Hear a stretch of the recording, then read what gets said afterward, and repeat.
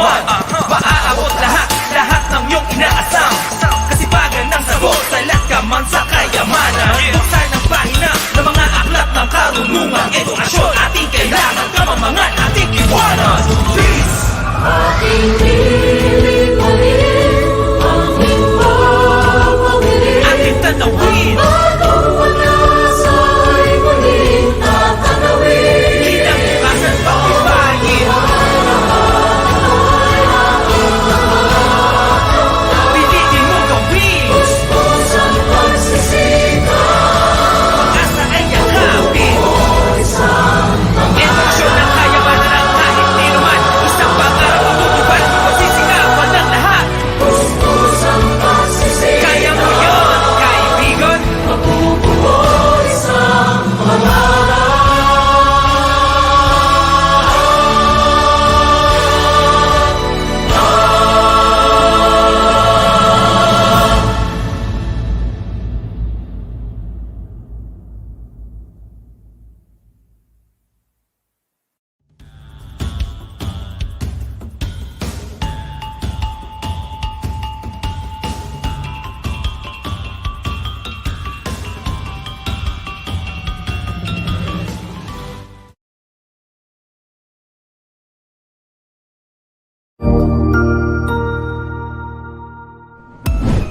DepEd Vision.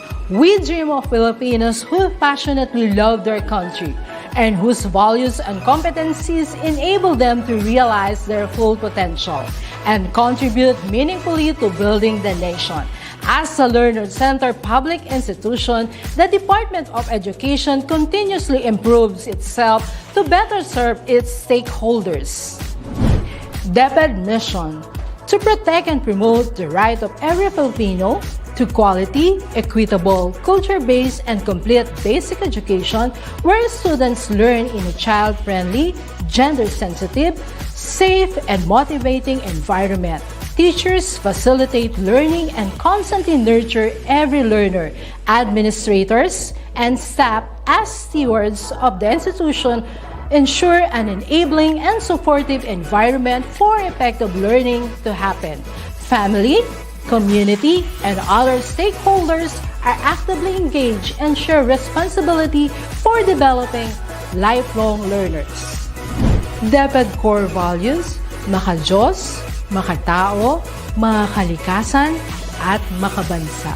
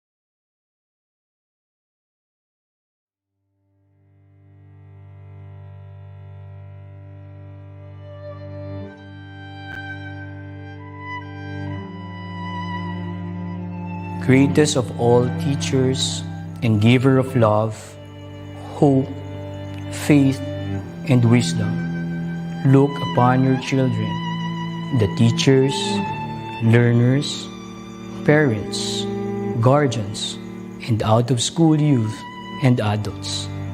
We humbly ask for your mercy and forgiveness. Guide us to the right path. May our efforts be blessed with insights and understanding, wisdom and respect for all. Bless us with patience, for the path of learning is never easy. Bless our commitment to keep on learning new knowledge and experiences. Let your light shine upon us as we make our world a better place to live in. Amen.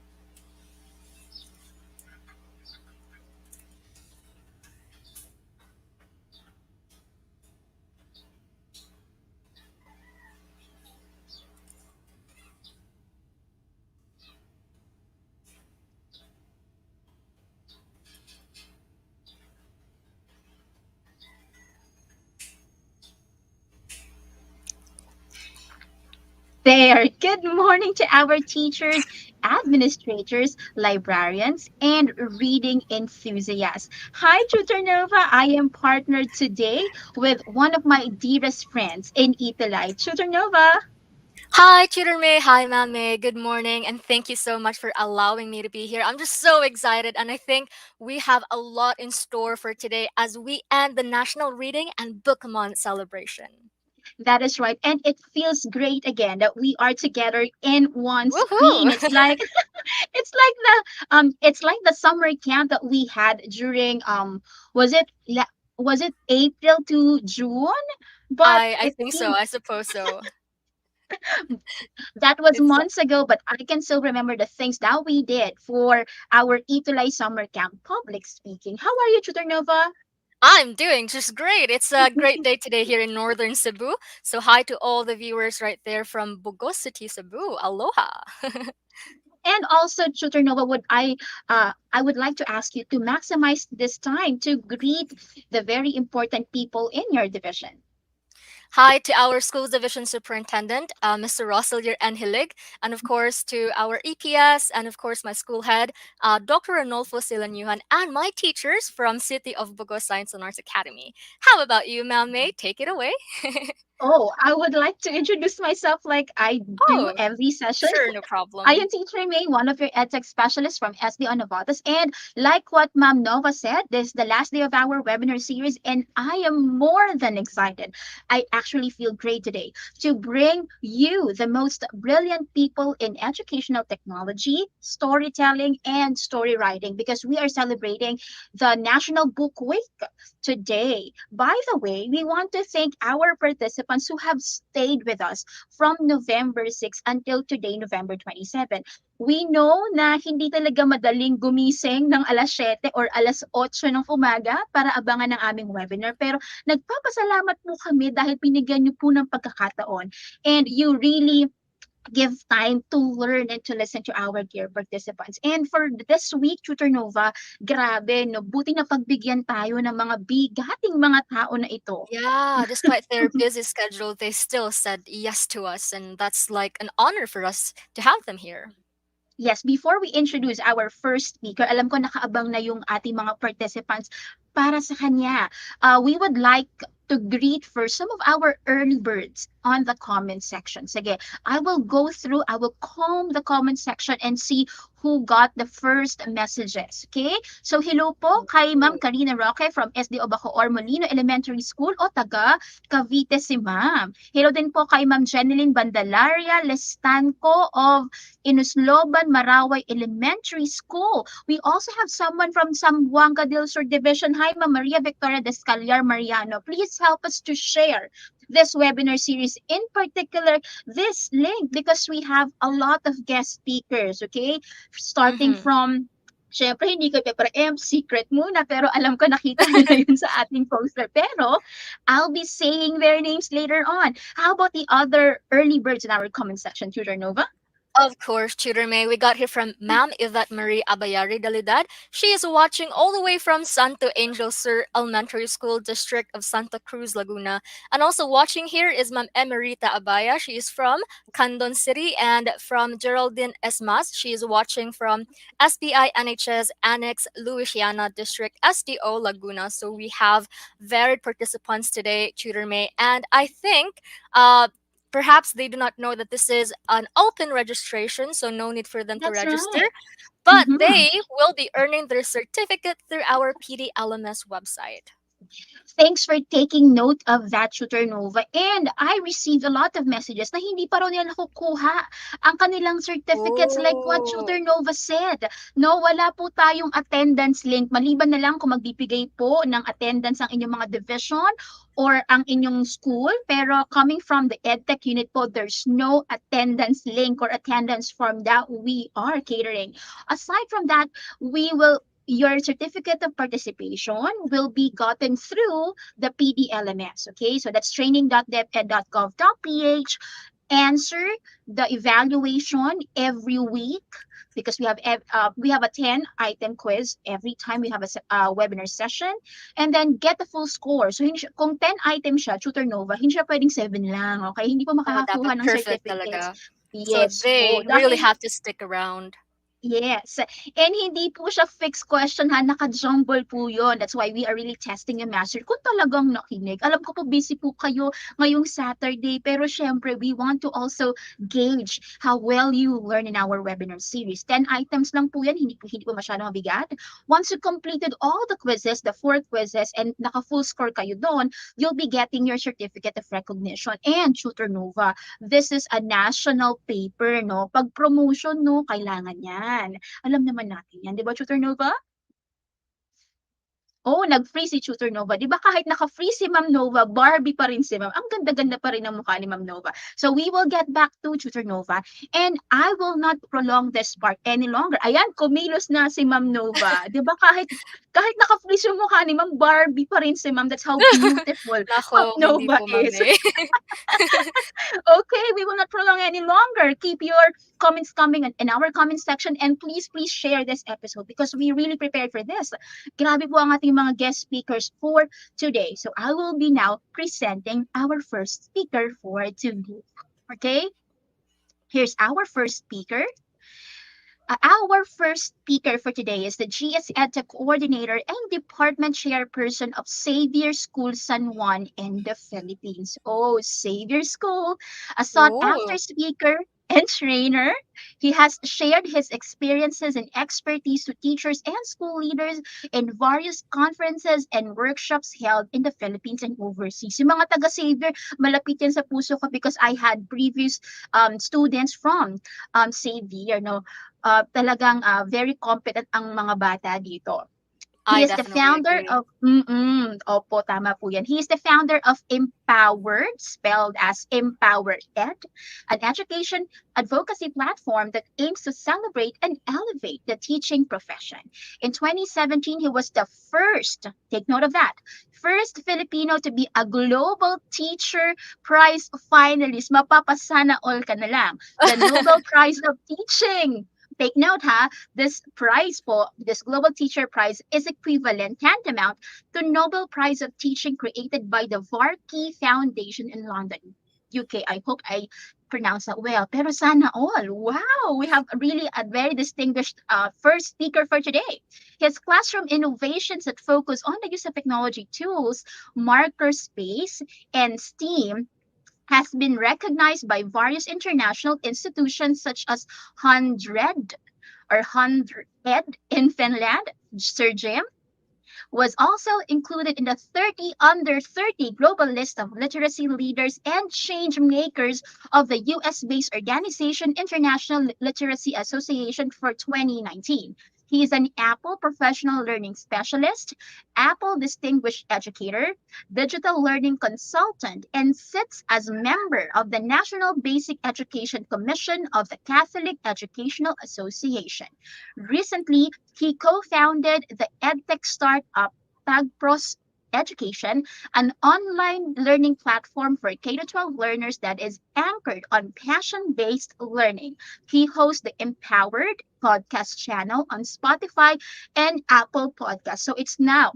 So now it's my time to listen to his podcast. Now, welcome to our virtual stage, Sir Francis Jim B. Toscano. Hi, Sir Jim. Good Good morning, Sir morning. Jim. Good Good morning, Tutor morning, May, sir. Tutor Lima. Good morning to everyone. Go ahead, sir. All right. Um, may I request for my shared screen to come out? All right. Okay. So good morning, everyone. So like what Tutor May and Tutor Nova said, it's very challenging to wake up. It's a Saturday morning, so I hope you're all awake. Can you send in your chat box how in your comment box how you are feeling today? So maybe an emoji or something just to wake everyone up. All right. So just to start my sharing, in the introduction, you heard the things that I've done. And while this is a national reading month, one of the few things that I've really focused on is how we can elevate literacy. You know, literacy is not just about being able to recognize the word, reading or reading comprehension. When we speak about literacy right now, literacy is so wide. You have the traditional literacy, the reading, writing, well, three R's, arithmetic that we always learned before. Those are the traditional literacies right now. Reading's one of them. However, one of the things that we recognize right now is that there are also 21st literacies that build on this traditional literacy. And I am happy today to be here, honored actually, because I'll be talking about how we can put literacy in action so that students are not just, reading and reading. That's the first step. But what do we do, or what will students do with the things that they read? Right. So my session today is entitled Literacy in Action: Building a Better World with Literacy and Creativity. Um, as I was already introduced a while ago, so I'll just skip this part. In 2018 or 2017, I had an idea, and this idea was all about asking myself and my fellow teachers, how might we engage our students? How might we develop empathy in our students? How might we help our students to be creative? One of the main concerns of 21st century learning, and it's already cliche because you've been learning about the four C's of learning and innovation. One of the biggest ideas right now is how do we engage students to be more creative, to be more outgoing, to be more risky in the things that they do in the classroom. A lot of these ideas or questions are coming from the shift from traditional assessments to authentic or performance based assessment. But more importantly, one question that I really wanted to focus on was asking ourselves, how do we help students develop empathy? One of the major skills, essential lifelong learning skills that we intend to develop in our students is the idea of empathy. Students are not just anymore there to read and write inside the classroom, or maybe right now remote learning, distance learning is happening at their homes. There are certain skills that need to be developed so that students can use them even if they are outside the classroom.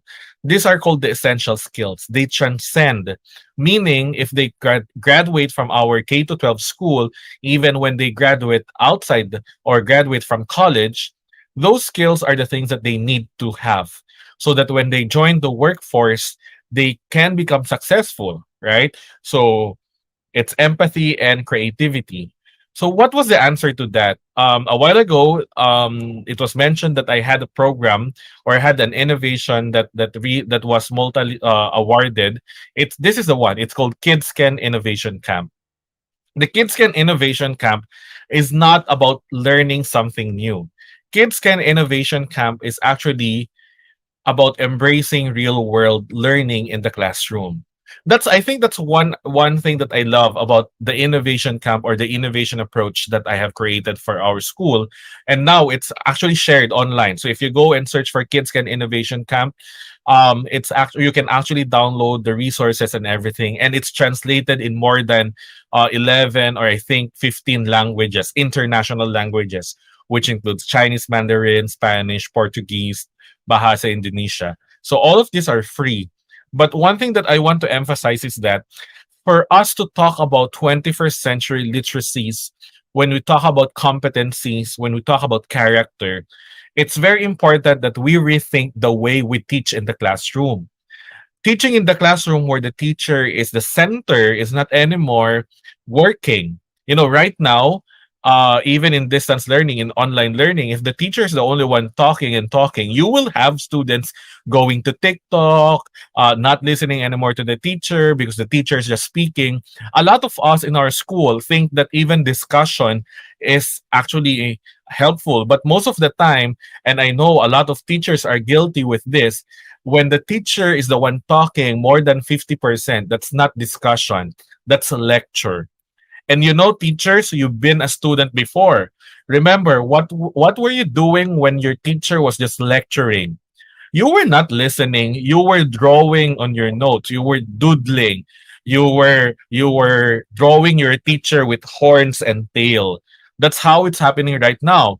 And right now, some teachers are doing that to their students also. So you're just, being part of the vicious cycle of students not listening to their teachers because teachers are just lecturing. So we need to rethink the way we teach our students right now. Gone are the days when the teacher is always thought to have the fountain of is always described as the fountain of knowledge. In the innovation approach, we use four important ideas. Number one, all discussions are anchored on interdisciplinary themes, real life, global, and local issues, or what we call the UN SDGs. We just don't talk about the kinds of clouds, the kinds of weather, the parts of the atmosphere. We anchor them on discussions like climate change, greenhouse effect. We don't just talk about materials in science grade 3, the kinds of materials, the shapes that they have. We anchor them on the idea of the problem of plastic, the problem of pollution, those kinds of things. DepEd actually is mandated to look at UN SDGs and integrate in your classes. If you're not doing that, then you have to do that.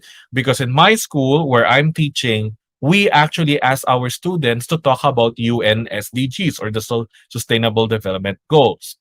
When we talk about and then interdisciplinary, which means that all subjects are talking about this. I'm gonna show you later on how we do this.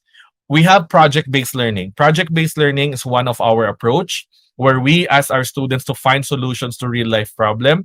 We have design thinking. Design thinking is a human-centered innovation approach where our students create solutions specific to people being affected by the problem. And then we have makerspace and ICT tools. So our school, we've been doing one-to-one iPad for more than 10 years now. So the ICT is an integral part, essential part of our learning.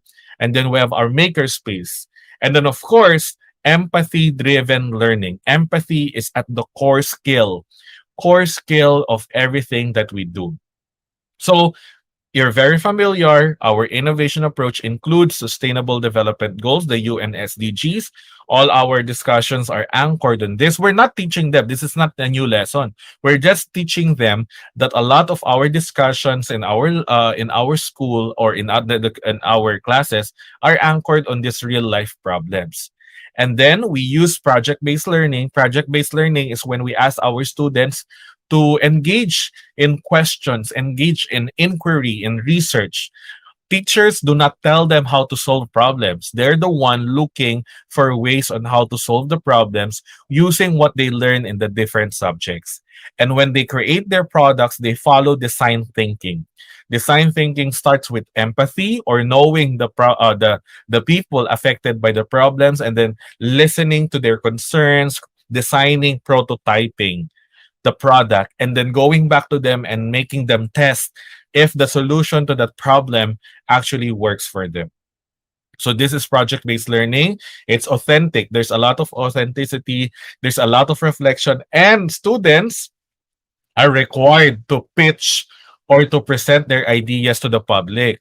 A lot of us teachers will just get the best work of our students. We hide them in our cabinet, and when your supervisor, when your district's supervisor or whoever comes to your class, you just show them for display. No, because in our school, in our class, every student gets to present publicly, whether in an exhibit, whether in a public presentation or public pitch. We call them elevator pitch. They have to show them. So it's not just for display. Everyone gets to do that. And then this is our innovation approach. So when students start to create their products, we ask them to go through this process. We feel, we investigate, we imagine and plan, they build and test the solution, they share and listen. So this is a child-friendly version of design thinking. The original version is empathize, define, ideate, prototype, and test. Okay. Now this is one of the best part that I love. We elevate literacy so that it encompasses digital literacies also, technology-based literacy. Like what I've said a while ago, we've been doing for more than a decade now. We've been using the iPad inside the classroom. All our students from grade 3 to from kinder to grade 12 make use of the iPad in their classes. Our grade 3 to grade 12 students bring their own iPad. So they have their own iPad in the classroom, and all teachers are required to use them. However, one of the things that we like is they don't use them for PDF or worksheets or whatever.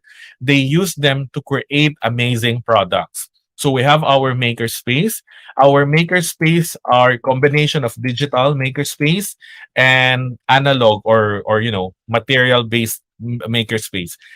These are your old boxes, shoe boxes, t-shirt rolls, old toys or whatever, things that they can create to prototype or to make their digital products, right? So this is how we do innovation approach. We talk about our real life problems and we ask our students to create solutions. That's 21st century literacy, competency, and character development. Now, what was the impact on students? Well, the impact on students really focuses on inquiry driven learning. They are developed, they are guided to ask questions, not just to look for answers. We teach them how to ask the proper question so that they can properly understand, make sense of the problem, and also as well, so that they can dig deeper. So usually we have the four parts. Number one, we teach them to ask themselves, what do I want to learn? For example, if climate change, what do I want to learn about climate change? And then they investigate, how will I learn it? How will I learn climate change? What do I think? What do I need to know? Right? That I learned about that so that I can learn more about the climate change.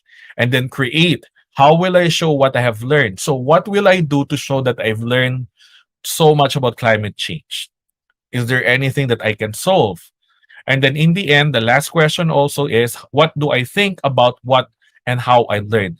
There's a reflection, metacognitive skill, on asking themselves how they did well. A lot of us teachers kasi afterwards, after they submit the project, that's it. Let's go to the next unit. Let's go to the next topic or lesson. No, it's very important that you leave a space for students to reflect on their performance, to reflect on their learning. That's a very important skill, reflection, so that they can further improve what they're doing. That's a very important metacognitive skill for students. So ask, investigate, create, and reflect. Now, another impact that we see concerns creativity and innovation because our students are pushed to think critically about the projects, about the solutions that they're thinking, about real life. They are pushed towards the side of creativity. Right now, a smart student doesn't anymore mean that the student who can memorize the book. I'm a product of the public school system. By the way, shout out to my fellow Ilocanos. I was born and raised in Tayum Abra. My teachers are now the supervisors. A lot of them are supervisors in DepEd Abra. Okay, shout out to my mother and sisters. They are also public school teachers in Abra. One of the things that I've realized back when I was in elementary in Tayum Central School, a lot of competitions are all about memorizing. There's a quiz bee in English, a quiz bee in Araling Panlipunan, a quiz bee in science. We always believe that the best students are the one who can memorize the book. Actually, now no. Memorization is the lowest form of thinking. The best students are those who can create something about what they've learned. That's why we're pushing the idea of innovation approach because we are developing creativity and innovation in our students. They have to think how they can solve problems. So what if they've learned about the climate change? How are they going to apply it? Memorize only, answer them in your unit test or whatever? No, that's not the way how we want learning to be. We want them to be creative because creativity is an essential lifelong learning skill. Creativity, in fact, is an active process necessarily involved in innovation. A week ago, I finished a 5-day workshop, 5 Saturday workshop with DepEd San Fernando, Pampanga. I've trained their 200 master teachers in designing their own innovation and education initiative. One of the things that I emphasize to them is as master teachers, you should innovate. You should find real world problems in your school to solve. And second, you have to be creative in solving those education problems. So even you as teachers, you have to be creative because if you want to submit innovations to your principal, to your division offices, you need to make sure that you are creative enough to look for creative solutions. Creativity is the heart of innovation. You cannot be an innovator without creativity, without being creative. And when we say creative, these are the key indicators of creative and innovative teaching that we emphasize in our students. Number one, students have to think creatively. Students have to think outside the box. Students need to learn how to think um, more than beyond the box. Thinking creatively is coming up with radical ideas. You cannot be creative when you give safe answers because you're afraid to commit mistakes. No, you cannot be like that. No one in the world was creative and yet gave safe answers, right? Another mark of creativity is being able to work creatively with others. You have to practice collaboration, work together. You have to recognize that your idea alone is not good enough. You have to share your ideas to other people and listen to them. That's part of being creative. No man is an island. We teach our students to work together, right? So in your school, teachers, you should also be willing to work with other people. And last but not the least, implement innovations. When you think about innovations, you have to implement them. You have to make them work. You have to make sure that you try them in your school. You cannot claim an innovation to be an innovation if you don't implement them. Actually, you're not supposed to name an education initiative or project an innovation without even implementing them. 'Di ba? Parang it's too much assumption. Innovation na agad, hindi pa na-implement. Wow, right? And it's not possible. You need to measure impact also, right? So, another impact on this innovation approach is social emotional learning. Social emotional learning is something that we don't teach our students in our academic or instruction. Social emotional learning is developed when you give them space to work with other people. When they feel frustrated, what do they do? When they commit mistake, what do they do? When they are creating their projects and their projects are not working well, or maybe their classmates are not listening to them or working with them, what do they do? That's social emotional learning. They only get to be developed if students are given enough space for them to practice social emotional learning skills such as empathy, collaboration, working with other people, negotiating ideas. We need to teach our students that their ideas is not might not always be the best. That they might always that they might need to listen to other people. That's social emotional learning. You know, in the end, the innovation approach started in 2018. It was an experiment. It's not an easy road because we have to change the mindset of teachers. A lot of teachers would say, Sir Jim, there's no time for us to do that. Ang dami-dami na nga namin ginagawa. We don't have time to do that. Teacher mindset. See, if the teacher is thinking that way, how will we able to improve our curriculum? How can we further improve our education if teachers themselves, if teachers ourselves are not open to new things, right? If that's the way, our education system becomes stagnant. It does not move. It's not anymore responsive.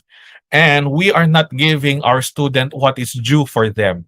A lot of teachers will say, you know, Sir Jim, I can teach my class even when I'm closing my eyes. That's good for you, but that's not good for students. You know why? Because we're robbing them the chance to be better by giving them new opportunities to learn. What we're actually doing is we're robbing them of the opportunity to be better just because it's convenient for the teacher. A lot of decisions are all about the convenience of the teacher. But remember, when you do new things, you have to sacrifice and give up something. So change teacher mindset. You cannot be an innovator if that's the way you think. You have to make space in your curriculum. What does that mean? You have to rethink the way you teach your curriculum. Don't be the teacher that lectures all the time, because we know what we do when the teacher is a boring lecturer. The teacher becomes a drawing with horns and tails in our notebook, right? Or your student might be doing the flames. Uso po ba ang flames ngayon? Baka nagpa-flames na sila. And very important, sustainability. Sustainability means what happens after you do it one time. Will you do it the next time? Will you work with other teachers? Things like that. This is an example. This is an infographics on the grade 6 PBL, project-based learning interdisciplinary unit. Our challenge question was, how can we make Savior School more inclusive? This is a theme being taught by Filipino, our campus ministry, math, language, guidance, and Christian life, or our values education. This is a big theme, and all subjects are talking about how we can make Savior School more inclusive. And a lot of our students underwent infographic design. They learned. These are grade 6 students, by the way. So they used Canva, their iPad, to create this real life convert real life data from National Council on Disability Affairs into infographics so that they can better understand and share the situation of our disabled fellow citizens, right? And we also use Buri Books in an online app, a Magic Silya ni Titoy, where the story is about a child creating something for his brother who cannot walk, a disabled something, the Magic Silya, the magical chair. And then we actually asked them to visit Tahanan na Walang Hagdan. So that's their service learning, so that they better understand what it means to live without being not being able to walk. We invited guests, symposium, and then they underwent, when they were already creating solutions, projects for our disabled brothers and sisters. They were able to undergo empathy map, collection of data, ideation, rapid prototyping, maker space, creating their project. They also did research writing, and last but not the least, they have to present in an elevator pitch. They only have 3 minutes to present their project and convince us that their project is worthwhile. This is innovation approach, and these are easily done even online because we do online learning right now. So just the power of Zoom and video conferences, we were able to do these things. Now, what are the roles of literacies here? It's about finding intersection between traditional literacy and 21st literacy. 21st literacies build on the basic literacy. That's very, very important. National Reading Month. Our students cannot solve real life problem if they don't know how to read and write. Very, very important that we always make sure. But what happens if they know how to read and write?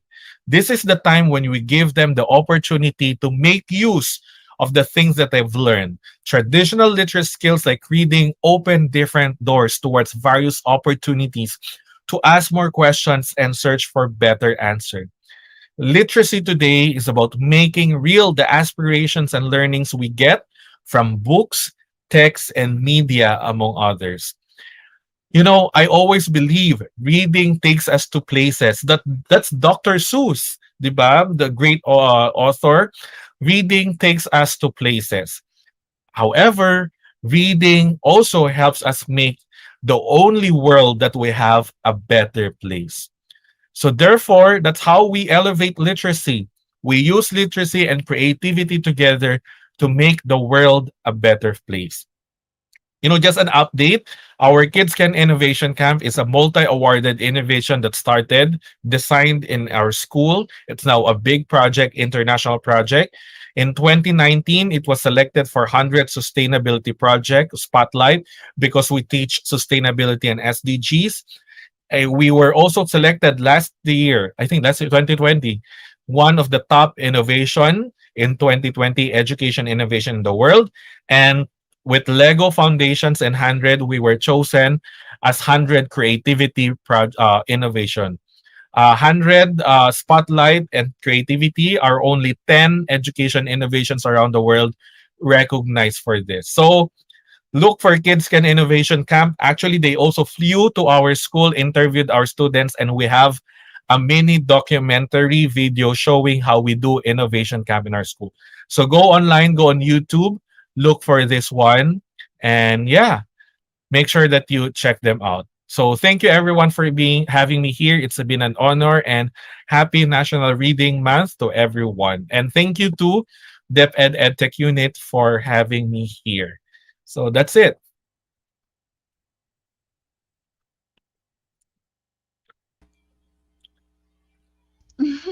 Thank you so much, Sir Jim.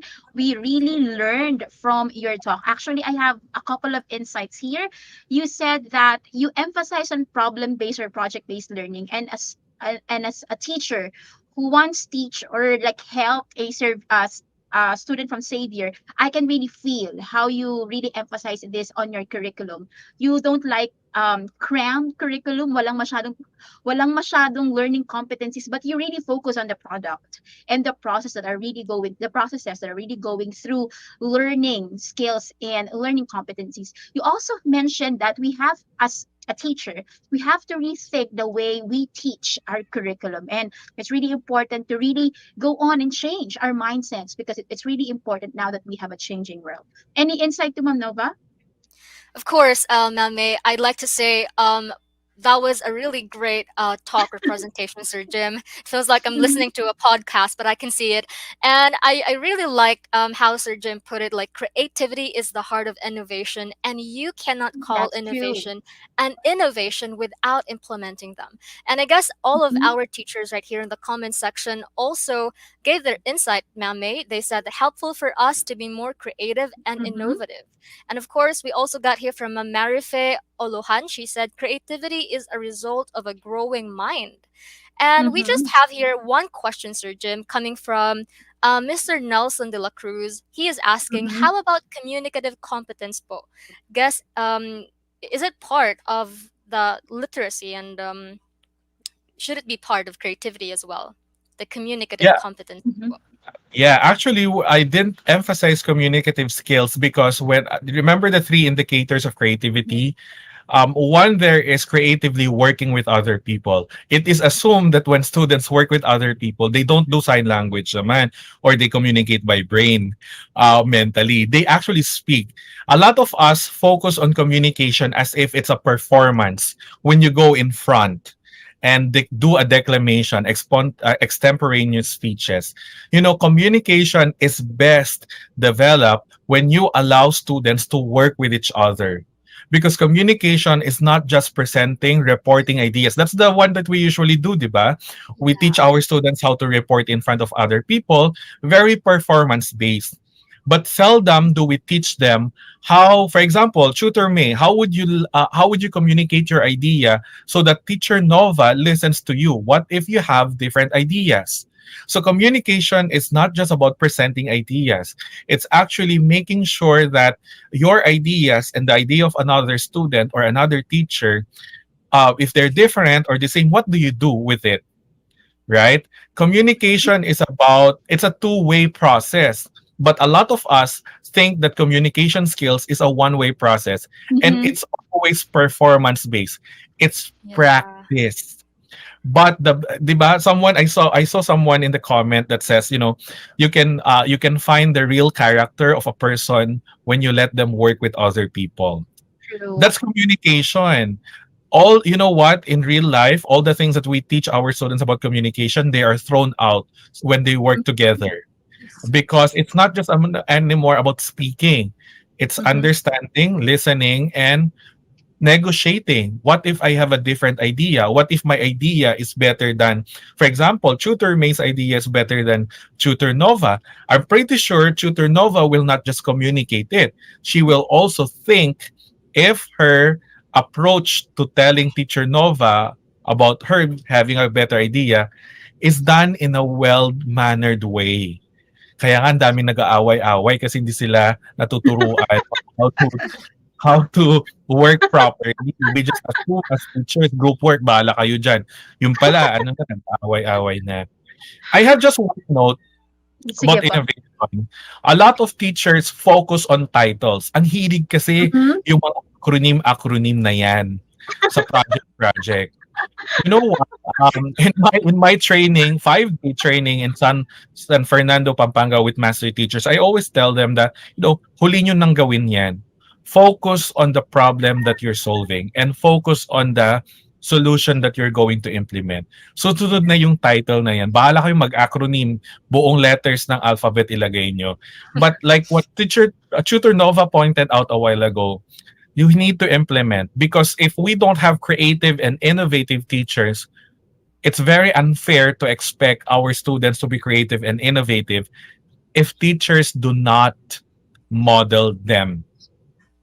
Diba? Teachers, you are model to your students. So please, it's unfair if you ask your students to be creative and innovative if you're a very stagnant teacher. Yun. Right. And it is also Grabe. anchored by the philosophy of John Dewey, Tudor May, Mm-hmm. right? It's Mm-hmm. learning by Yes. doing. So, as what Sir Jim said or mentioned earlier, that we need to change our teacher mindset. You cannot be an Mm-hmm. innovator if you think you can't That's do it. true. So, we need to change the way we think as educators because we are now in the 21st century. That's right. And remember that communication is collaboration.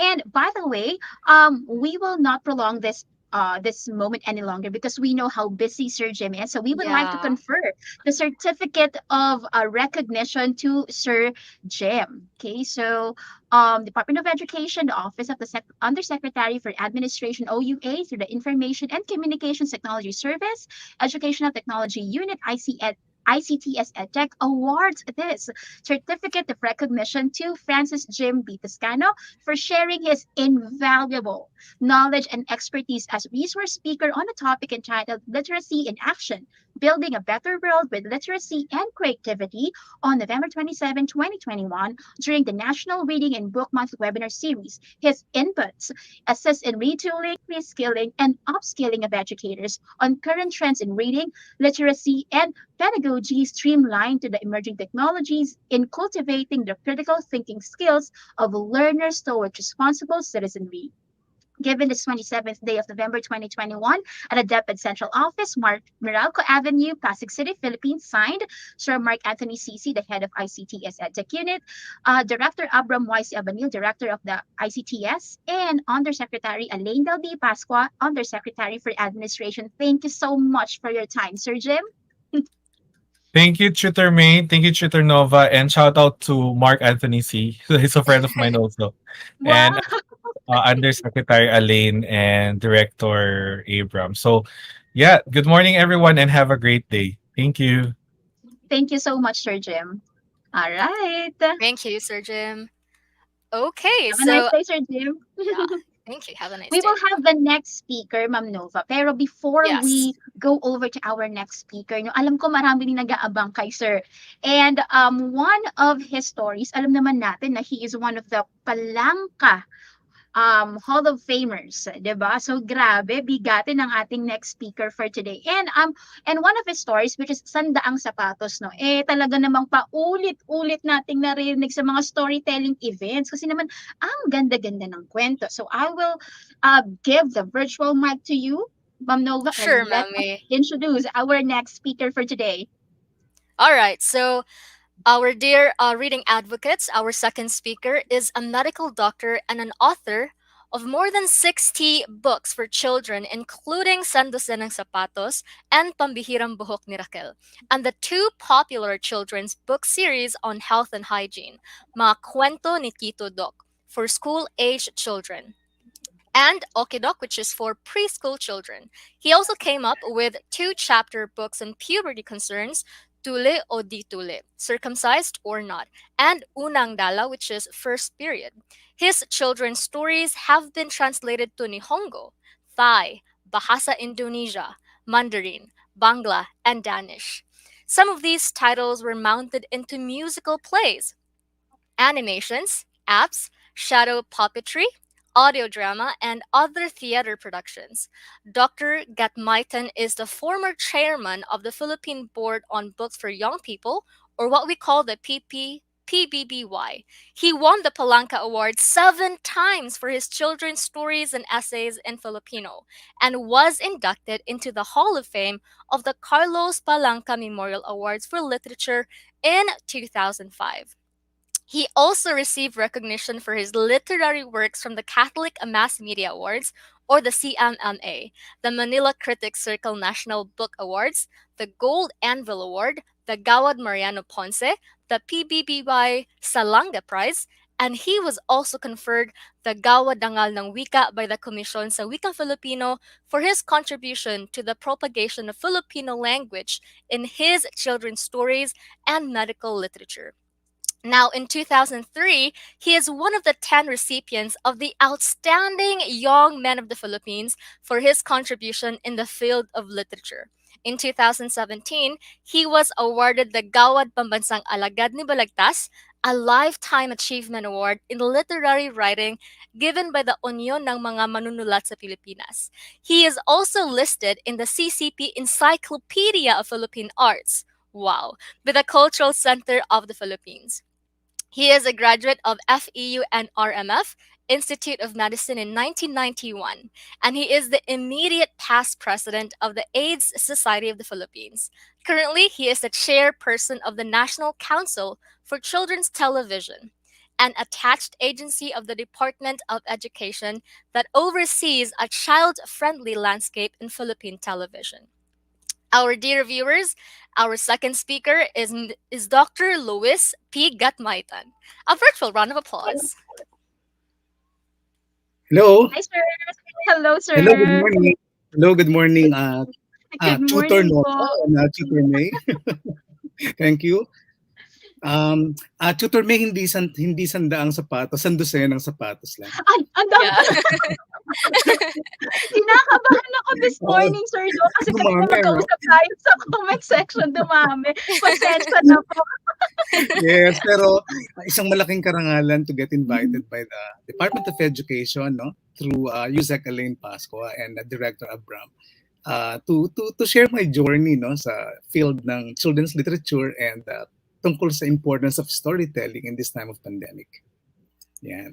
Opo. So, yes. That's right, sir. Thank you. Teka, ready ba yung PowerPoint natin? Sige, mag-share ako. Yan. Okay. Sige. Nakikita nyo na ba yung slides?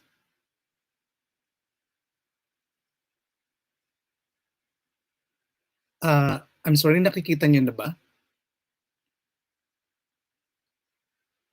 Okay, sige. Why reading and storytelling for children matter during the pandemic and beyond? Siguro napansin nyo na ngayong pandemic, ang daming nagawang storytelling, no?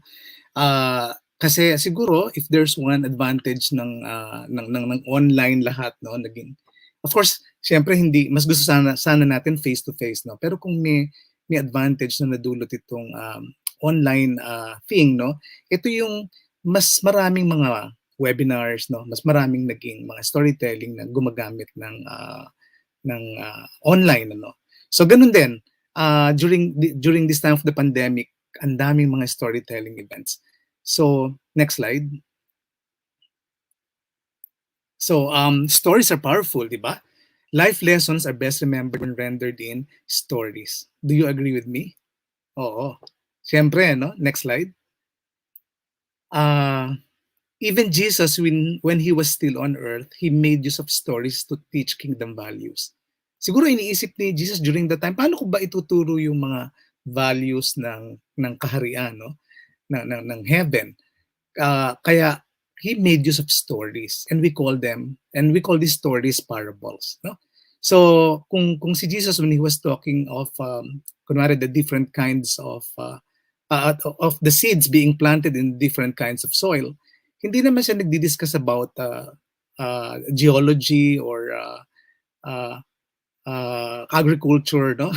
or landscaping, but he was discussing about a particular kingdom value. And Jesus knew that stories could change the behavior and worldview of people. So in his ministry on earth, he made use of stories. Napansin niyo yung Bible punong-puno talaga ng mga kwento at kadami mga parables.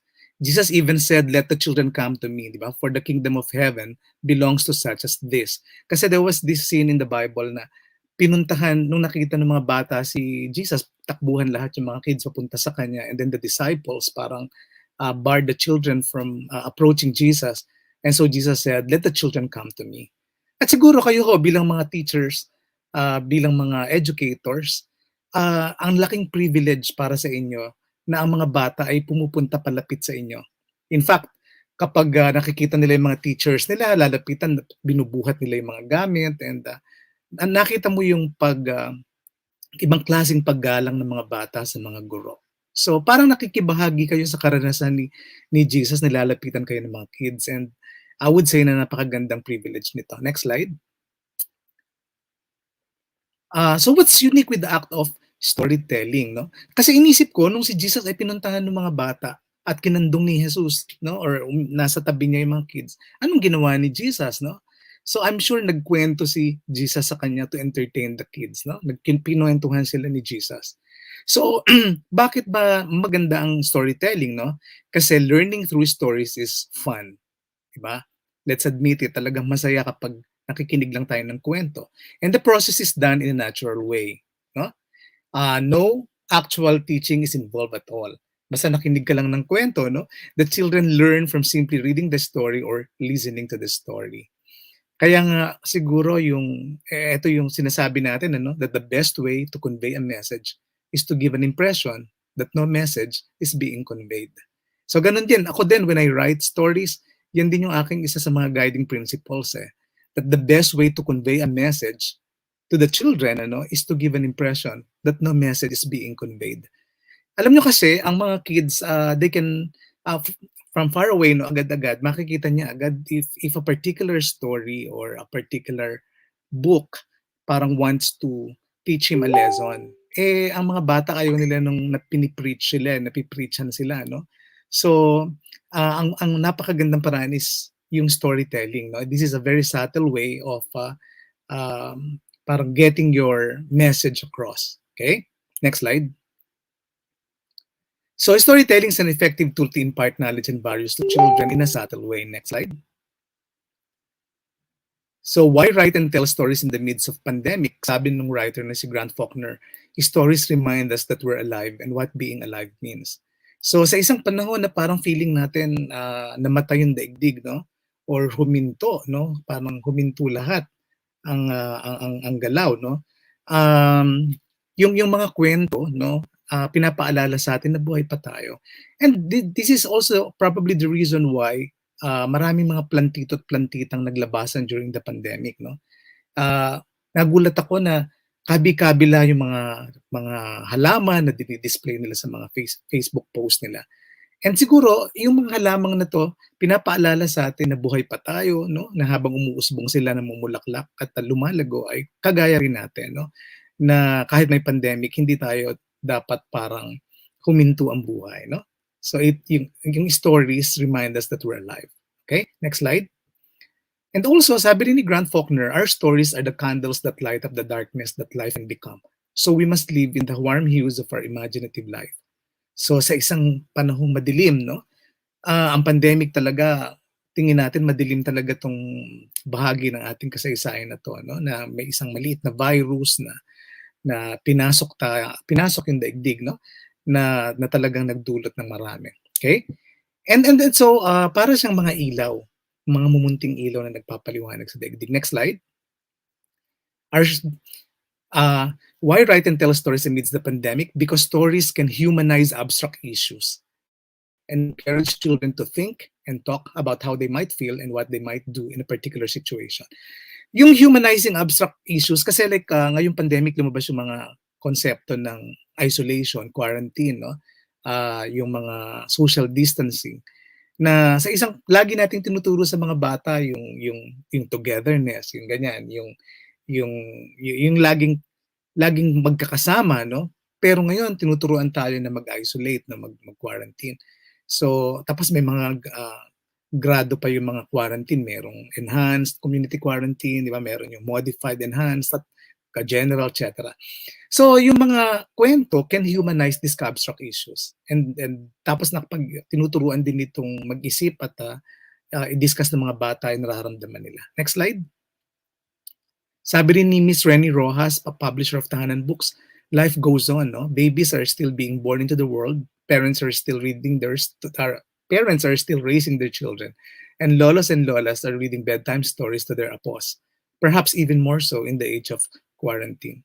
So, talagang tuloy lang ang buhay, no? Hindi naman sinabi sa ospital na, ICU lang lahat pang COVID, no? Ang nursery patuloy pa rin may mapinapanganak, no? Ang pregnancy tuloy din yung process. So, life goes on. Next slide. So, stories are powerful. There are fascinating neurological explanations behind the power of stories. In fact, science has begun to uncover what's happening to our brains when we hear a good tale. Researchers discovered that when we are presented with vivid stories, lots of different centers in our brains light up. May mga umiilaw na mga centers sa ating brain. Next slide. For instance, if a ballet scene is beautifully described or depicted in the novel, the sight and movement centers of our brains respond, even for those of us who cannot dance. So parang yung center ng sight and movement iilaw, no? When a scent naman, such as halimbawa sampagita, ilang-ilang, or dama de noche, or rosas, is described, no? Our smell center lights up. Iilaw din na gano'n, no? Next slide. And paano nga ba nagre-respond yung mga brains natin? Kasabi, when we are presented with facts and figures, diba, marami tayong mga data na pinipresent, may mga dalawang areas ng brain that get activated. The Broca's area, which is involved with language processing, and the Wernicke's area, which is involved with language comprehension. Pero daw, when we are presented with stories, there are more than 7 areas of the brain that get activated. So dun sa, kung mga data and figures lang yung pinapakita, 2 areas lang talaga, yung Broca's and Wernicke's. Pero kapag daw mga kwento ang pinresenta sa atin, there are 7 areas in the brain that get activated. Next slide.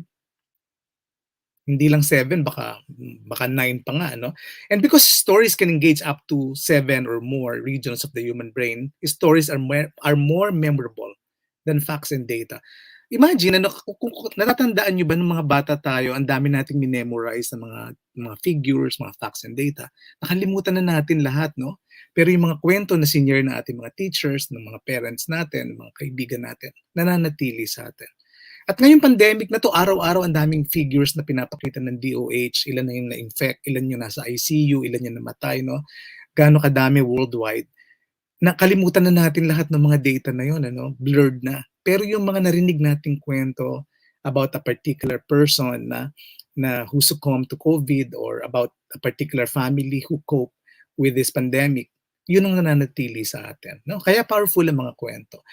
And ano ba yung mga regions in the brain that get activated by stories? So marami, no? For example, kasi yung kwento, pag storytelling, may sound talaga ang storytelling, no? So yung auditory cortex na stimulate na agad. Yung kapag dinescribe yung mga colors and shapes sa mga kwento, no? Yung visual cortex na activate. Kung may dinescribe na scent, yung olfactory cortex. Kung tungkol sa touch, no? Yung sensory cortex and cerebellum. Kung may movement na dinidescribe sa story, the motor cortex gets activated.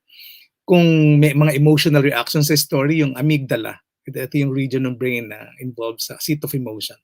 And then kapag may mga memories and shared experiences, no, yung insular cortex naman na stimulate.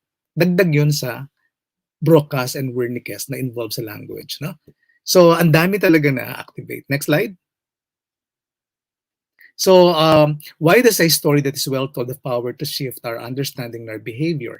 Sabi ni Steve Denning, the World Bank's head of talent management, when it comes to inspiring people to embrace a vision or a change in behavior, storytelling isn't just better than the other tools. It's the only thing that works. Okay? So talagang yun lang daw talaga. And maybe that's the reason na yung maraming mga, siguro yung may mga cult following, makikita nyo, dinaan sa mga kwento, yung mga, kunwari, yung mga preaching na ginagamit nila, kaya kumbaga, yung pagyakap ng tao dun sa vision na yun, ay ganun-ganun na lamang. So, sabi, storytelling isn't just better than the other tools. It's the only thing that works. Next slide. And according to Jennifer Clark, the head of research of Sesame Street, storytelling is critical. If you organize information in storytelling, children are more likely to learn it, and adults are too. So, next slide. And siguro yun yung ginawa ko, no? Yung binabanggit na yun na you have to parang incorporate yung mga information sa storytelling. So, I made use of my college education, no? I took up medicine, no? And my knowledge of medicine helped me explain the workings of the human body. So I tried to merge the health concepts with the story to make it appealing or interesting to children and adults alike. So parang minix ko yung medical concepts and stories. Next slide. So yan yung aking parang formula, no? Parang formula ba yun? Basta, I will think of a particular science concept or health concept or medical concept, and then talagyan ko siya ng kwento. And presto, no? May children's book tayo. At napansin ko kasi sa Pilipinas, marami na tayong libro tungkol sa mga alamat, maraming tungkol sa mga values, no? Magaganda lahat 'yon. Pero nakita ko na parang if I have to do something para sa children's literature, magawa ako ng mga kwentong tungkol sa kalusugan. Lalo na sa isang third world na bansa na lagi tayong may cases ng dengue fever, ng tigdas, ng bulutong tubig, at the dengue at kung ano-ano pa. Next slide. So, yung creative process ko is I would choose a health-related concept, no? One that will interest any child and parents, and I will research on it, no? Then I will simplify it. Then I will explain it using simple words. Sometimes I use diagrams, illustrations, and analogy, no, to explain a particular concept. Then I think of a story to highlight the said health-related concept. Dapat yung kwento naman relatable, yung common sa marami. Okay, next slide. So, sa pag-i-integrate ko ng health concepts and stories, I tried to dramatize it, to make it interesting, no? I made it appear like it's happening before their eyes. Pinapalaki ko sila, no? From micro to macroscopic. I related it with a child's experience. And for microbes, which are very small, I tried to magnify them, make them appear big so the children are able to imagine what a virus or bacteria looks like and what happens when it attacks our body cells. Next slide. Yeah, my very first children's book is about the practice of vaccination. May gera sa katawan ni Mark, no? Matagal ko na itong nasulat at suddenly, because of the ongoing pandemic, biglang naging popular ulit yung kwentong ito. Next slide. Dito yung labanan ng virus at antibodies ang hinighlight ko. But the virus dito na naka-highlight ay yung hepatitis B virus, hindi yung COVID. But the principle is the same, no? Pati yung kung paano ginigising nung bakuna yung mga antibodies. Next slide. So, ang tawag ko dito yung stories with medical flavor. No? I came up with my own brand of children's stories. May medical flavor. These are stories that entertain and inform. So parang informational storybooks. May kwento na, may napulot ka ring information. And I made sure that there's a proper balance between entertainment and learning in my books. Next slide. And bilingual to, no, English and Filipino.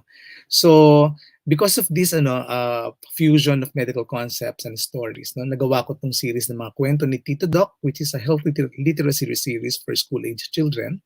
Next slide.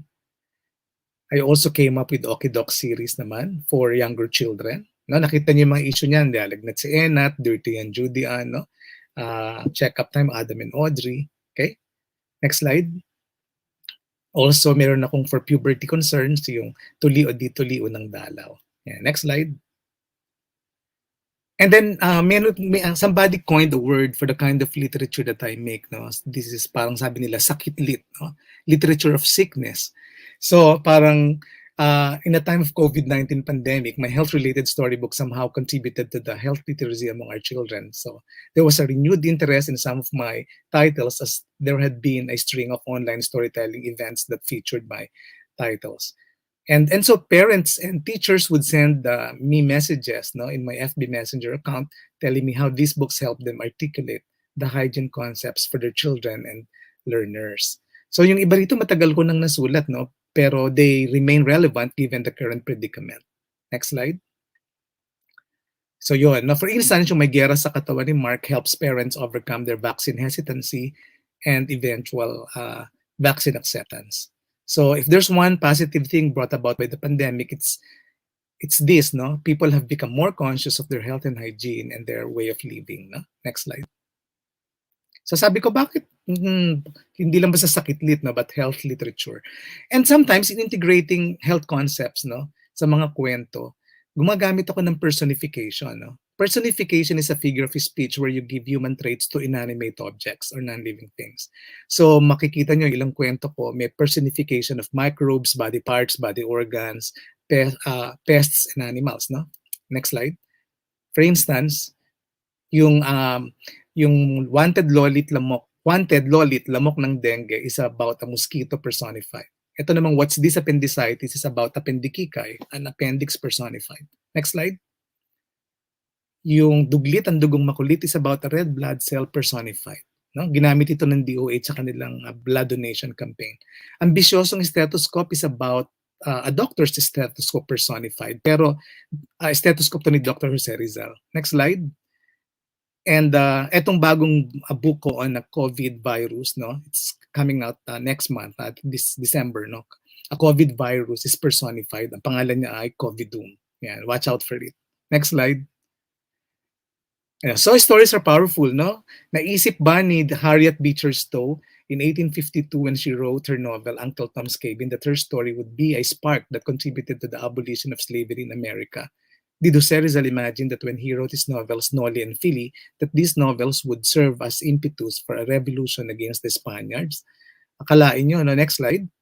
So, just as Uncle Tom's Cabin, no, was the spark that led to the abolition of slavery, and Nolly ni Tangere was the spark, no, that led to independence from the Spanish tyranny. So the story can be used in many different ways to change the world for the better. Next slide. So storytelling in the midst of pandemic can be cathartic and therapeutic. When we say cathartic, no, ito yung release. Nagdudulot ng release kung ano yung pent-up mong emotions dahil dito sa pandemic. Through storytelling, nare-release yun. So that's cathartic, no? And then therapeutic, of course, is healing, no?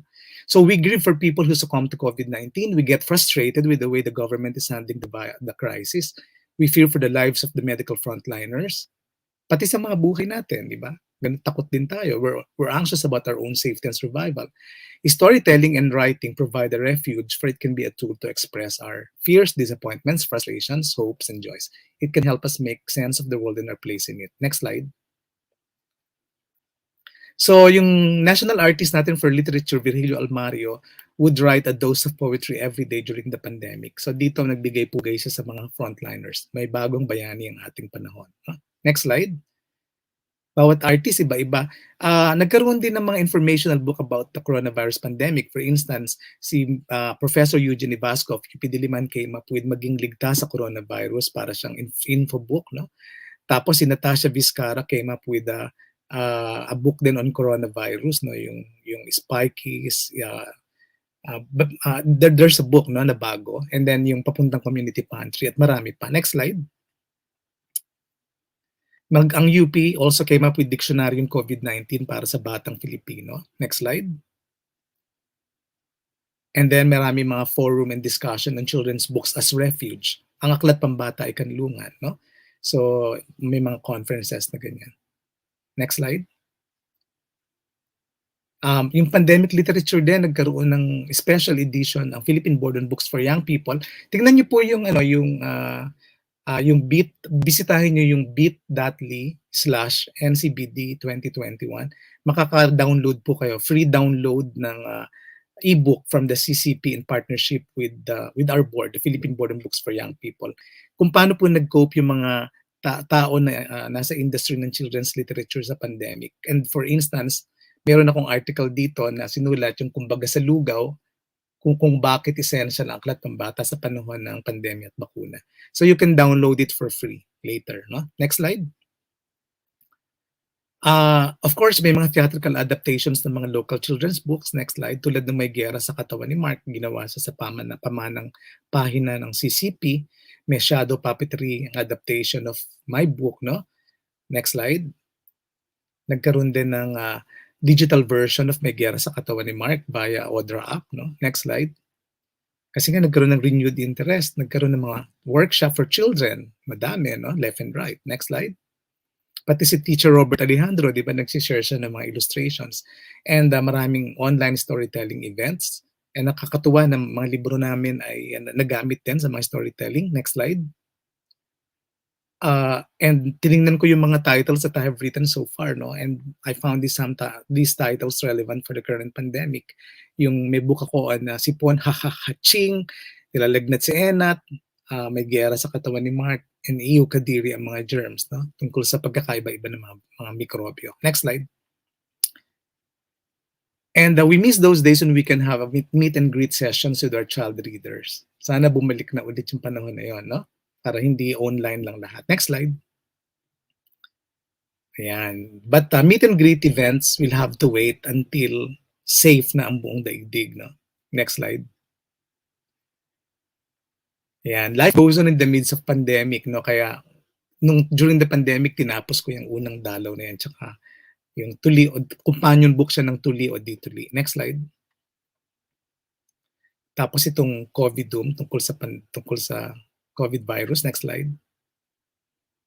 Tapos next, a few weeks from now, ilo-launch ko na rin itong Masela ang Tanong ng Batang si Usman, a juvenile chapter book on the Marawi crisis, no? told from the point of view of a bakwit, a child bakwit. Next slide.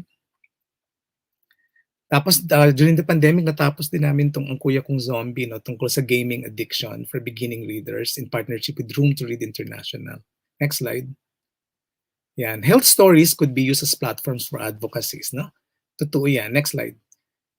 Yan. For instance, yung libro kong Ang Makulay na Bahay ay ginamit sa lead poisoning prevention ng Eco Waste Coalition. Next slide. And then this book, Ang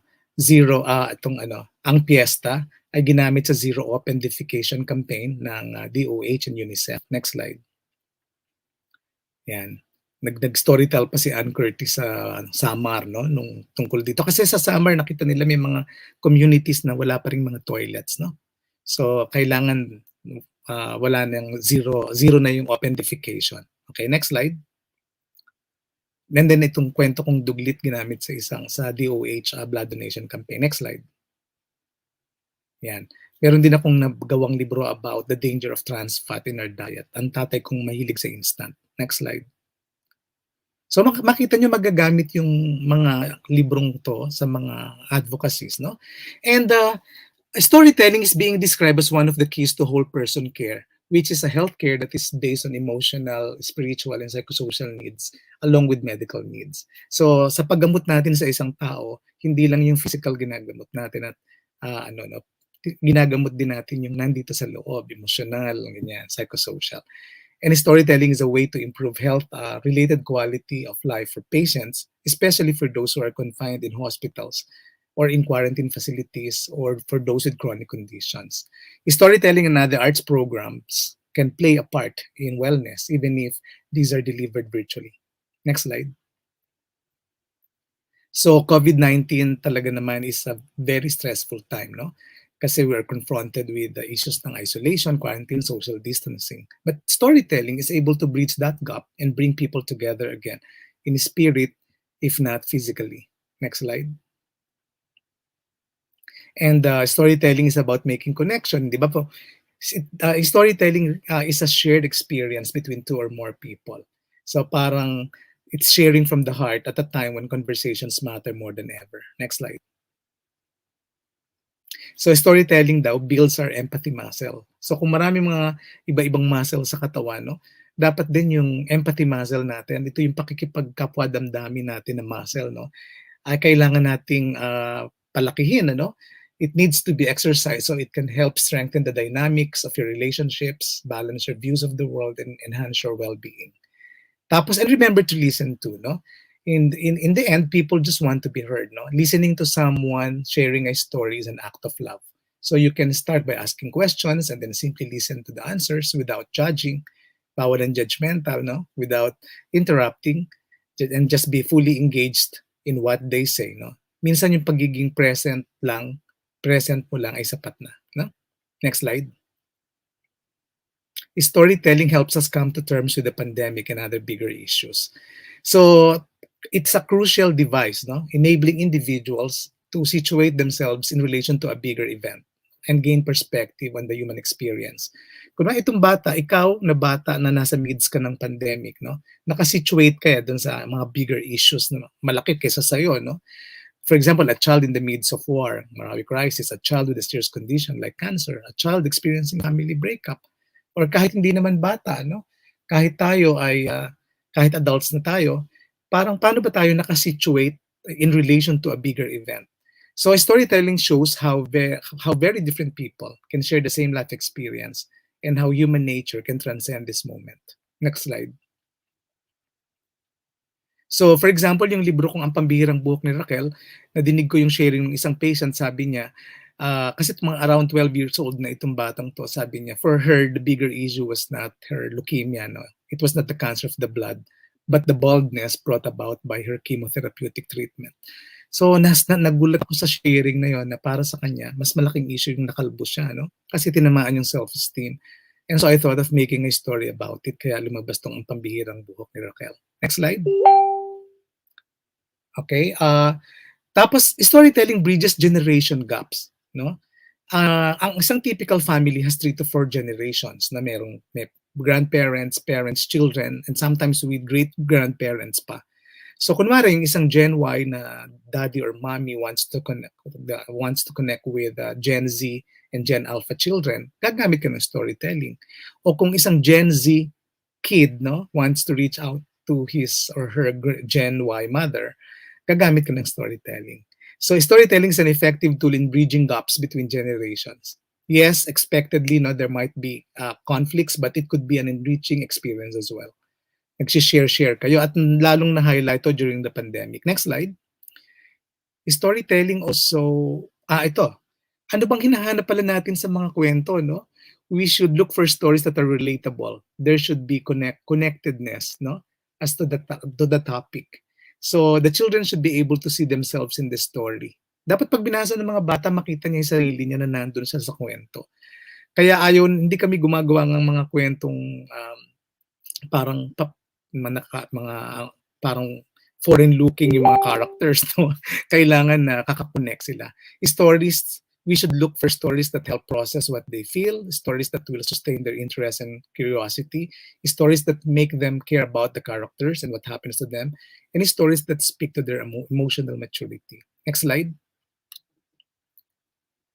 And we should make time to tackle difficult topics in our storytelling. Huwag nating iwasan yan kahit yung issue ng adoption, issue ng death, no? Or sickness, ganyan. No? Children need to know that there are other children in varying circumstances, situations, and conditions different from theirs.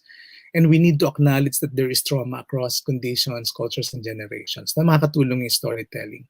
So choose age-appropriate and developmentally appropriate topics for your storytelling. Next slide.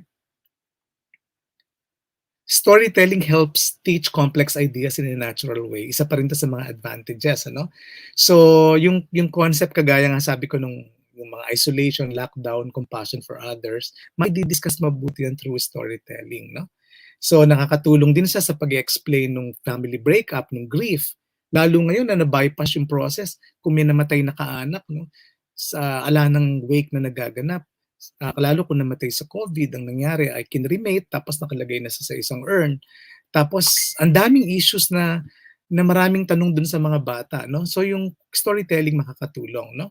Stories that are based on real life can also help children with their own life experiences, no? Next slide. Storytelling teaches life skills. Through storytelling, ang dami nating natututunan, ano? Storytelling helps develop the children's imagination, critical thinking, no? Decision-making skills, mga dealing with stress, dealing with COVID, etc., and other life skills. So life skills necessary to survive the pandemic, halimbawa, no? To wash hands or not, to wear mask or not, to go out to play or not. Yan yung mga life skills, no? Mamimili ka. Life skills to protect their bodies, no? Life skills to overcome their fears, life skills to face the online learning, etc. Next slide. Storytelling also helps relax the children, no? Sa gabi bago matulog, no? Maganda rin yung may storytelling tayo. Kapag yung stress and worries overwhelm the children, storytelling and reading stories can help them relax, especially at bedtime. So parang storytelling gives the child a sense of security that for a moment all is well with the world. Next slide. Storytelling releases happy hormones. Narinig nyo na siguro yan, ano, that when we listen to a good story, our happy hormones get secreted or released from the body and we feel good and we feel loved and satisfied. So ano-ano ba itong mga happy hormones na to? Tandaan nyo lang po yung dose, no? D-O-S-E, no? So yung D is dopamine, it's a happy hormone. O is oxytocin, S is serotonin, and E are endorphins. So, siguro madalas yung marinig yung endorphins, yung mga ganyan. No? These are happy hormones. It benefits both the storyteller and the listener of the story. So, kapag nakikinig daw tayo, therapeutic talaga to. No? Kaya lumalabas yung mga happy hormones na yan. Next slide. Storytelling helps the children cope with their feelings. So when children read or listen to stories, it can help them understand and accept their own feelings. It helps them understand that there are other children who feel the same way and that they are not alone. So this helps the child understand that feelings are normal and should be expressed. And watching the responses of the feelings of the characters in the stories will give you some idea of how a child feels and how a child feels about a certain circumstance. No? Sige, next slide. Storytelling heals, nakakatulong sa paghilom ang mga kwento, no? So, may bibliotherapy na ginagawa. This is healing through books or healing through stories, no? First, the child should be able to identify with the central character in the story being told. At kapag naka-identify na siya at nakita niya that the child character is able to overcome the obstacles in the story, naniniwala din siya that he too, no, can overcome the current situation. So we should be on the lookout for empowered child characters in our storybooks, for they are worthy of emulation. Kailangan yung mga bida sa mga kwento natin, yung mga empowered na mga bata, no? Para marami silang pamamarisan. Next slide. Storytelling brings hope. So embed your stories with hope. Tell stories about hope. No? Not all stories have happy endings, but always end the story with a sense of hope. Dapat may nasasalamin tayong pag-asa sa mata ng mga tauhan sa kwento. Kahit malungkot yung kwento, but when we look at the eyes of the characters in this story, merong pag-asa siyang tinatanaw. No? Walang kwenta, ang kwentong walang tinatanaw na pag-asa ang mga tauhan. Next slide. Few slides na lang po ito. Storytelling enlightens, no? So do not sanitize or sugarcoat the story, but use proper analogy when necessary. So ini-encourage ko kayo na be truthful, no, be concrete when you explain certain things to the children, ano. Wag yung sugarcoating. Halimbawa ng sugarcoating yung common na ginagamit sa mga pagpapabakuna, no. Parang kagat lang to ng langgam. Pero actually pag in-injectionan ka mas masakit talaga yung injection kaysa sa kagat ng langgam, no. Pero kung ang sasabihin mo siguro, medyo masakit itong injection to pero kaya mo. Na kaya ni ate, na kaya ni kuya, kaya mo rin to, ano. When you explain yung mga ganung na walang sugar coating, mas realistic yung expectation ng mga bata. And so, hindi siya na-feel na nadi-deceive siya. So and also when the children start to ask questions about difficult topics, it means that they are ready to grapple with the answers. So pag nagtanong siya, wag niyong iwasan, ano, kasi handa na siya tsaka kahit napaka-difficult pa ng topic, kahit tungkol pa sa giyera yan o tungkol sa kung ampun ba siya o hindi siya ampun, no. Pag nagtanong siya, handa na siyang umunawa. Okay, next slide. Ayan. So siguro since ano no, marami pa tayong mga speakers, gusto ko lang pakita siguro na kapag nagkukwento kayo, ang maganda lang naman, no, you find an appropriate storybook and then talk with them about the story para magkaroon tayo ng mga bata na who connect with stories. So next slide. Ito yung concept ng ng conversational reading, no. So let the children reflect on the story that was told, no. So encourage the children to ask a question from the story that was told and have a conversation about the story. Or you might ask a question first. Pwede mong tanungin, if you are the character in the story, would you do the same? What would you have done, no? In conversations, everything that comes up is right, no? Nothing is wrong. So you're not there to come up with solutions. So hayaan mo lang na nagbabahaginan kayo ng mga kwento. Next slide. So, why the need to have conversations during the pandemic? Because this time has intensified the need to have a conversation. Through storytelling, we can capture narrative time capsule of this remarkable period in their lives. Let this moment be a reminder not to wait. No? Now is the time to have conversation. Sabi ni Dave Eisen ng Story Corps. Next slide. So, explore natin yung conversational reading and storytelling. Next slide. Ang art of conversational reading storytelling, simple lang naman. You read a book, you ask a question, start a conversation. So sa conversational storytelling and reading, no, tungkol to sa what the story means to children in their lives now, no. It's less about trying to figure out the meaning of the stories, and this is more about what the story means to children in their lives now. May pandemic ngayon, anong meaning ng kwentong to sa kasalukuyang pandemic? So focus more on how the said story connected with the life of a child. Next slide. Yan, maraming tanong yung mga bata, no? So yung conversational reading and storytelling is about making comments and asking questions. It is talking with children about the stories that they read or heard, no? So next slide. Siguro ano na lang yan, mga conversations lang naman ito, no? Next slide, please. Make personal connections with the story, no? Keep the conversations moving, make it a dialogue kapag nagtatanong kayo, no? Tapos tanungin nyo kung sila yung character dun sa kwento, ganun din bang decision na gagawin nila, yung mga ganun lang naman to, no? So basta mahalaga ma-engage mo sila through questions. And then kapag may tanong na, mag-flow na lang yung discussion doon, no? Hindi naman kailangan laging bumalik sa book. Next slide. You don't always have to agree, no? There are no wrong or right answers in conversations. So conversations are meant to give a greater understanding of different views and perspectives, not necessarily to reach a resolution. Next slide.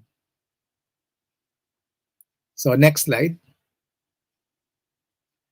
Parents and teachers play an intermediary role in storytelling, no? So children need adults' intermediary role, no, to facilitate the flow of the story, to address the child's questions, to start a conversation. So if the topics are sensitive, lalong-lalo na, no, the presence of adults are needed to help process them. May collaboration na magaganap, collaborative endeavor ito, no? Next slide. As adults, we're in a position to influence our young children. Somehow, whatever we say or tell our children comes with authority. It comes with being a teacher or a parent, no? So let's make good use of this to affect change in their lives. Next slide. So why books and reading matter in the time of pandemic? Sabi ni William Somerset Maugham, a physician and a fictionist, to acquire the habit of reading is to construct for yourself a refuge from almost all the miseries of life. Kagaya ng nagaganap na misery dulot ng pandemic. Next slide. So, Somerset Maugham's words, di ba, remain true today because books offer a refuge, a place where we can go to soothe our minds and help us calm down. Reading and storytelling save us from boredom and the loneliness of lockdown and quarantine. Come to think of it, if we are reading or telling stories, we could easily travel to another land and time without a need for swab test, for the vaccine, and the required quarantine period. Next slide. Sabi ni Rene Villanueva, no, na isang kaibigan, siya ang very famous children's book author and dati siyang creative director ng Batibot, no, the late Rene Villanueva. Sabi niya ang mundo ng bata ay hindi Sanrio na kulay pink, no? So siguro magandang ipaunawa sa mga bata ito ngayon through stories and storytelling na ang mundo ng bata ay hindi Sanrio yung kulay pink. Next slide. Bilang pagwawakas, no, gusto ko lang sabihin na hindi lang tableta, injection at stethoscope ang pwedeng gamitin sa panggagamot. Pwede rin ang mga kwento at libro. Salamat po. Thank you for your kind attention.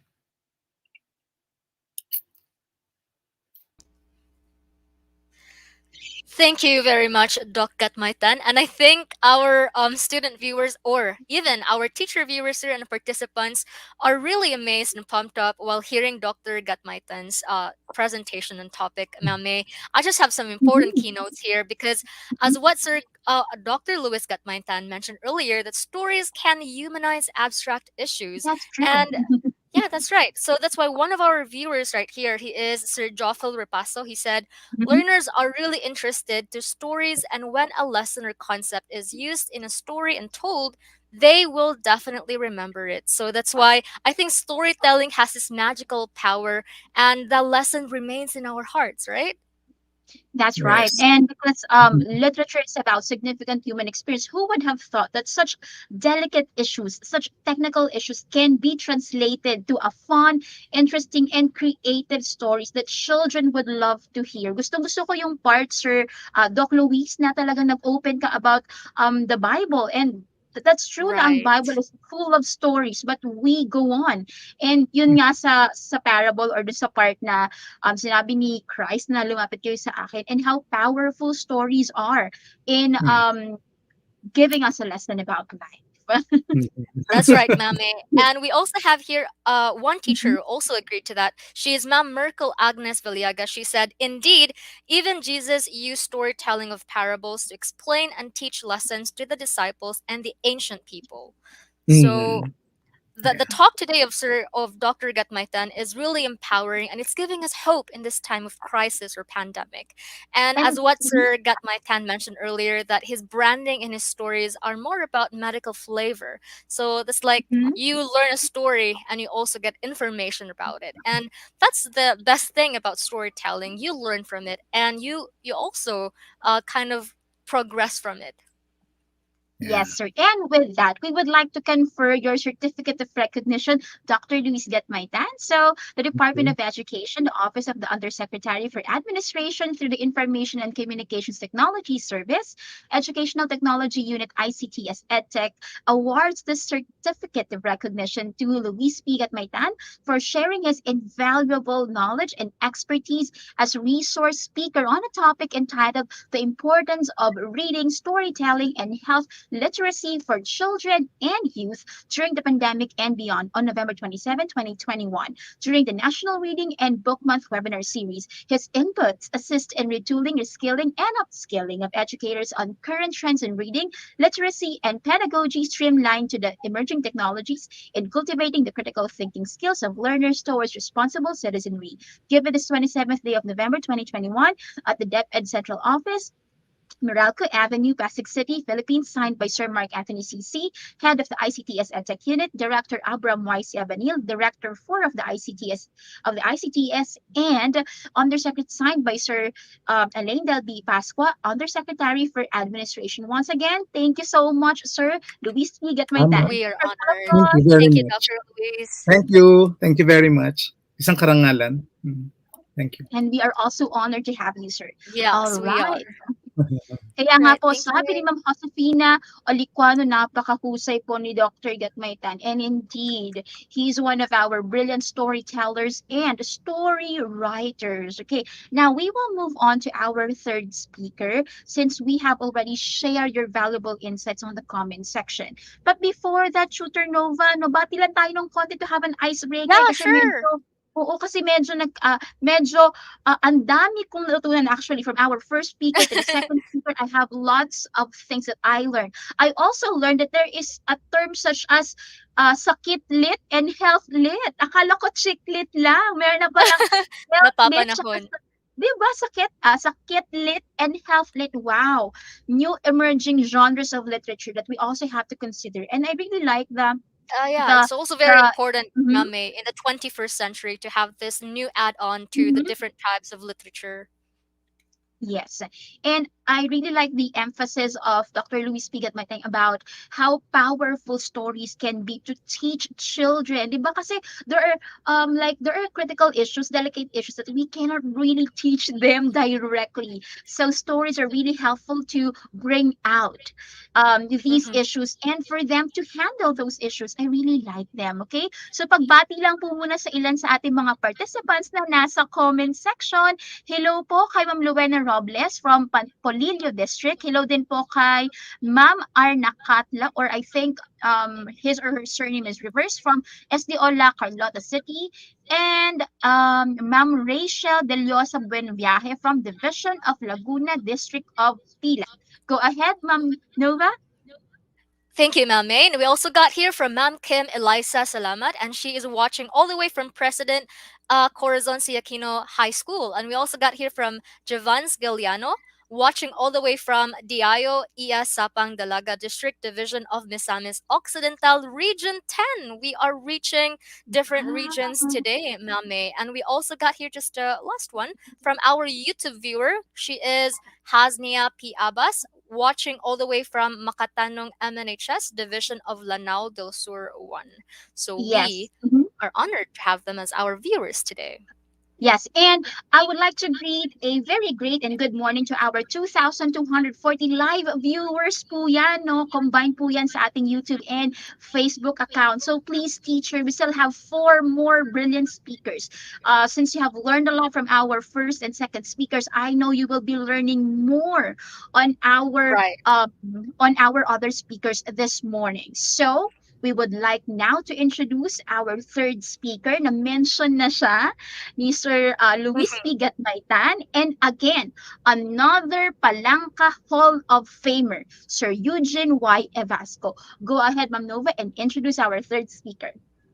All right, our reading advocates who are with us today, our third speaker, he is a professor ng malikaing pagsulat at panitikan sa Universidad ng Pilipinas, Diliman.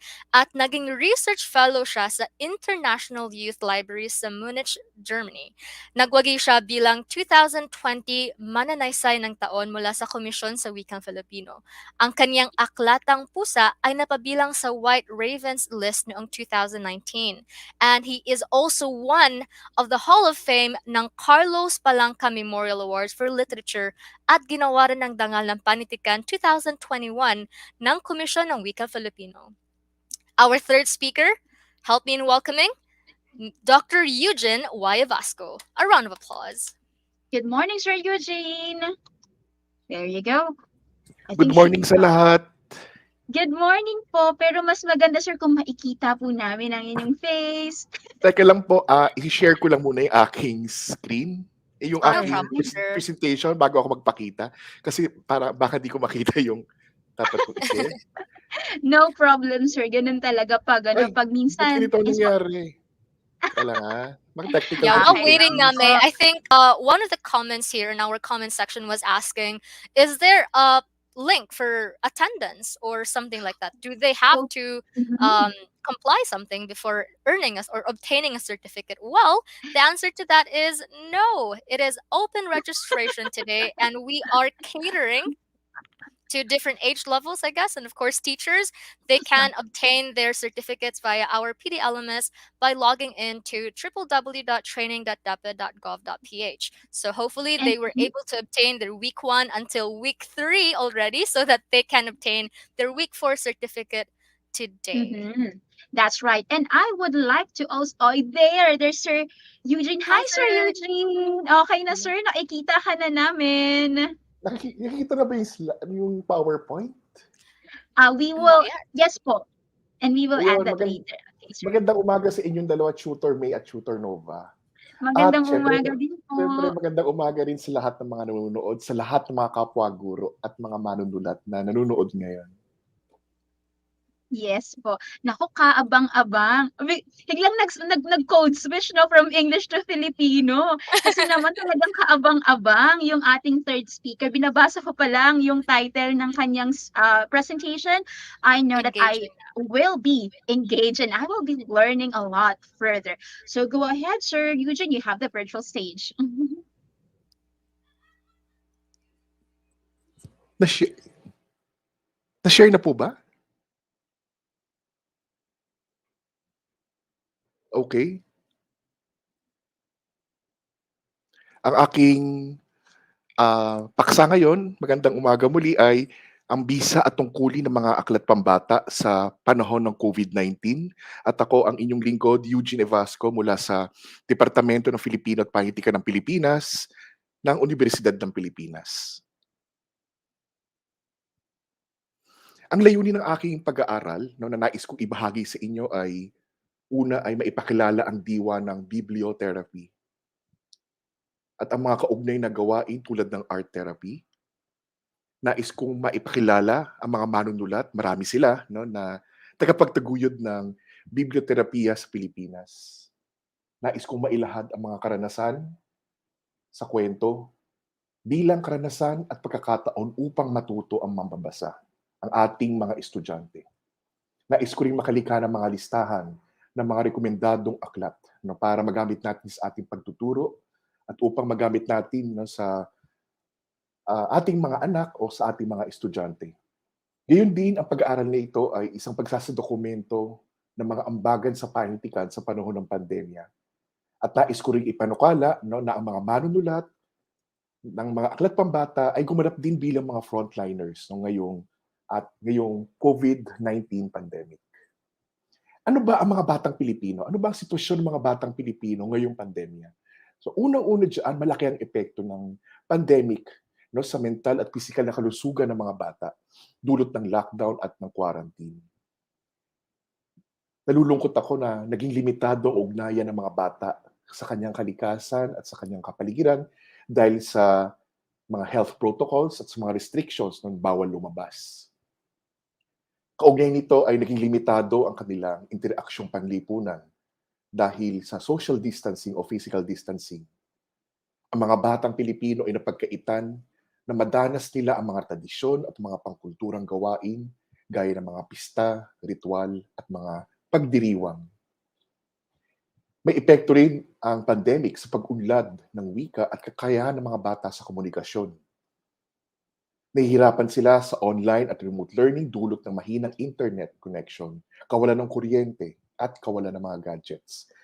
Ito yung tinatawag na digital divide. At panghuli, nagkaroon ng mga bata, no, na nawalan sila, no, ng oportunidad sa mga storytelling sessions, no, na madalas ay nasa anyo ng face-to-face.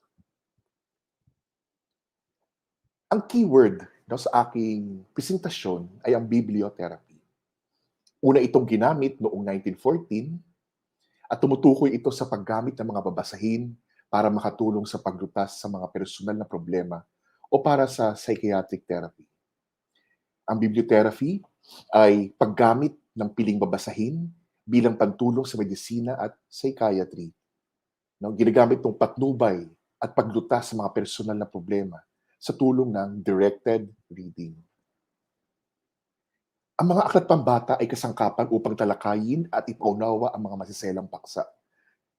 Natutuwa ako sa Pilipinas at sa buong mundo, marami ng mga aklat pambata na tumatalakay, halimbawa sa pag-aampon, sa mga karaniwang karamdaman, sa alkoholismo, bullying, mga takot tulad ng takot sa dentista, sa kamatayan o paghihingalo, mga kapansanan, paghihiwalay ng mga magulang, domestic violence, at ang pagtalakay sa nutrisyon at sa malusog na pagkonsumo ng mga pagkain. Maitatanong, paano ba tayo maging bibliotherapist? Una, kailangan may malawak tayong kaalaman sa panitikan. Mahilig tayo magbasa, marami tayong koleksyon ng mga aklat na nabasa natin. Pangalawa ay kailangan makalikha tayo ng mga listahan at anotasyon sa mga aklat na ating nabasa. Pangatlo, dapat nakasaayos ito sa tema at nakakatalogo ang mga aklat. So para tayong librarian, bilang isang bibliotherapist, kailangan ay meron tayong malawak at malalim na pagbabasa. So ito ay imbitasyon ko sa mga guro na magbasa, gumawa ng mga listahan, at magkaroon ng malawak na kaalaman sa panitikan. Kailangan may kakayahan na maging manlikha kung may pangailangan sa ilang paksa na hindi pa inilalathala bilang mga aklat. Gayun din, kailangan ng isang bibliotherapist ay makabata at may kaalaman sa pangailangan at pag-unlad ng mga bata. Ayon nga sa isang pag-aaral, ang pagiging bibliotherapist ay trabaho ng librarian, counselor, at ng doktor. Pero sa aking lektura ngayon, ang mga manunulat at guro ay pwede ring maging bibliotherapist. Hindi na bago ang bibliotherapy sa Pilipinas. 4 ang nakikita kong tagapagtaguyod nito sa ating bansa. Siyempre, unang-una si Dr. Luis Gatmaitan, na karirinig nyo lamang kanina. Siya ay isang manunulat para sa bata, manunulat ng mga aklat pambata na pumapaksa sa mga medical na issue at isang doktor. Si Vinda Dera, nakikita nyo ang kanyang aklat dito sa aking slide, Poetry. Siya ang may akda nito, buhat sa kanyang pananaliksik. At ang Poetry ay isang pananaliksik na nagpapakita kung paano ba nagagamit ang mga tula, ang poetry, sa mga therapy sessions. Siya rin ay isang guro at isang makatat performance artist. Pangatlo ay si Zara Gagatiga. Sa palagay ko, siya ay pinaka-masigasig sa pagtataguyod ng bibliotherapy sa bansa natin. Siya ay manunulat para sa bata at isa ring librarian. At gusto kong i-highlight si Professor Amelia Lapeña Bonifacio, isang national artist, manunulat, mandudula, guro. Si Ma'am Amel ay nagtanghal ng mga dulang pambata noong sumabog ang bulkang Pinatubo noong dekada 90. Ito ang mga dula na ginamit bilang art therapy sa mga bata para sa mga bayang biktima ng pagsabog ng bulkang Pinatubo at pagkakawala ng mga bayan sa Pampanga. Ano ba ang katangian ng mga manunulat bilang bibliotherapist? Una, dapat naniniwala sila sa kapangyarihan ng malikhaing pagsulat at pagbabasa bilang kasakapan sa emosyonal na paghihilom. So i-highlight natin dito. Sinasabi natin, ang ating thesis statement ay ang libro ay nakakatulong sa panggagamot. Pero alam naman natin na mga aklat ay hindi kayang pumatay ng virus. Diba? Pero may ibang kapangyarihan ang pagsusulat. Kaya nitong paghilumin ang mga emosyonal na damdamin, emosyonal na pinagdaraanan ng mga bata, halimbawa. Ang mga manunulat ay batid ang halaga ng estetika, yung kagandahan ng pagsusulat, kagandahan ng wika, yung kasiningan, nakatuwang o katulong sa pagpapaigi ng mga karamdaman. Sumusulat sila ng mga sariling akda bilang tugon sa mga pangangailangan ng bata. Napakahalaga nito. Sila ay sumusulat kapag alam nilang may pangangailangan, mga aklat, mga kwento o mga tula. Hindi lamang sila nagre-reseta, kundi lumilika rin sila ng mga lunas. Tumutugon sila sa pangangailangan ng lipunan na may kakulangan sa doktor, lalo na sa mga kanayunan at sa mga liblib na bayan na hindi naaabot ang serbisyong medikal. Ito'y nabanggit na kanina, at gusto ko rin igiit muli. Ang aklat ay isang lunas. Ayon nga kay Dr. Gatmaitan, hindi lamang stethoscope at injection ang pwedeng gamitin sa panggagamot, pwede rin ang libro. No, gusto kong i-highlight, pwedeng-pwede rin ang mga libro. Paano ba tayo pipili, no, ng mga mabubuting babasahing pampanitikan, no? So ito yung ano, no, ito na yung nalikha kong standard, no, na pwede natin maging gabay sa pagpili ng mga aklat na tumatalakay sa pandemya at kung paano ito maiiwasan. So una, dapat naglalaman ito ng maaasahang impormasyon na nagbuhat sa pananaliksik at mapagkakatiwalaang sanggunian. So gusto nating i-highlight dito, no, mapagkakatiwalaang sanggunian. No? Yan ang ating trabaho bilang manunulat. Dapat tayo ay nag-research at dapat yung mga hinahanap natin ay mapagkakatiwalaan. Pangalawa, dapat may mga tauhang makakaugnay ang mambabasa.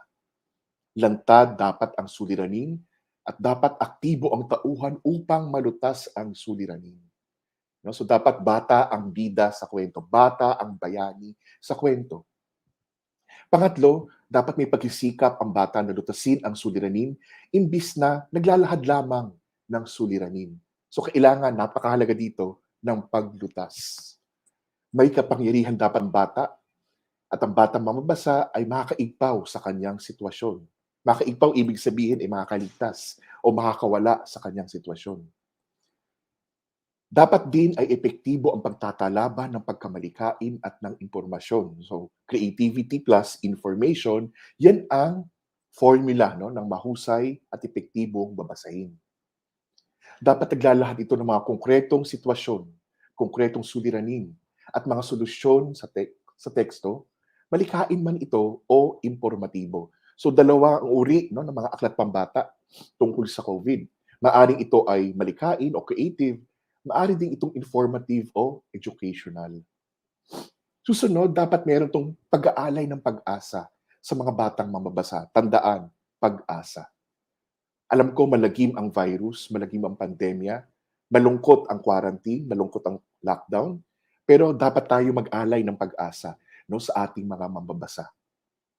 Kailangan din ang mga teksto ay may kakayahan na nakasulat, no, na maisalin, no, yung mga nakasulat na teksto ay maisalin sa iba pang mga anyo tulad ng audiobook, storytelling, at animation. At syempre, mahalaga na ito ay tutugma, no, sa edad ng target audience. Kailangang angkop sa konteksto ng pandemya sa Pilipinas dahil magkaiba ang danas ng pandemya sa bansa kumpara sa ibang bansa o sa ibang mga lipunan. Kailangan din ay tataglay ito ng mga halagahan o values na mahalaga sa pamumuhay sa kasalukuyang pandemya. Ito ngayon ang mga nakita kong paksa, no? Mga namumukod-tanging paksa, no, ng mahigit 100 mga aklat pambata tungkol sa COVID-19 sa bansa natin. So natutuwa ako na napakaproduktibo ng mga manunulat, napakaproduktibo, no, ng mga ilustrador, no, sa paglikha ng mga aklat. So dito, no, nakita natin ang pagpapakilala sa mga bayani ng pandemya. Lumilitaw ang malasakit sa kapwa at lumilitaw ang paniniwala, no, sa siyensya at sa katotohanan. Tulad nitong mahal ng mga frontliners at si Dr. Lee at ang mga nakakoronang virus. Tuwang-tuwa ako, no, na sa mga aklat pambata, ang mga frontliners na ang naging panibagong superheroes. Hindi na sila Batman, Spider-Man, Superman. No, mga frontliners na ang panibagong superheroes sa mga aklat na si Kaloy at ang tatay niyang superhero at ang mga superhero ni Lola. Gayun din, may mga aklat tulad ng Kaya Ko Rin ay nagpapamalas ng halaga ng mga frontliner at pagpapakilala sa bata ng kanyang tungkulin sa lipunan. Na gusto kong idiin, napakahalaga, no, na ipakita natin yung halaga ng mga bata at ano ang kanyang tungkulin, ano ang kanyang magagawa sa lipunan. Kaya tuwang-tuwa ako sa pamagat ng aklat na ito, Kaya Ko Rin, no, na sinulat ni Mark Norman Bukirin. Ngayon din napapansin ko, no, na ang mga aklat pambata ay isang paraan, no, para ipakita, no, na ang pandemya ay isang pagkakataon upang ipakita, no, yung mga suliranin sa lipunan. Gaya na lamang sa aklat na sa amin sa bayan ng Pisante na ipakita rito, no, yung kumbaga yung mga naisasantabi sa lipunan, yung hindi nabibigyan ng pagkilala, akmang pagkilala ang ating mga magsasaka. Ang batang maingat at nag-iingat ay mga bayani ng lipunan. Tingnan natin, no, ang mga tekstong ito. Ikaw ang aking bayani. Ang batang nag-iingat ang bayani. Gayon din sa mundo ni Jojo, no? Isang informational book at nagiging bayani ang mga batang nag-iingat ng kanyang sarili, nag-iingat ng kanyang katawan, nag-iingat sa kanyang kalusugan. At tuwang-tuwa rin ako. Ang mga kabataan ay hindi lamang tagatanggap ng teksto, sila rin ay sumusulat ng mga teksto para sa kanilang mga kapwa-bata. Ito ay ang Kabataan Laban sa COVID-19, isang kwento, pangkulay na libro na nilikha ng mga mag-aaral ng Philippine Science High School, Western Visayas. At pwede nyo po ito, no, libre po ito mada-download at pwede po natin itong gamitin sa ating tahanan at sa ating mga paaralan. Tuwan-tuwa rin ako sa mga aklat pambata na nagpapakita ng hiwaga ng pagmamasid at ang pagtatanong ng isang bata no, bilang isang paraan no, upang mabaka nila ang sitwasyon, maintindihan nila ang sitwasyon, at makita nila ang pangyayari. Tulad sa dalawang aklat na Magic Upuan at may pila sa tapat ng aming bahay. Litaw na litaw ang hiwaga ng pagtulong sa kapwa. Tulad na lamang sa aklat na Mapagbigay na Mesa. Ang aklat na ito ay talinghaga ng community pantry. No, na sa panahon ng kasalatan, no, ng mga problemang pang-ekonomiya, maaasahan natin ang pagtulong sa kapwa. Maaasahan natin ang ambagan, maaasahan natin ang bayanihan. No, at ito ang nais nating ibigay na mensahe sa mga bata na hindi lamang problema ang ibinibigay sa atin ng pandemya, kung hindi ito rin ay nag-highlight no, ng mga mabubuting ugali ng mga Pilipino. Gayun din natutuwa ako no, sa aklat na ito no, na nagtataguyod ng sustainability no, sa gitna ng krisis. No, sa aklat na Sa Bayan ng Anihan,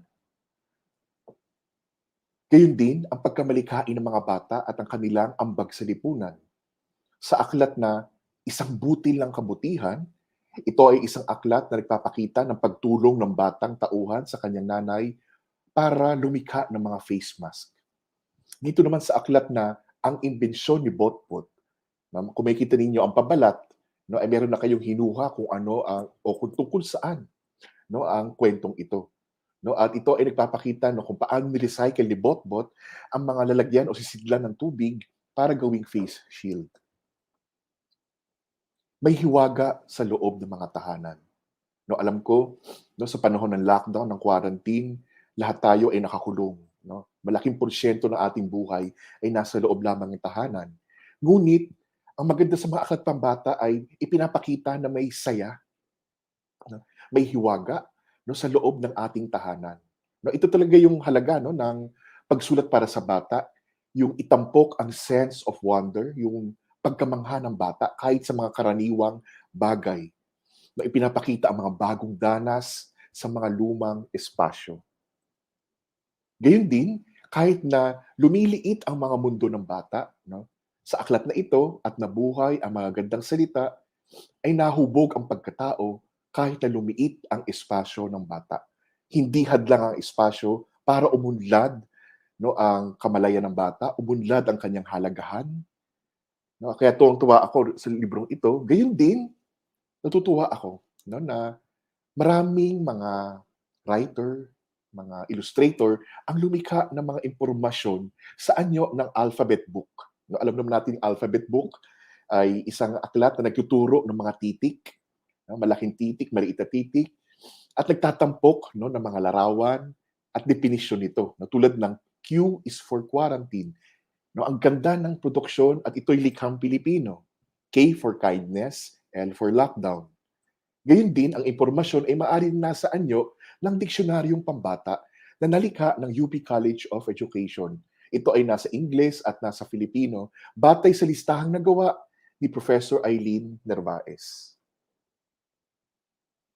Ang mga aklat ding ito, tulad ng Spiky Sprinkles and Promise, ay ng Tahanan Books, sinulat ni Natasha Vizcarra, ay epektibong talaban ng pagkamalikain at impormasyon.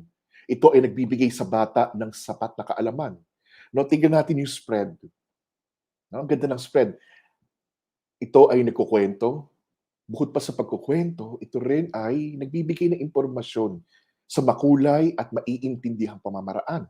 No, nakita niyo yung pangalawang spread, ang napakakulay no ng mga microbes, ng mga mikrobyong ipinakita no sa mga pahinang ito. Dagdag pa meron itong a COVID toolbox for parents no na tutulong sa mga magulang no para unawain ang mga impormasyon at ito ay kanilang ihahatid no sa kanilang mga batang mambabasa. Gayun din ang aking isinulat, maging ligtas sa coronavirus. No, ito ay mga kaalaman at patnubay sa mga bata.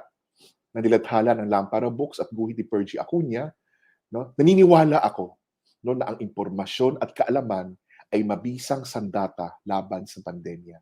Kung may alam ka, no? Kung may alam ka, armado ka no, laban sa pandemya.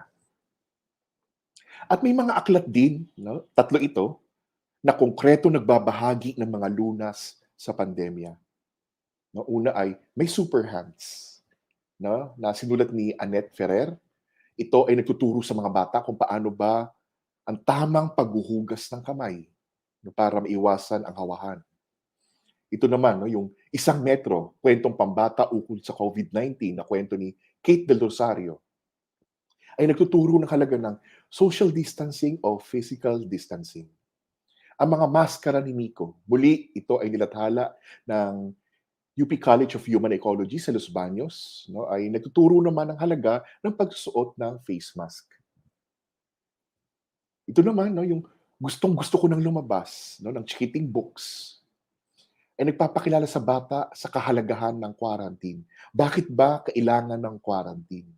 No, so mahalagang maipaunawa natin sa bata itong ano na to, no, yung desisyon ito no, ng Department of Health at mula no, sa ating pamahalaan. Bakit kailangan nating nasa loob lamang o pumirmi lamang sa loob ng tahanan?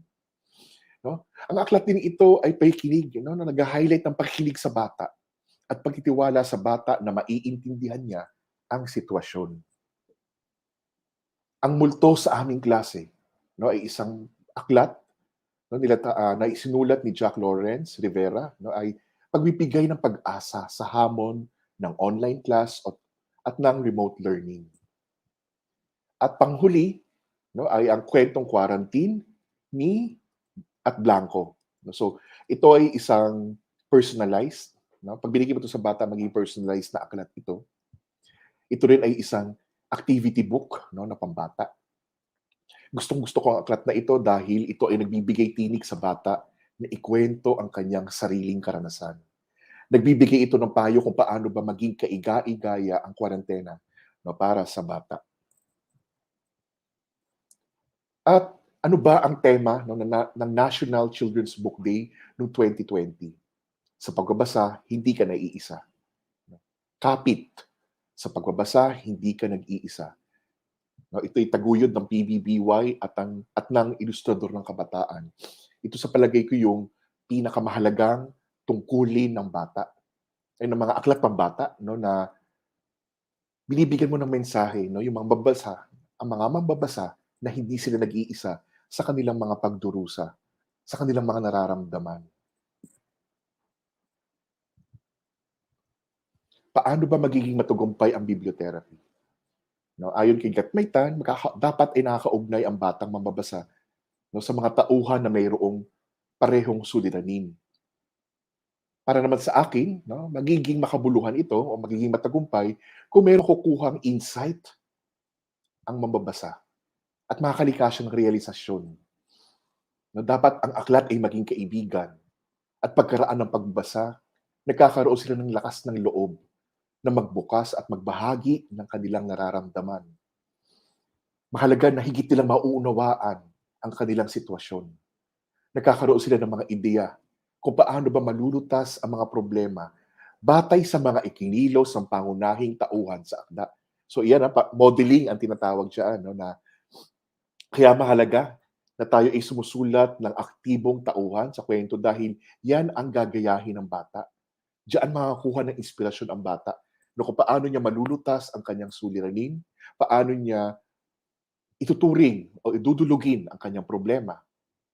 Ang hiwaga ng aklat pambata ay ang pag-aalay nito ng pag-asa sa mambabasa, na magkakaroon siya ng pakiramdam na hindi siya nag-iisa. At natutuwa ako no, sa panahon ng pandemya, nagkaroon ng ambagan, no, bayanihan. No, una diyan ay ang pagsasagwa ng mga libreng storytelling online ng Vibal Group. Nagkaroon sila ng mga live storytelling, animation at art workshop.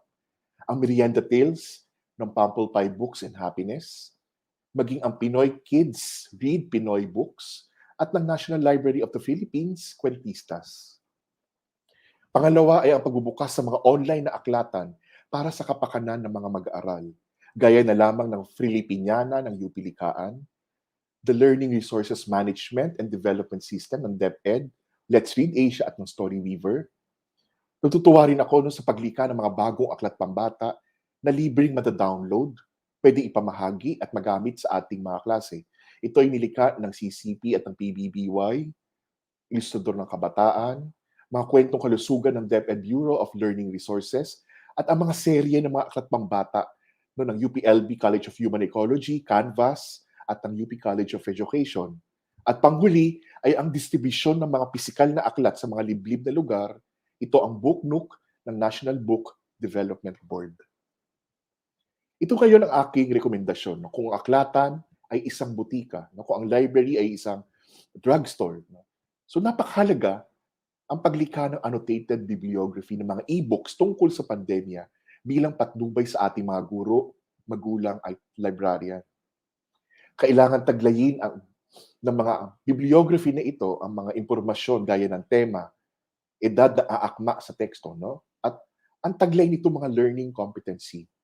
Kung kakayanin, mas mainam na makalika ng iisang site ng mga aklat, no? Na pwedeng i-download, pwedeng hanapin. Dahil napansin ko kasi kalat-kalat ang mga aklat na ito. Nasa Facebook, nasa Instagram, nasa Google Drive, nasa FB page ng isang organisasyon, no, nasa Twitter, no? So iba-iba, no? So kailangan ay matipon ang lahat ng mga ito, no? Mainam ang ginawang modelo, no? Mainam na gawing modelo, no? Yung ginawa ng New York Public Library sa pamumuno ni Patricia Sarles, no? Ang librarian na ito ay gumawa ng iisang site, no, ng mga international na aklat pambata na pumapaksa sa pandemya. Makatulong din kung kaya na lumikha tayo ng mga study guide at activity guide no, sa bawat aklat bilang tulong sa ating mga guro at magulang. At panghuli, kailangan din ng mga aklat pambata na nasusulat sa maraming wika sa ating bansa, na respeto sa linguistic diversity, pumapaksa sa pandemya batay sa kanilang mga lokal at pangrehiyong danas. Dahil karamihan no, sa mga aklat pambata na napansin ko ay nakatutok no, at nagtatampok ng mga lunang urban at mga danas sa sentro o sa Kamaynilaan. So panahon na upang hikayatin natin ang mga manunulat na ikwento ang kwentong pandemya mula sa kanilang mga lugar. In lamang po, maraming salamat at baya kon Diyos.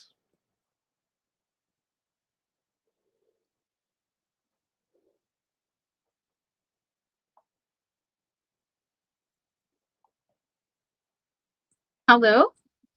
Oh, Tutor Nova, we cannot hear you. Okay. Hi, Sir Vasco.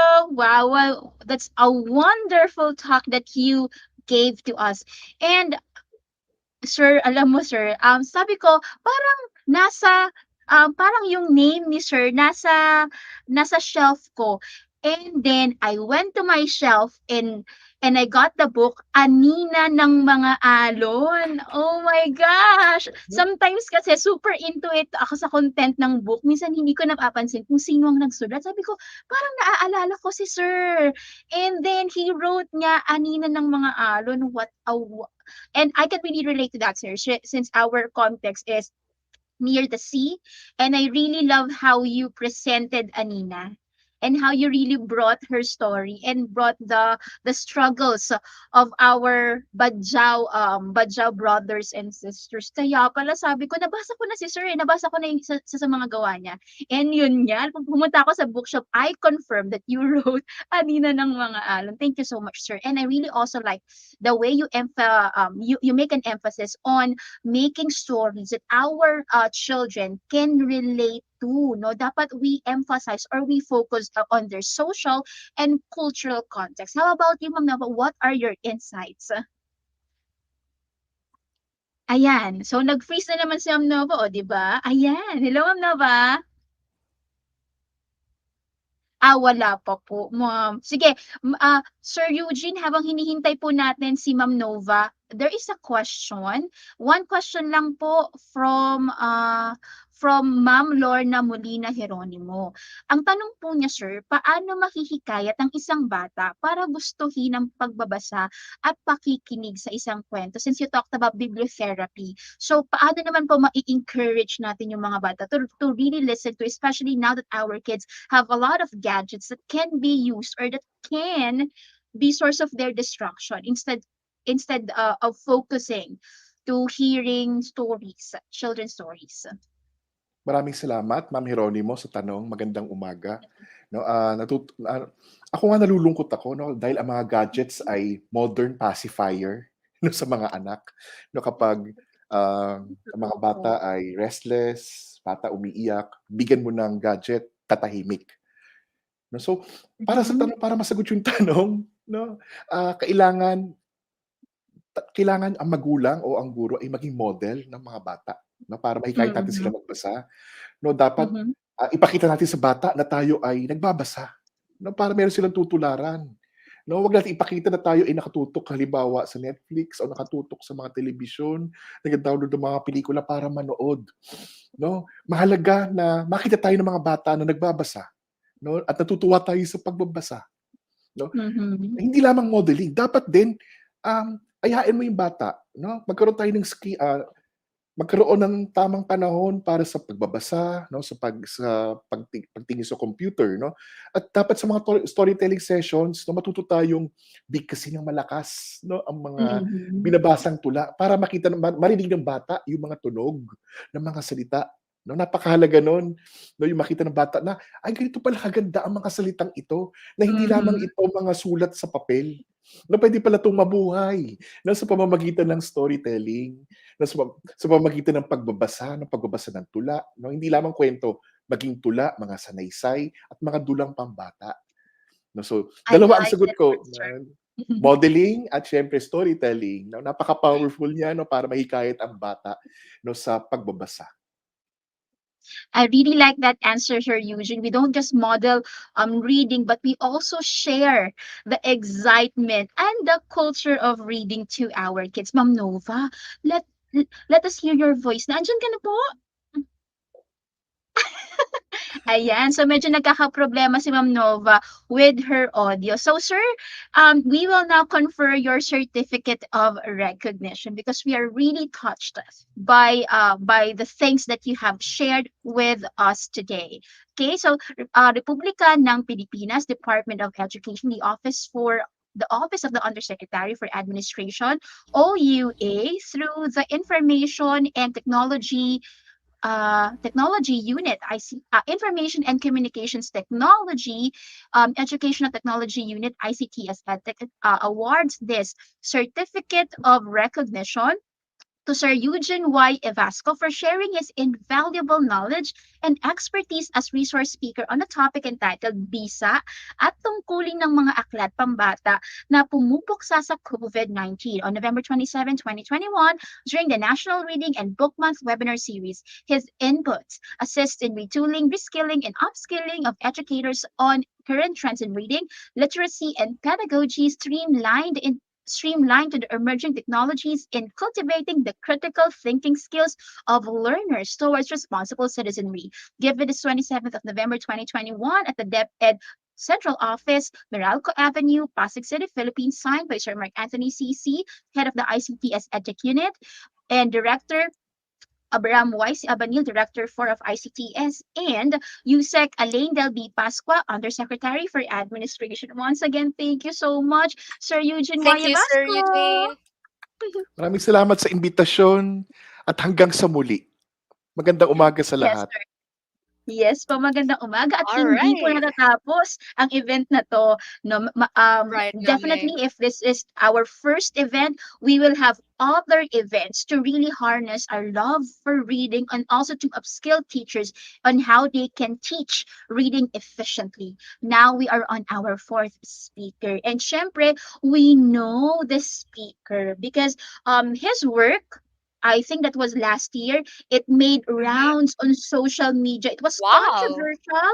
Actually, meron akong copy ng libro. Once I saw his book, Wow. once I saw yung book niya sa social media, I right away went to the bookstore and really got a copy. Kasi sabi ko, kung controversial to, baka maubusan ako ng copy. So I right away bought a copy and then meron din akong counterpart for a girl naman. So, kung kay Sir Boy, meron din akong counterpart for the girl. O ma'am, syempre, hindi natin patatagalin. Please introduce our fourth speaker. It is my honor to introduce our fourth speaker. He is an advocate of children's literature and he has published more than 90 books for children. He Wow. teaches literature at the La Salle University and Philippine Normal University. He is the Associate for Children's Literature for Bienvenido and Santos Creative Writing Center, and his children's stories have won prizes from the Don Carlos Palanca Memorial Awards for Literature, PBBY Salanga Writers Prize, Romeo Forbes Story Writing Contest, Gawad Panitikang Pangkalusugan, and Gig Book Story Writing Contest. He was hailed as Makata ng Taon in 2004 and 2007. He is the author of the book Ako ay may titi. I have, you know what it means. That became viral on the social media, and that was what Ma'am May Sevilla talked about earlier. That went viral on social media recently. The book intended to teach young boys about proper hygiene. So our fourth speaker is none other than Mr. Hinaro R. Goho Cruz. A round of applause. Hi, sir. Good morning po.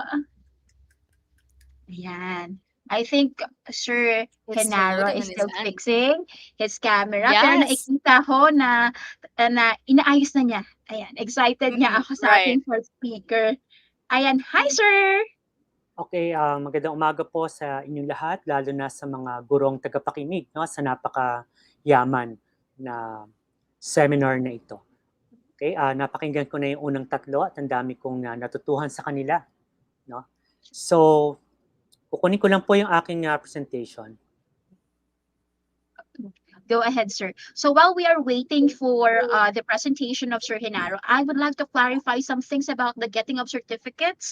Again, there's no link that you will use to get your certificates. Please log in to PDLMS. It's training.deped.gov.ph. And there, you can search for the title of our webinar series. That's a National Reading and Book Month webinar series. And please answer the 10-item multiple choice or multiple choice quiz on every week. Sir, I think your presentation is already ready. All right. Go ahead. Okay, so ngayon po ay kasi teacher po ako sa elementary, kaya gusto kong kahit papaano i-share, no, itong aking mga practices, no, paano ko ba nilalapit sa mga batang mga aklat pambata. Okay, so yun po yung magiging tunguhin ng aking lecture ngayong umaga. So isang salita po ang naging uso ngayon, yung virtual hub, no? So ngayon bilang guro sa elementary, no, at guro sa public school, paano ba natin maihahatid sa mag-aaral ang virtual hub na hindi natin na hindi natin physical na maibibigay dahil nga ang pagtuturo ngayon ay nasa ibang sitwasyon. So, virtual hub din ang pagkukwento sa mga bata online. So, isang salita na naging uso ngayong may pandemya ay yung madalas nating pagpapadala ng salitang ito, no, ng image na ito para iparating sa ating mahal sa buhay na nakadistansya sa atin na tayo ay nagmamalasakit, na tayo ay nakikiramay, na tayo ay kumbaga nakikisimpatya, no, sa mga pinagdadaanan nila sa kanilang buhay. So bilang guro, dalawa po yung madalas kong naririnig na concern ng mga bata. Una, nasaan kaya si teacher? No, ngayong pag-aaral nila ay ginagawa sa loob ng bahay. So ang tanong bilang guro, paano natin maipapadama sa inyong mga mag-aaral, sa ating mga students, ang inyong presence o yung pagiging naririyan ninyo bilang guro sa panahong ito ng pandemya, ng pag-aaral ng mga bata ay nangyayari sa bahay. Yun yung unang concern, nasaan ba si teacher? Pangalawang concern ng mga mag-aaral ngayon, kilala kaya ako ni teacher? Nakikilala kaya ako ni teacher ko? Kahit mahirap talaga, mga guro, paano ba ninyo maipaparamdam sa inyong mag-aaral na kahit hindi kayo nakikita ng harapan, ay kilala nyo sila? Okay? So, isa pong pwede natin gawin para masagot ang dalawang tanong na iyon ay ang storytelling or ang pagkukwento. At alam natin ang pagkukwento noong unang-unang panahon pa, kaya tinuturing natin itong pinakamatandang paraan ng pagtuturo, pinakamatandang anyo ng libangan, at pinakamabisang pagsasali ng kaalaman at kultura sa mga batang miyembro ng komunidad. So, may paniniwala ako at alam ko kayo din po, ang pagkukwento ang isang pinakamabisang estratehiya sa pagtuturo na kailanman ay hindi pagsasawaan, hindi maluluma sa pagtakbo ng panahon. Kaya, gamitin natin ang storytelling, ang pagkukwento online para maramdaman ng bata na naririyan lang si teacher, para makita ng bata na kilala niyo siya, para makita ng bata na at maramdaman nila yung virtual hug na gusto nating ipadama sa kanila. So ano bang importance ng pagkukwento para sa mga bata? Una, nakakatulong ito para ma-develop yung kanilang listening skill. At alam naman natin ang listening skill ay isa sa 4 na pinakamahalagang skill na mahalaga munang matutuhan ng bata bago siya makapagbasa, bago siya makapagsalita, at bago makapagsulat. Kaya lagi kong sinasabi sa mga gulang ng mga batang nasa kinder at grade 1, bago po sana turuan ng bata ng mismong pagkilala ng mga simbolo, ay basahan muna siya ng kwento ng kanyang nanay at tatay. No, paglaanan ng panahon, paglaanan ng isang araw sa isang linggo, nakukwentuhan ng bata. Okay? Dahil ang listening, ang pakikinig, ay napaka-importante para makapagbasa, makapagsalita, at makapagsulat ang bata pagkatapos. Importante din ang pagkukwento dahil naririnig ng bata ang mga salita kung paano ito ginagamit. Naririnig ng bata ang gamit ng salita sa mga tiyak na sitwasyon. Naririnig ng bata ang tunog ng mga salita. So nakakapagpalawak ito ng bokabularyo ng bata. Pangatlo, kapag nagkukwento ang nanay, tatay sa loob ng bahay sa kanilang anak, lumalawak ang imahinasyon, imagination ng kanilang anak. Napupuntahan nila ang mga lupain, nararating nila ang mga lumang panahon o mga bagong panahon, at dahil dito natutuklasan ng bata ang kanyang potensyal. Natutuklasan ng bata ang kanyang mga gustong maging ganito at ganyan. Nililinaw ng pagbabasa, nililinaw ng mga aklat pambata ang pangarap ng bawat bata. Okay? So nagpapalawak, nagpapalawak, nagbibigay ng makulay na imagination sa bata ang pagbabasa sa kanya ng mga aklat o pagpapakilala sa kanya ng mga aklat. At syempre, to create appetite for words. Ang mga salitang naririnig niya paulit-ulit na masaya niyang napapakinggan ay maaari niyang magamit later on sa kanyang mga sulatin. At lagi ko sinasabi sa mga magulang, napakagandang bonding moment ng mga magulang sa kanyang anak kung ito ay may storytelling. Kung ito ay may storytelling component. To introduce the shared activity of storytelling, syempre from author or teller to audience. So sabi ko, magkwento lang po kayo mga nanay at tatay, ang dami niyo na pong naituturo sa inyong anak na hindi niyo namamalayan. Unang-una na, yung kakayahan sa pakikinig. Dahil kung matututuhan ng bata ang pakikinig, ang maayos sa pakikinig, nagkakaroon siya ng focus. At kapag fully develop yung listening skill ng bata, ang mga gawaing pang-isip sa paaralan ay magiging madali sa kanya. Okay? So narito po ang mga benefits na pwede nating magawa kahit online kung tayo ay mag-storytelling. Okay, Hello, Sir una, Naro. Yes, Yes opo. po. Sir, I don't want to cut you off, but may I request to yes, present your slide, because you have so Okay. many fans on the comment section and they are requesting if the slides could be bigger. And there you go. You can proceed, sir. Okay. Sorry for that. Okay, ano pa ang mga benepisyo ng pagkukuwento kahit online, kahit hindi face-to-face? Maipadama lang natin yung virtual hug. Una, yung values, 'no, yung halagaan sa buhay na naituturo ng bawat aklat. Wala kasing aklat pambata na nagtuturo sa bata na maging masama. Okey, ang bawat aklat pambata ay hindi man natin literal na sinasabi yung aral, 'no, ang bata ay makakakuha ng mga mabubuting halagaan sa buhay, sa bawat aklat. Pangalawa, nagiging malinaw sa bata ang pangarap niya, 'no, sa bawat aklat na binabasa natin dahil natutuklasan niya ang kanyang mga potensyal, natutuklasan niya ang mga kakayahan niya. Kaya napansin ko sa mga batang palabasa, sila yung, marunong magtanong, 'no, nag-uusisa, hindi takot magsalita, alam nila yung pangarap nila dahil nilinaw itong lahat ng mga aklat na binasa nila o binasa sa kanila ng kanilang mga magulang. Ang batang limitado ang karanasan ay nananatili yung takot niya sa kung anong pwede siyang maging sa hinaharap. Pangatlo, tulad na banggit ko, ang storytelling ay napakamabisang paraan para isalin natin ang ating pagka-Filipino. Okay? Dapat po ang paaralan, ang guro ay nagpapakilala sa batang Filipino na kung sino siya. Pilipino ka, may sarili kang wika, may sarili kang kultura, so tutulong ang paaralan, tutulong ang guro para ilapit ka sa iyong kultura. At ano yung pwede natin gamitin dito? Aklat pambata na sinulat ng mga manunulat na Pilipino para sa mga batang Pilipino. Kasi ang bawat manunulat na Pilipino, habang nagsusulat po sila ng aklat, ng kwento, ang nasa isip po nila ang batang Filipino na magbabasa ng kanilang kwento. Okay? Ikaapat, tulad na banggit ko, ang batang punong-puno ng karanasan dahil kinuwentuhan siya ng nanay at tatay niya mula kinder, grades 1 to 3, ay maraming maikukwento. Okay? Bilang teacher sa elementary, tuwang-tuwa ako sa mga writing output ng mga mag-aaral ko na punong-puno ng kwento. Okay? Punong-puno ng karanasan. Kasi ang batang maraming karanasan, sabik niyang magkwento eh. Ang unang hahanapin niya, mapagkukwentuhan.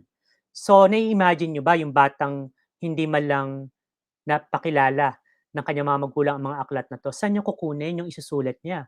Saan niya kukunin yung kanyang sasabihin? Saang bahagi ng kanyang utak kung man lang wala man lang dinideposito, 'no, na kaalaman, karanasan ang mga magulang niya sa kanyang isip. At siyempre, ang pagbabasa sa bata ng kwento o pagbabasa ng bata ng aklat ay isang ehersisyo ng isip. Okay, nakakatakot kung sa 10 huling buwan na nakalipas ni wala man lang nababasang bago ang bata. Ano ang nangyayari sa kanyang isip? 'Di ba kasi ehersisyo ng isip ang pagbabasa, okay? So kung tayo ay nagkukuwento, muli ang nade-develop din sa bata yung listening skill. So kung made-develop yung listening skill sa kanya, magiging madali na ang iba pang mga gawain sa paaralan. Dahil lahat ng mga gawain sa paaralan, unang-una diyan kailangan alam mo, 'no, yung pinapagawa sa iyo, naiintindihan mo, yung gagawin mo at ito ay made-develop, 'no, yung kakayahan sa pakikinig kung tayo ay mag-storytelling.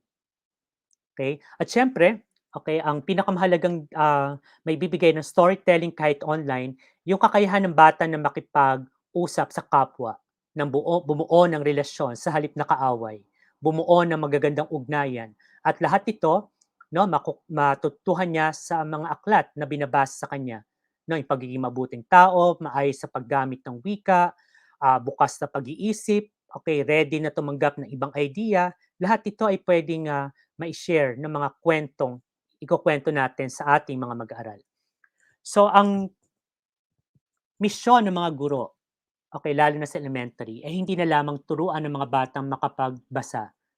Ang mission po talaga natin ay mahalin nila ang pagbabasa, na nai-enjoy nila ang pagbabasa. Okay, na nila ang pagbabasa bilang natural na bahagi ng pang-araw-araw na buhay. At kung may instill natin yung enjoyment for reading, kahit hindi na natin sila utusan, magbabasa yan ng maraming pang aklat, okay, na kanilang mahawakan sa loob ng bahay. Okay? At paano ba natin mahikayat ang mga bata na magbasa? Una, kailangan po muli i-modelo ng mga adult sa kanyang kapaligiran. Kailangan po nakikita ng bata na may adult na nagbabasa sa kanyang bahay dahil muli ang mga bata ay natututo sa panggagaya no sa mga adult na kasama nila sa bahay. So kung wala nagbabasa, malayo din po na maging palabasa siya. Okay? So tulad ng mga batang natutuhan ng wika sa pamamagitan ng pakikinig at later ang paggagaya sa pag-pronounce, ganun din po ang halaga okay, ng pagbabasa. Kailangan po ipakita yung halaga at saya sa pagbabasa okay, sa bata para mahawa sila sa saya at halaga din ng pagbabasa. At maaari itong simulan ng teacher online sa pamamagitan ng pagpapakilala ng mga aklat pambata through storytelling. Okay? Bigyan diin ang paggamit ng pamaraang pamodelo ng mga guro, ng mga magulang sa kanilang mga anak na ganito ang pagbabasa o ganito ang halaga, o ganito ang makukuha natin kapag tayo ay nagbabasa. Okay?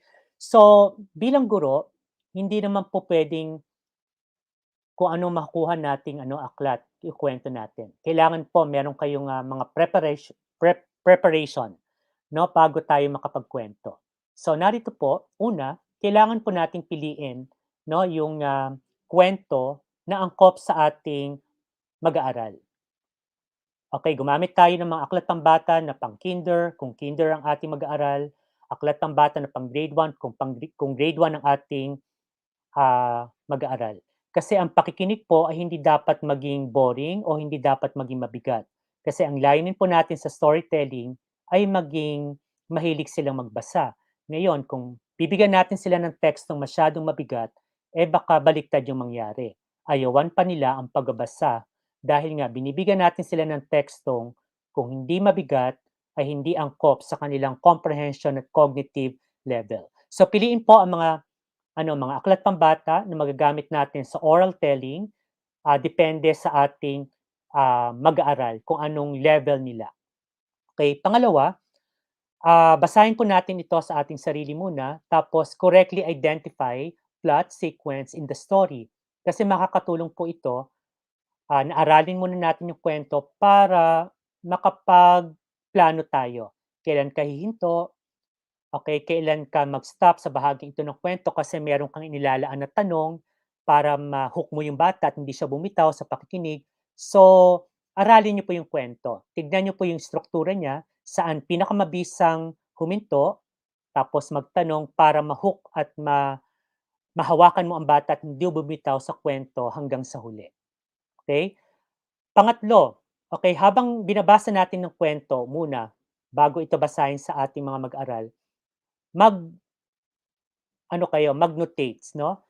Para sa ating preparation. Anong gagawin ko bago ako magkwento? At habang nagkukwento ako, ilang putol yung gagawin ko at ano yung mga questions na ilalaan ko sa bawat putol. Okay? At bago maghuli, ano yung aking pinakahuling itatanong? Okay? Bago ako magwakas. So ito po yung story preparation. Hindi yung kung ano makita, kukwento ka agad. I-prepare po natin, okay, ang ating sarili sa pamamagitan ng pag-aaral mismo ng kwento. Okay? So narito po ang isang halimbawa lang po ito ng mga aklat pambata para sa tiyak na grade level. Okay, halimbawa sa pang-kinder, ito po yung mga aklat na pwede nyo mabasa sa kanila. Okay? Ito po yung mga kwento na may 100 salita pababa. Yan po yung bagay sa kinder. Okay, sa grade 1 naman, ito naman po yung mga titles ng aklat na pwedeng basahin sa grade 1. Sa grade 2, ito po. Sa grade 3, yan naman po. So, kailangan po ma-identify natin ang tiyak na aklat para sa ating mag-aaral. Kasi muli, ang layunin po natin, ma-develop yung listening skills sa kanila at later on, hanapin nilang libro at basahin nilang mag-isa. Okay?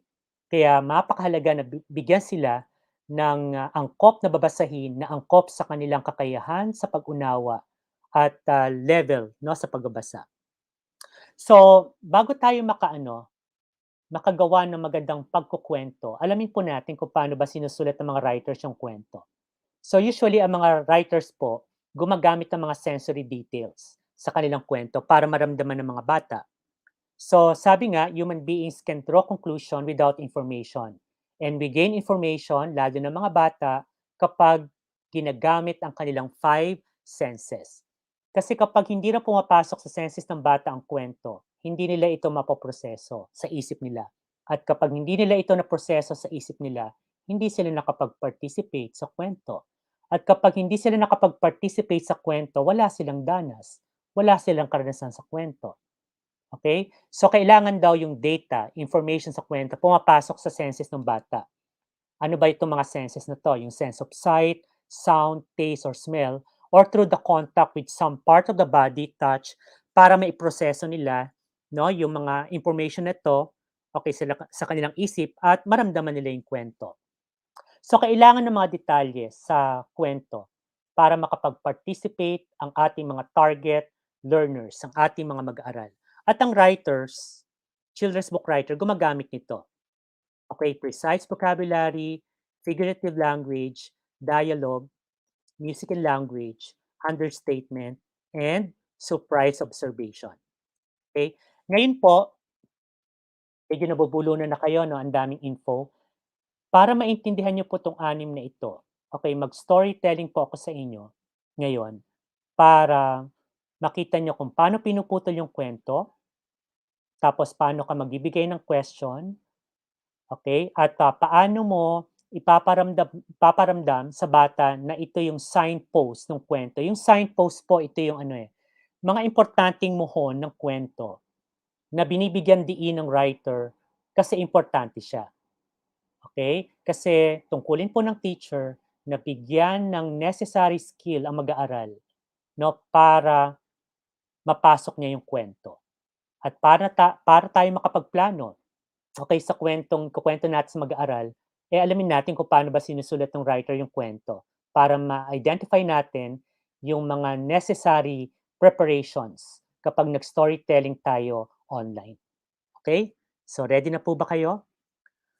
Ang kwento ko ngayon ay may pamagat na Ang Dagat na Kumukuha ng Mga Tatay. Ano uli ang title ng aking kwento? Ang Dagat na Kumukuha ng Mga Tatay. Ready na ba kayo, mga bata? Umupo kayo sa tahimik na lugar at makinig. Sisimulan na natin ang ating kwento ngayong umaga. Sa amin sa Daang Bantayan, saan daw? Daan Bantayan.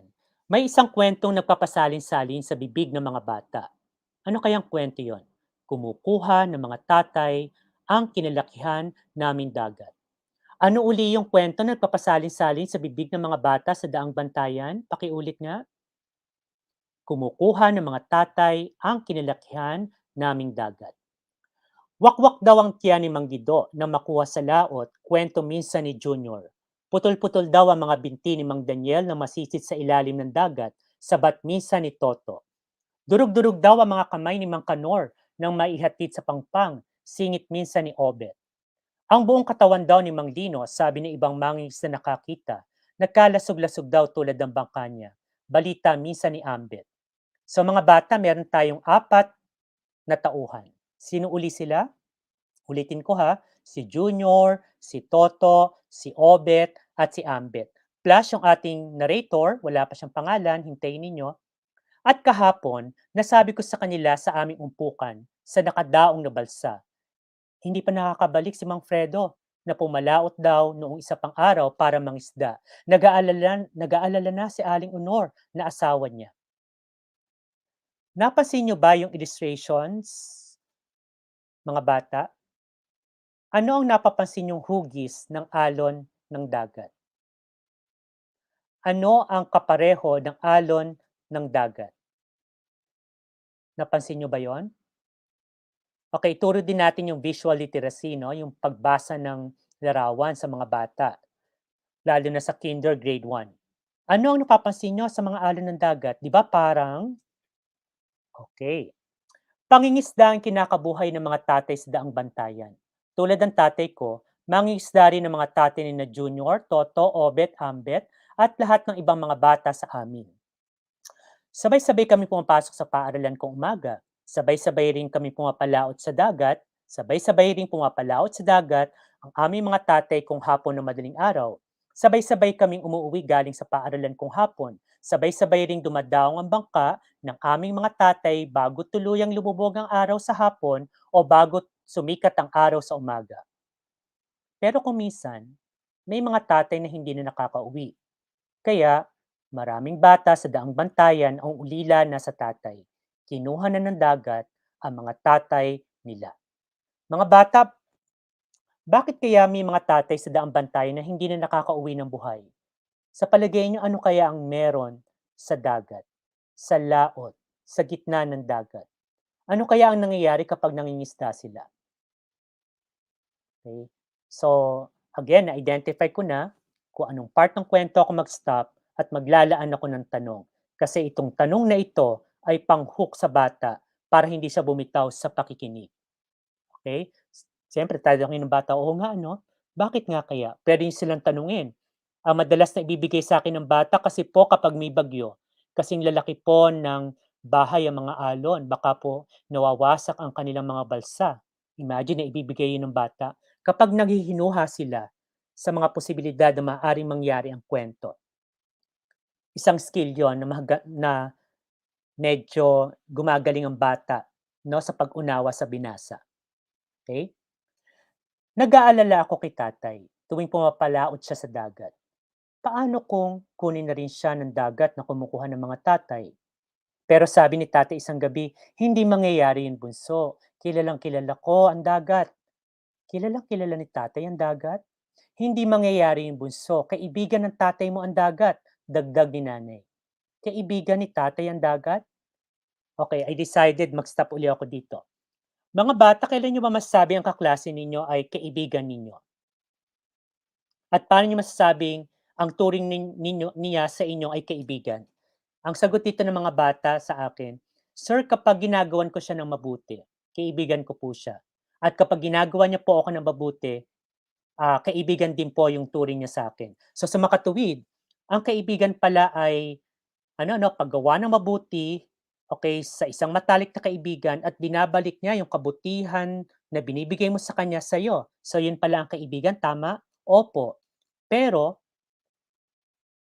kung sinabi ni nanay na kaibigan ni tatay ang dagat, pero bakit laging kakaunti ang mga huling isda ni tatay? Hindi niya napupuno ng mga huling isda ang aming bangka. Paano naging kaibigan ni tatay ang madamot na dagat? Tanong ko ngayon sa inyo ngayon yon, mga bata. Sabi niyo, kaibigan, ginagawa ng mabuti at ginagawa ka rin mabuti, pero dito, mukhang may problema yata sa sinabi ng nanay. Sinabi ng nanay na kaibigan ng tatay mo ang dagat, pero sabi ng bata, bakit kakaunti po ang mga huling isda ng tatay ko? Gusto nating malaman? Ano kaya ang dahilan? Bakit nga ba kakaunti ang mga huling isda ng tatay niya? Okay, panghukuli yun, di ba? Ang mga tatay ni na Junior, Toto, Obet, Ambet, maraming laging isda ang huli. Umaapaw sa buraw, dalagang bukid, lawlaw, ang daming isda, oh. Salay-salay, talakitok, bataway, panak, matambaka, labahita, mulmol, bagaong, malakapas, at iba pang isda ang bangka nila. Tapos sabi ni Ambet tsaka Junior, ang sabi nila? Sabi ni tatay, bibili na kami ng isa pang bangka sa isang buwan. Yabang sa amin ni Ambet isang araw. Kami rin, sabi ni tatay, bibili kami ng mas malaki-laking bangka na demotor pa. Singit naman ni Junior. Tapos sabi ng bida natin, naisip ko ang maliit at marupok na balsa ni tatay. Iginuhit ko sa buhanginan ang isang malaking bangka na pangarap ko kay tatay. Ito yung sinasabi kaninang understatement. Okay? Ang mga writers kasi, marami silang gustong sabihin. Ayaw nilang sabihin ng direkta sa mga bata. Kasi gusto nilang mag-isip ang mga bata. Dahil kapag ang kwento ay napakaliteral, tandaan niyo po, minamaliit natin ang mga batang mambasa na parang hindi ito maiintindihan ng bata. Okay? So, malalobat lang po ako.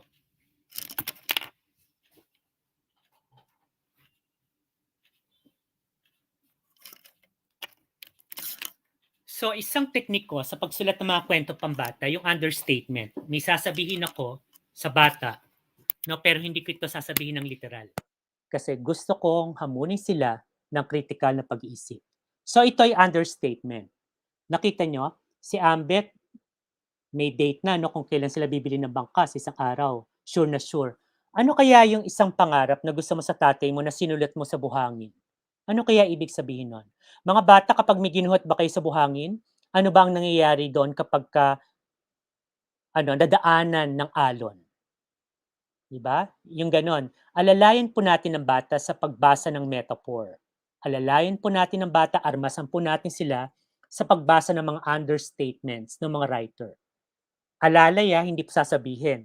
Kasi madalas sa mga elementary teachers, anong aral ang natutuhan mo? Mahirap pong sagutin yon. Bago dumating ang bata sa aral, kailangan po alalayan natin sila sa unti-unting pag-unawa sa teksto para maibigay nila yung aral na laging hinahanap ng mga teachers sa elementary. Okay? So ang kaibahan po, sa bata ay walang kasiguruhan kung mangyayari dahil sinulat sa buhangin, dinrawing sa buhangin, pero yung kay Ampit at kay Junior, may kasiguruhan na mangyayari itong pinangarap ng kanilang mga tatay. Isang umaga, nang papasok kami sa paaralan ni na Junior, Toto, Obet, Ambet, nagtakbuhan sa baybayin ng dagat ang mga tao sa daang bantayan. Aling Dolor, ambanan ninyo! Aling Dolor, ambanan ninyo! Sigaw ni Manggorio habang ibinababa sa bangka ang katawan ng isang lalaki. Obet ang tatay mo! Obet ang tatay mo! Amban ako! Dinig kong palahaw ng nanay ni Obet. Nakita ko nang malapitan ng tatay ni Obet, laylay ang balikat na parang nasabugan. Kasama na sa mga kwento nagpapasalin-salin sa bibig ng mga bata ang nangyari sa tatay ni Obet. Anong kwento uli yon na nagpapasalin-salin sa bibig ng mga bata sa daang bantayan? Yun yung tinatawag kong mga signposts, no? Yung mga importanteng natatandaan ng bata habang nagkukwento tayo. Ulila na sa tatay si Obet. Tulad ng maraming bata sa daang bantayan, kinuha na rin ng dagat ang tatay ni Obet. Ano ba ang meron? Nakita nyo nga itong hugis na ito. Ano bang meron sa gitna ng dagat na pinangingisdaan ng aming mga tatay? Na itanong ko sa sarili. Isasama na kita sa pagpalaot ko bukas, bunso. Gusto kong makita mo ang pusod ng dagat. Salubong sa akin ni tatay habang inaayos niya yung lambat. Talaga tatay? Hindi ako makapaniwala sa sinabi ni tatay. Oo anak, sinabi ko na rin sa nanay mo na isasama kita, dagdag ni tatay. Pinuntahan ko kaagad sina Junior. Sino uli yung apat na tauhan natin? Naibibigay ito ng mga bata sa grade 2 Sina Junior po, Toto, Obet, Ambet. Pinuntahan ko kaagad sina Junior, Toto, Obet, Ambet sa buhanginan para ibalita na isasama ako ni tatay sa laot bukas. Ano kaya ang sasabihin ng apat? Buti ka pa. Gusto kong makarating sa laot pero bawal. Ang bata doon, sabi ni tatay. May inggit na sinabi ni Toto. Ikwento mo na lang sa amin kung ano ang makikita sa laot, Lino, bilin sa akin ni Ambet. Ayaw ni tatay na maging mangingisda ako tulad niya, kwento ni Junior. Ano kaya ang sasabihin ni Obet na kamamatay lang yung tatay? Ibulong mo na lang sa dagat, Lino, na alagaan niya ang tatay ko. Lino ang pangalan ng ating main character. Alam ko na nasa laot pa rin si tatay. Malungkot na singit ni Obet. Okay? Kung ako ay teacher sa grade 6, ipa-analyze ko rin yung mga dialogo ng mga characters na to kasi yung dialogo ng mga batang ito ay nagsasabi ng kanilang katangian bilang bata. Okay?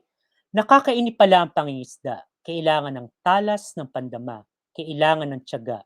Inihulog ni tatay ang lambat habang paikot na umaandar ang bangka at naghintay kami. Naghintay. Nakakainip talaga ang pangingisda.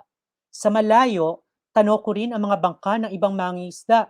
Napakalawak ng dagat. Ang dagat na kumukuha ng mga tatay sa daang bantayan. Boom!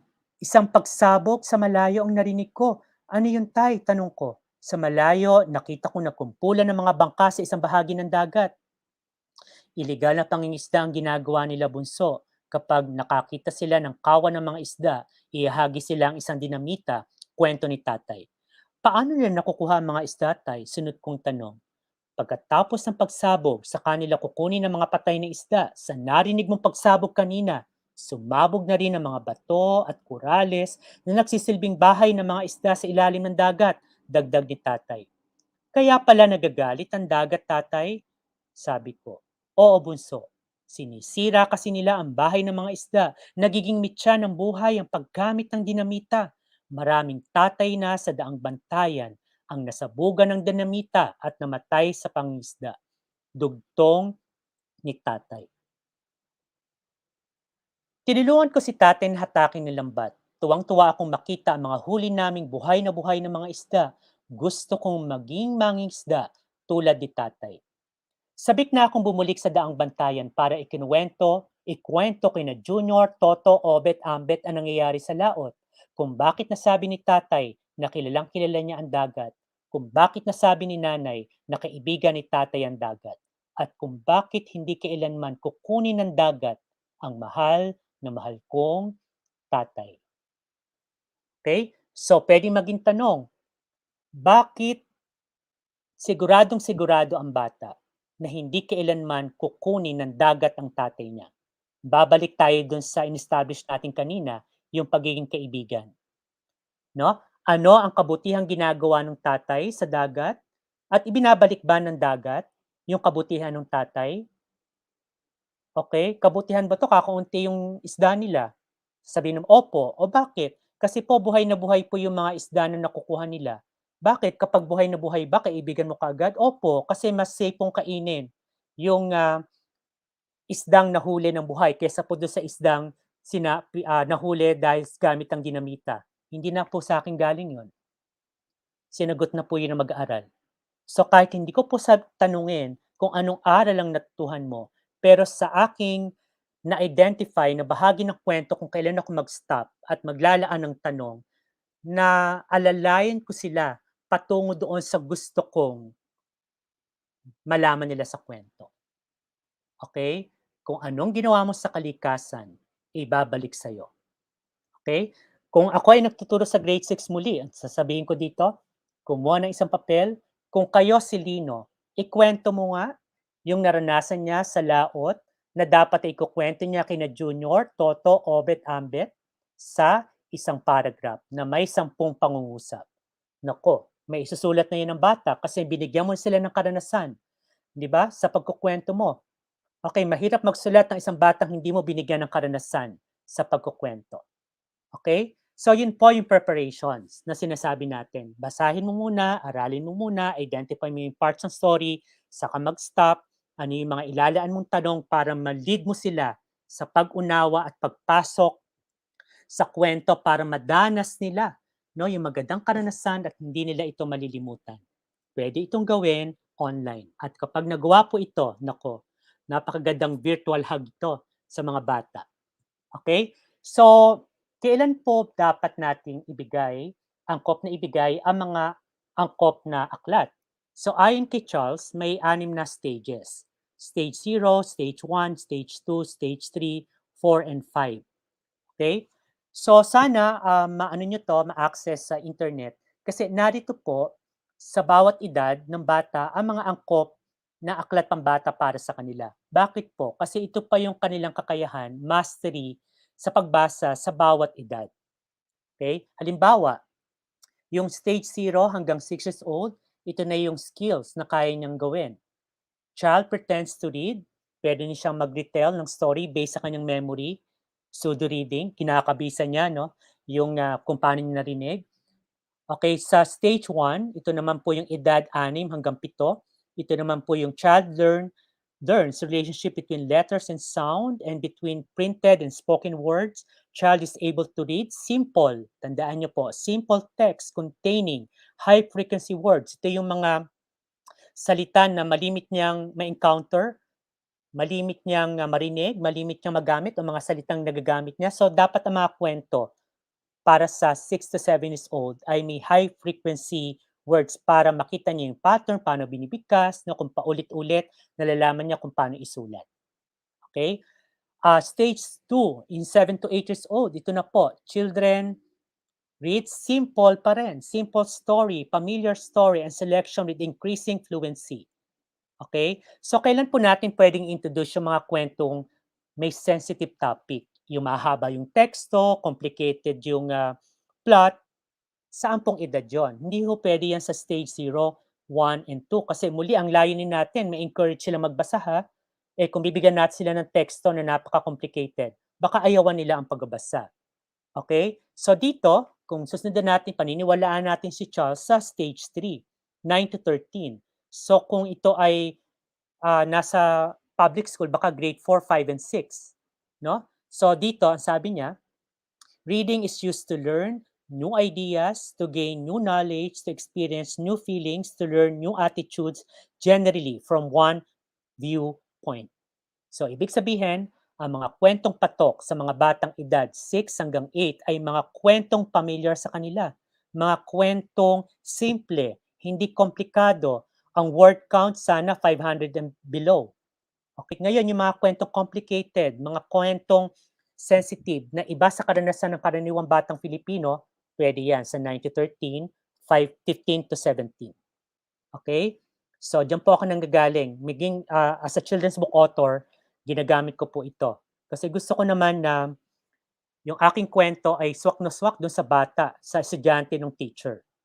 Okay? So, yan po. So,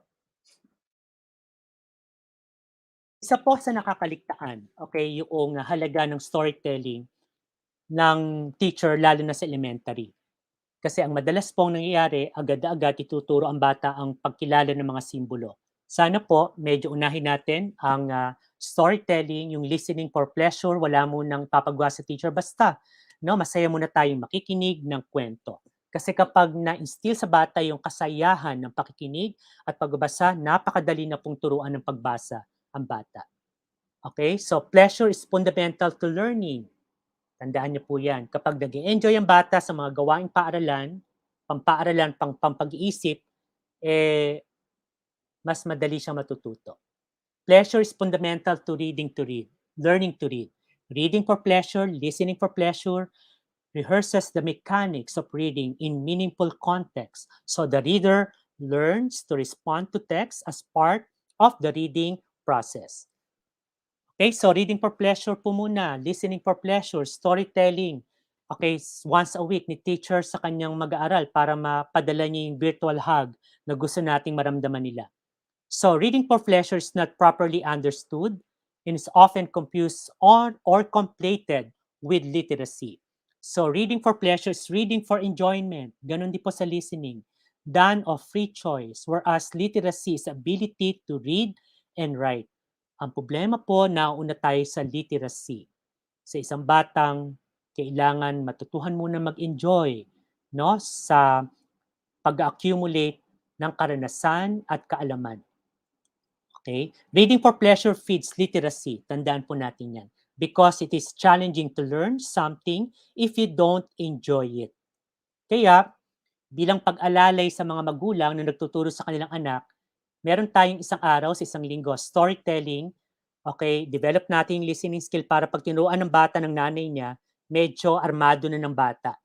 No? Nakakayahan sa pakikinig ng mga salita, kung paano ito ginagamit sa konteksto. Okay? Why do few children read for pleasure? Because sa school curriculum, the curriculum makes reading a subject to learn, not something to do for fun. Yun po ang solusyonan niyo lang po ito mga teachers sa grade 1, no, sa kinder. Paano niyo gagawing masaya ang storytelling ninyo kahit online kasi meron kayong layunin i-develop yung kakayahan ng bata sa pakikinig para magkaroon siya ng focus. Yung kakayahan sa pakikinig na to, kakayahan magkaroon ng focus, malaking tulong sa nanay na magtuturo naman ng literacy sa kanilang anak.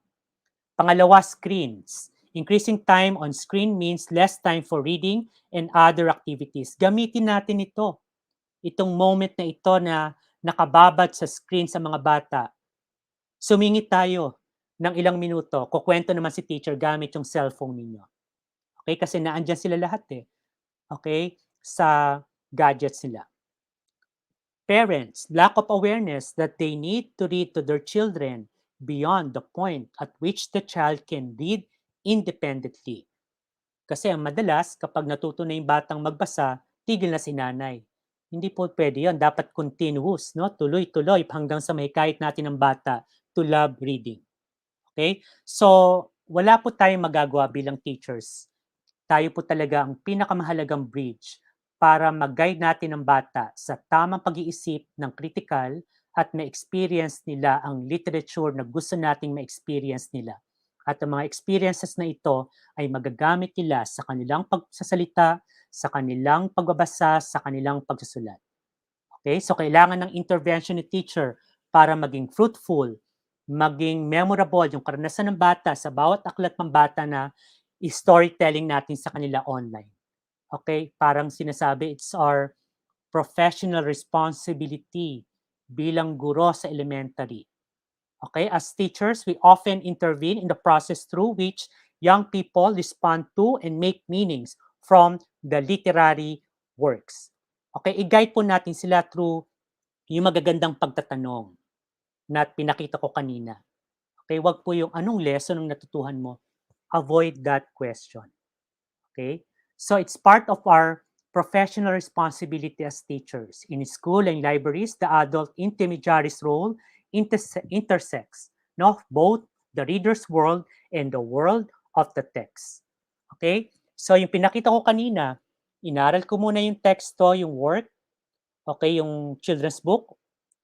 Ang dagat na kumukuha ng mga tatay, no, ginawa ko yung necessary preparations bago ko to storytell online para yumaman ang karanasan ng bata sa tekstong ito, itong Child Reader's World, ay yumaman, maging makulay at memorable.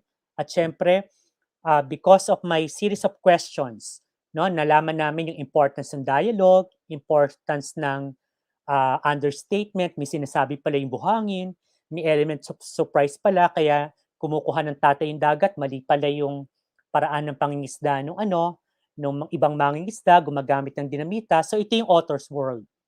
Okay, na gusto niyang sabihin sa mga bata through his work.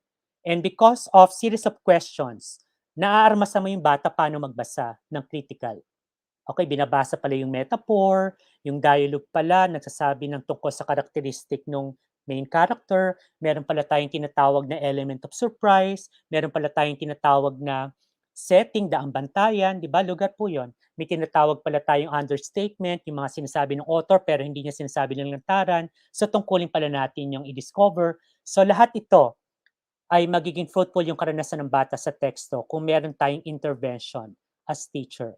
So aralin niyo muna yung bawat libro, planuhin niyo muna paano niyo ito ika-cut, no? Tapos maglalaan kayo ng mga tanong para leading doon sa isang karanasan forever na hindi makakalimutan ng bata na parang niyakap niyo siya gamit ang magandang kwento ninyo kahit hindi kayo magkaharap. Okay? So, yun po. Sana ay medyo maikli lang yung oras, Sana ay minapulot ko kayo na paano to i-apply sa klase. Nagpakita ko ng isang sample ng how to prepare at pagpili ng isang teksto at paano ito ipipresent online, storytelling sa ating mga mag-aaral. Okay, please, sasagutin natin yung tanong ng bata na andito lang ako bilang teacher ninyo. Okay, na andito lang si teacher, lagi lang ako naririto at kilala ko kayo. Yon ang dapat maramdaman ng bata. At magagawa niyo po ito through online storytelling. Maraming salamat po. Paalam, mga bata. Wow, amazing virtual clap, Sir Hinaro. And our comment section is so filled with messages of gratefulness and congratulatory message na nabubulol tuloy ako kasi sobrang Sa galing, hanga sir. din ako. Medyo Hanga ako dun nagmamadali sa ako. story. Okay lang po, sir. And talagang kahit taga Navotas ako, no, yung mga terms dun sa pangalan ng fish, namangha ako No? kasi talaga oo nga naman eh. Etong mga terms ng mga fish na ito, yung fish names na ito, hindi ganong mulat ang mga bata na may mga pangalan pala yung different fish sa atin since we are also an archipelagic country. It's nice that we are opening these vocabularies to our kids. How about you, Ma'am Nova? What can you say about the presentation of Sir Hinaro? I am just so amazed. And as what one of our student viewers or our teacher viewers here, our participant said that it's a great story from the great storyteller himself. And as Mhm. what Sir Naro said earlier, ehersisyo ng isip ang pagbabasa. So that means to say, books hold limitless knowledge, mame, and there is a book for just That's about true. anything there are also incredibly insightful learning materials, as what Sir Hinaro also shared earlier too. Yan.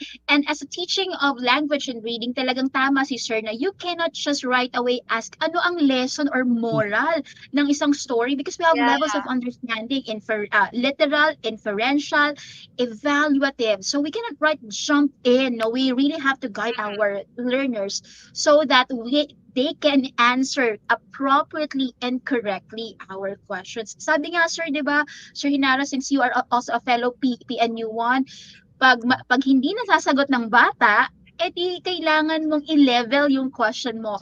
Yeah. They always emphasize the art of questioning because that's one of the basic and most powerful tools of teachers. Pag hindi kaya ng para sagutin, please rehearse the questions. Baka hindi pa ready sa level ng question mo. And for that, Sir Henaro, we are to give you your certificate of recognition for your sharing for today. Ma'am Nova, go ahead. Sure, Ma'am May. The Department of Education, the Office of the Undersecretary for Administration, through the Information and Communications Technology Service Educational Technology Unit, awards this certificate of recognition to Mr. Hinaro Argojo Cruz for sharing his invaluable knowledge and expertise as resource speaker on the topic entitled Critical na Pakikinig, Critical na Pagbasa, Pagtuturo Online on November 27, 2021 during the National Reading and Book Month webinar series. His inputs assist in retooling, reskilling, and upskilling of educators on current trends in reading, literacy, and pedagogy, streamlined to the emerging technologies and cultivating the critical thinking skills of learners towards responsible citizenry. Given this 27th day of November 2021 at the DepEd Central Office, Miracle Avenue, Pasig City, Philippines. Signed by the head of the ICTS-EdTech Unit, Mark Anthony CC, the Director 4 of the ICTS, Director Abram Y.C. Abanil, and the Undersecretary for Administration, Elaine Del D. Pasqua. Thank you so much, Mr. Hinaro Argojo Cruz. Maraming pong salamat sa inyo lahat. Virtual hug sa inyong lahat. Thank you, sir. And tama si Sir, talagang may kabig sa puso yung kanyang presentation for today. And if Sir Hinaro shared to us how to teach reading effectively and how to teach it with effective guide questions, we will now proceed to our fourth or fifth speaker. Naku, nag-lose Fifth count na ako now, sa Name. kasi Two hindi more to naman talaga, go. yes, hindi ko na alam yung order ng speakers. Why? Because I'm really into the things that they are learning for Information, today. right? Oo, grabe yung information na nare-receive ko from them. And I'm not just a host in this webinar series. I am also a learner participant. Grabe. So Right, gustong-gusto ko yeah. yung gustong-gusto ko yung mga questions na ibinigay ni Sir Hinaro when he was telling to us his story. And syempre, kung nag-storytelling naman tayo, we will learn on how to write stories for children and how to really cater the kind of environment that we have right now, 21st century learning. Now, let's introduce our fifth speaker for today. Okay, our fifth speaker is currently editor-at-large of Liwayway Magazine. So sa mga readers dyan na talagang matagal na at part na ng ating kultura ang Liwayway Magazine. He's also a children's book author, journalist, translator, and editor and poet. His work in both literature and journalism has been recognized at the Carlos Palanca Awards. So we are filled, sorry for that, we are filled with Carlos Palanca Award winning. Awards. Grabe po. Komisyon sa Wikang Filipino, talagang ginto, PBBY Salanga Writers Prize, Gintong Aklat Awards, Catholic Mass Media Awards, Lasallian Scholarum Awards, and the International Board on Books for Young People Honor Diploma of Excellence. He wrote some of the most iconic and I would say epic best-selling storybooks for children like Chenelin, May Higante sa Aming Bahay. Itong mga stories ito meron sa mini library ko. Ang bonggang Batang Becky, Ang Bago Kong Laruan, The Seed That Wanted to Fly, Si Faisal at si Farida, Olive Ridley Comes Home, and Mga Lihim sa Gabi ni Roming. His latest book, Maanghang na Salita, has been published abroad and translated into Vietnamese, Khmer, and Hindi languages. He has been a veteran trainer in campus journalism competitions, having judged the NSPC from 2014 to 2017. From 2018 onwards, he has become trainer and judge of division and regional writers in editorial featured science writing, collaborative and online publishing, and guest critic and consultant of several noted and award winning school publications. Aside from his writing and lecture activities, he also manages Randy Reads online bookstore on Facebook, as well as Randy Writes on online writing workshop, writing stories for children for aspiring storybook writers. And for today, Randy Talks. Let's welcome to our virtual stage Sir Randy Garlito. Sir Randy. Good morning, sir. Hello. Hi, Sir Yes. Randy. Good morning to everyone. Good morning to Tutor May and Tutor Nova. And good morning to everyone who's now watching at the DepEd Tech Unit Facebook page. Magandang umaga po. Ako si Randy Garlitos. Isa po akong manunulat pambata at isang educator of sorts. So,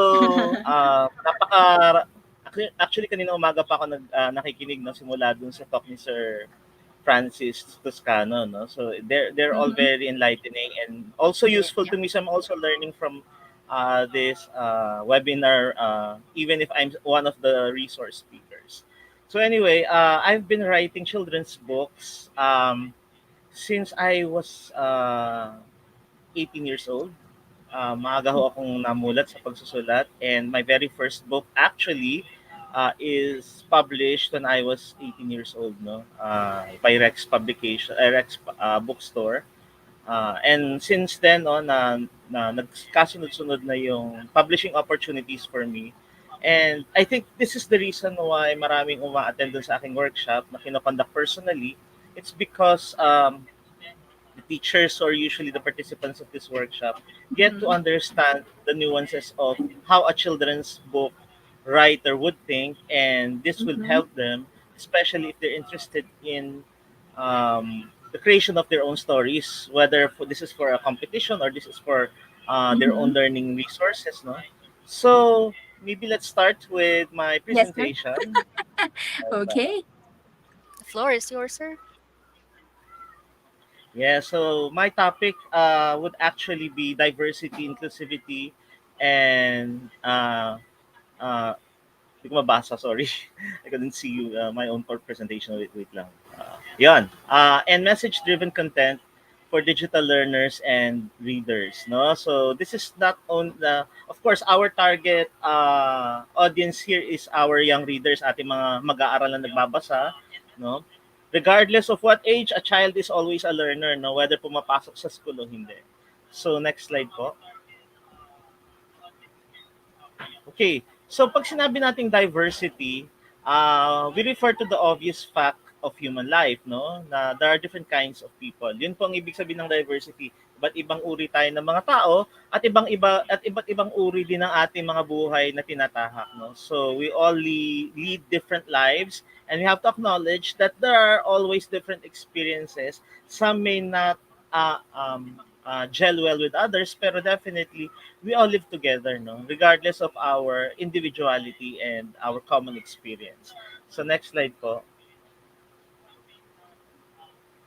So, ito yung goal ng bawat children's book writer. So, you've noticed that there are so many children's book writers who are now our speakers for today. No, ako na yung pang-apat, no. So, I think every children's book writer's goal is to imagine a world in which all children can see themselves in the pages of the book. And that's the reason why I want to talk about diversity. Kasi dahil iba't ibang uri ng mga bata, gusto ko na marami ang makabasa nito regardless of age, regardless of nationality, regardless of culture, no? All of these become familiar to the kid, ano? Nasa tamang pagtuturo, nasa tamang pag-storytelling, nasa tamang paggabay ng mga adults lamang. No? So, ayun po. Next slide po. So yun, diversity in children's stories, ano ba yung goal natin dito?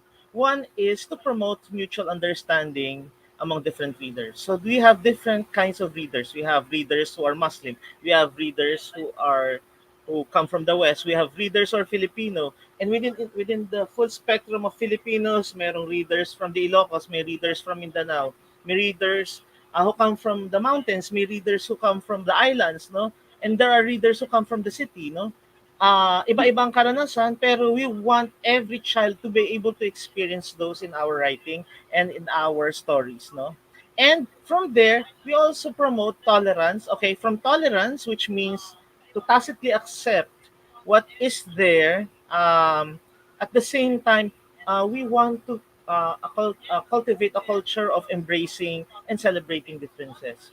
So nung narinig ko kanina si Henaro talking about virtual hugs, I want not only a virtual hug but also a complete embrace and celebration of the differences. Okay? And I think every a children's book writer who wants to discuss a topic that is not very much common to many of our readers, gusto rin tuklasin yung ganitong klase ng mga karanasan, ano? And let's also affirm that each child reader lives uniquely. Okay? Ibig sabihin, ang bawat bata ay may kani-kanyang paraan ng pamumuhay. At tanggapin natin ang masakit na katotohanan na marami sa kanila hindi nabubuhay sa mga ideal na kondisyon. Meron tayong mga bata na nas na dumaranas ng migration, dumaranas ng evacuation, dumaranas ng war, dumaranas ng pagkagutom, dumaranas ng depression. So, iba-iba ang condition at kailangan ma-address natin itong mga not ideal conditions na to sa ating pagsusulat, no? Okay, next slide po. So I want you to check out these two images. The one on the left is from a popular television show in Nickelodeon called Where's Noddy, no? So Where's Noddy is that kid with the red shirt, no, nasa harap. At kung napapansin ninyo, marami nagkomento sa show na to, no? Nasa tuwing ito kasi yung kanilang ending part, no, yung pag magbababay ng mga characters, no, na sila magpapaalam na sa screen, no. Yung animation na to. Maraming mga magulang nang nagreklamo, no, sa British television. Sabi nila, why is it that there's only one or two female characters and the other one is people of color, no, person of color siya. So yun yung tinutukoy nila. So ano yung lumalabas na problema nito? Same thing sa isang very popular children's book, yung Where's Walrus and Penguin, no? Kung saan natukoy daw na bakit puro daw male daw yung characters, yung mga illustrations ng mga characters na nasa libro, no? So, yun yung tinatawag nating tokenism, no? Pag sinabi nating tokenism, nagkukunori tayo na sinasama natin ang lahat ng tao, pero parang hindi sila bahagi ng community kasi parang lumalabas, mini-mention mo lang sila para masabi na ikaw ay patas, para na ikaw ay nakakaunawa, no? So parang lahat 'yun parang very superficial, no? And especially in children's media, napapansin 'yun hindi lamang ng bata kundi maging ng mga magulang, no? So remember sa children's media including books, even there are very much passionate viewers and commenters on our work. So we have to be very very careful, no? So next slide po. Yun. So that's the reason why we want to introduce diversity in children's stories. Because we want to avoid tokenism and patronizing or stereotyping representations. No? Example, no, look at the images here. In this 1950s paperback novel, no, supposedly for teenagers, no, makikita nyo yung His Brother Love, no? Pag napansin niyo yung portrayal sa isang gay character or sa person who was a member of the LGBTQ IA plus community is always in a derisive or a ridiculous way. And this is not only in children's books but also in popular media like films and television shows, no? Di ba laging ang portrayal sa mga person sa LGBTQ community laging paano siya, laging derisive, yung nakaka-insulto yung dating, example, o mababa yung pagtingin or pagtanaw. Example, no, pag iniisip natin yung mga palabas ng unang panahon na pinoportray ni Roderick Paulate, ni na Manny Castañeda, ni na Bernardo Bernardo, yung portrayal sa mga gay characters bilang mga hayok sa laman, na patay sa lalaki, na ang alam lang gawin ay magtrabaho sa parlor. Tapos pag lesbians naman, lagi tayong merong snide remarks with the likes of Aiza Sigera and all these other lesbians and other members of the queer community, no, na parang meron tayong laging snide remark about their or yung representation nila sa media is always parang tinatago natin sa mundo na sila ay ganoon, ano? 'Yon. So, paki-zoom out po. 'Yan. So 'yun, yun nga tulad nito, signages na lang makikita ninyo, no? May mga signages sa infographics in which bakit kailangan single out yung black guy? Even in media, di ba? Who's the first to die in a movie? Lalo na kung horror to or murder to. Sino unang namamatay? Di ba black person? Di ba? O kaya yung person of color. So, sinong laging tinitirang buhay? Yung white. Yun tuloy yung naiko-condition sa mind ng mga tao, no? And even in our politics, nako-condition tuloy na dapat yung white ang parang binibigyan ng a special preference sa survival sa mundo, no? And then of course, women, no? Pag sinabi nating women, ang tendency kapag um, ang babae ay strong at very tinatawag natin strong-willed and very independent, no? 'Di ba anong tawag sa kanya, 'di ba? Bitch, 'di ba? In which sometimes even LGBTQ na medyo strong ang personality, bang tawag bitch. Kaya yung mga members ng LGBTQ, nila mismo yung yung term na bitch, no? Ano daw ibig sabihin ng bitch? For the LGBTQ community, it means being in total control of herself, himself, no? So ibig sabihin nun, talagang may control sa kanilang sarili. So let's avoid those stereotypes about women being bitches or LGBTQ members being bitches, no? So yon. Um, Sorry po sa term kung ginamit ko yung term na yun. Pero alam niyo, ang dami kong batang naririnig na 3 taon, 4 na taon nagagamit ng mga salitang ganyan, no? So isa rin yun sa gusto kong ito class, no? Kanina binanggit yung word na titi, sa ako ay may titi ni Hinaro Goho Cruz. For the longest time, ang daming tao na even in the US, they're afraid to use terms that are related to the body. Bakit tayo gumagamit ng term para sa sexual organs na parang euphemism, no? Example, merong ako ay may titi, ako ay may kiki. Bakit maraming nagreklamo, bakit ganun yung title? Bakit ganun? Dapat ang ginamit, ako ay may flower, ako ay may lizard, ganun. Pero parang naglolokohan yung mga tao, di ba? Parang sa kagustuhan nating maging padisente or maging pamagalang, parang we are trying to hide the idea that there is a word for that, no? So let's try not to let's leave that in the 20th century, no? Wala na nga yung 20th century, binabalik pa natin dito, no? So let's try to be open about the idea of naming our bodies and the use of the terms without it being used as a weapon. Yun yung problema natin sa media, no? We are using words to weaponize things. For example, if we don't agree with somebody, we call them bitches. If we don't agree with somebody, we call them names, no?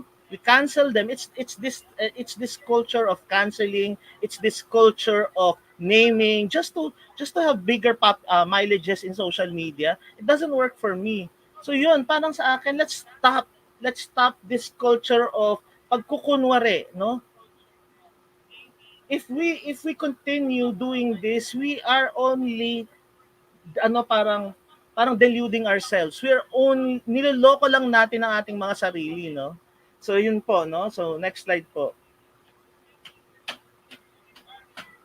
Ayun. So diversity in children's stories is not only about gender, no? And not only about anything that's political about gender, no? So let's also talk about linguistic and cultural diversity. When we say linguistic and cultural diversity, dito sa Philippines, we all know that we have 100 plus languages, but only English and Filipino that is based in Tagalog ang nangyayari, no? Kasi sabi nga nila, yung Filipino nga daw ay based lamang sa Tagalog. Pero pag titingnan mo yung Constitution, ang Filipino daw is a working developing language that includes languages from all over the country. So it's about time we publish books that are written in other languages. We should also be reading as whether you're Tagalog no or Bisaya, you should be reading the works of other writers from the other languages, no? Para maging ano tayo, maging multilingual tayo bilang mga Pilipino, no?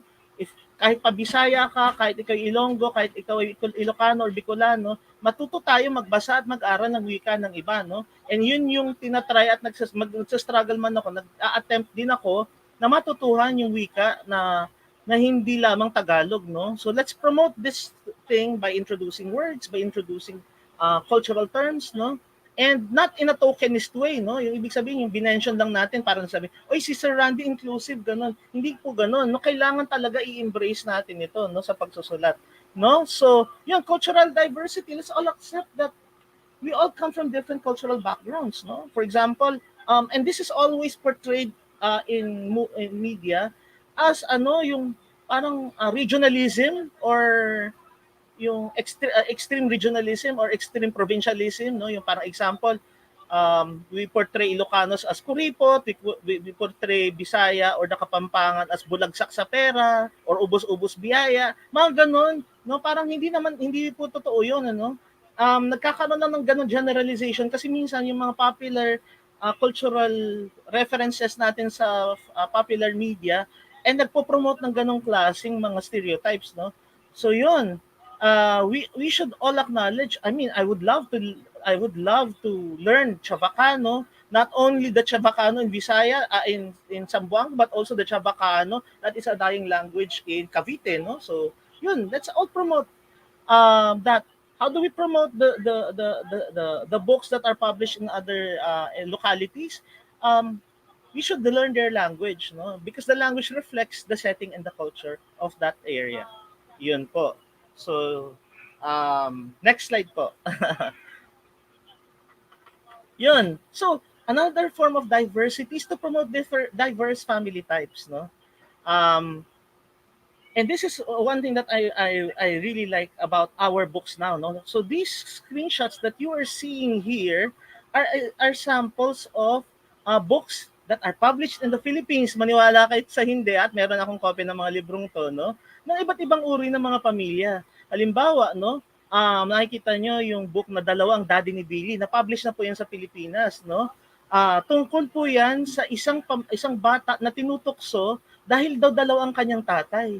Which in reality is, kung magbabasa kayo ng newspapers, meron na published recently about a same-sex couple who is raising their kid. And I know a friend who's also raising their own kid, no? No, so I'm really happy that we are creating these kinds of books. The book below, no, yung ang nanay kong driver, no, na pinablish ng Lampara ay tungkol naman sa pagsama ng bata sa kanyang nanay na nagmamaneho ng jeepney, no? And doon pa lang makikita mo, no, na meron tayong reversal of roles in which pag-uwi ng bata at ng kanyang nanay galing sa kanilang mahabang biyahe ay ang tatay ang nagluluto, no? Di ba nakakatuwang isipin, ano, na because in the reality meron mga ganitong tatay na, no, sila yung tinatawag na house husbands, no. At minsan ang nagiging breadwinner talaga ay si nanay. Tapos yung sa right side naman, kung nakikita niyo yung batang may ibang kulay ng buhok, yan po ay book ni Zara Gagatiga, no. So ang pangalan ng libro ay Sayang Maging Ako, and tungkol ito sa realization ng isang bata tungkol sa kanyang sarili, no, na she is apparently the product of some hate or ridicule ng kanyang mga kaklase na hindi naintindihan kung bakit gusto niyang magsuot ng maraming alahas, gusto niya magkaroon ng ibang kulay ng buhok, gusto niyang gawin ng mga bagay na gusto niyang gawin. No, so itong librong to, tinutuklas na okay lang dapat sa bata na hindi makaramdam ng panliliit sa sarili kapag sa kabila ng panunuya, no? So kailangan turuan din natin yung mga bata na maging matapang upang ipagtanggol ang kanilang sarili and i-assert ang kanilang individuality, no? So nakita niyo, no, itong mga books na to, they promote actual practices of diversity in children's book publishing. So yun po. Thank you. Next slide po. So yun. we should show that there is a diversity in action, no? Example, this is a book uh, published in Singapore that talks about there are different skin colors in a typical Asian society, no? So yun po ang pangalan ng book, The Wheels on the Tuk-Tuk, no? So kung napansin po ninyo na walang tokenist representation, ano? Marami ang may pale colored skin pero mayroong may pale colored skin pero mas marami yung ang complexion, no? In our society, pinopromote sa media natin yung pagpapaputi ng balat, no, which is unnatural, no? Tapos lumalabas kapag meron namang dark skinned na contestant sa isang beauty pageant, ano lumalabas? Parang ay mabuti na lang may sumali isang dark skinned contestant, no? Dapat we should not be making those kinds of tokenist remarks, no? Let's just support those people, no, who are promoting and asserting their color, no? I mean, let's accept the fact that the Philippines is a multicultural and multiracial society. Baka akala natin puro lang tayo mga kayo-mangging kaligatan at mga mapuputing Filipino-Chinese, Filipino-Spanish, no? Marami tayong parang meron tayong broad spectrum of complexions na hindi dapat nating kinahihiya, no? Yun po. Next slide po. Ayun, diversity in action. So in two examples of the works that I have written, I am teaching this parang ito yung advocacy ko bilang isang writer, no, to promote that diversity in action. For example, in my work si Faisal at si Farida, na minsan nailagay sa na-mention sa isang DepEd textbook sa grade 4, no? Children of different belief systems can live together in a community, no? Para maturo natin sa bata yung tinatawag nating embrace of other religious beliefs, no? Hindi naman ibig sabihin na kapag ang bata ay nagbasa ng librong may character na Muslim, ay magiging Muslim siya, no? At hindi naman kinakailangan yung Muslim na bata sa isang libro ay laging stereotype, no? Kailangan buwagin natin yun or i-demystify natin yung mga misteryo na yun sa likod ng stereotypes na yun. So yung next naman, yung ang bonggang-bonggang batang Becky, no? Actually, marami nagsabi sa akin that this book is one of the very first children's books in the entire publishing community, in international publishing community, to discuss about sexual orientation and gender identity and expression, ano? So, it's a good, actually nasulat kong story na to way back in the 1990s, pero bakit ngayon na-publish lang siya noong 2013? Ganon kalaki yung inintay niya para mag-mature yung audience, no? Mabuti na lamang na meron ding pinapakita na meron din namang responsible and very compassionate media. Like for example, nung naglabas ang GMA7 ng My Husband's Lover, Destiny Rose, yung mga na very controversial kasi they promote representations of LGBTQ, pero at the same time we're also promoting positivity in media, no? For example, nung lumabas to, merong isang kilala sa meme yung batang ito, no, yung batang contestant sa isang popular TV show na very assertive siya, no? Na kahit si Willie Revillame yung katanungan niya, hindi siya natatakot sumagot ng pabalang, no? So I really admire this kid, and actually nakita ko sa studio mismo yung batang yun because I was interviewed in TV5 when they were doing that, no? So yun, so importante yung mga ganun, no? So next slide po. So sa content, so you have to bring the key concept of your story using effective story elements para na po to sa writing proper ng ating mga teachers, no? So I'm sure marami sa inyo interested dito kasi gusto niyo pong matutong magsulat ng kwentong pambata. So yun po, next slide po. So yun, so themes and topics. So themes should be universal. Magkaiba po yung themes tsaka topics, no? So themes should be universal, ano? Ano po yung mga themes? Friendship, loss, animals, having fun, discovery, etc. Ito yung underlying message, no? Ito yung pa-feel good na tone, nagsiset ng tone doon sa storya, no? Ano naman yung mga topics, no? Choose topics that should be relevant and appealing to young readers, no? So it should evoke their emotion and it teaches them how to deal with, sorry po, paki-zoom out po. It teaches them how to deal with difficulties. Yes po, no? Kung napansin nyo, ang dami sa mga resource speakers na children's book writers, they are very much welcoming sa idea ng pagtuturo ng topics that have that teach about difficulties in life, no? mga situations, like for example, there is like a whole lecture on COVID literature, no? There is also a topic about realities, like nung kinento ni Hinaro kanina, no, about yung realities ng mga children who live in communities that deal with dynamite fishing, no, or irresponsible fishing practices. So yung mga ganitong inconvenient truths ay itinuturo, no, sa atin ng mga librong ito, no, at maaari nyo rin po itong isulat, no. Let's go beyond milk. Sorry po, alam ko marami sa inyo nagre-rely po doon sa idea na kailangan may MELC compliant po o yung milk na sinasabi nila sa DepEd, no. Pero let's think beyond that kind of mindset, no. Let's write stories that only you can experience and share with others po. Okay po, next slide po.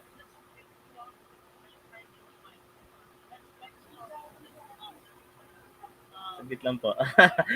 PDF yata yung ginamit nila eh. Kasi baka magloko yung ano eh, kaya pala ko ng PDF. So yun, so you have to know your readers, no?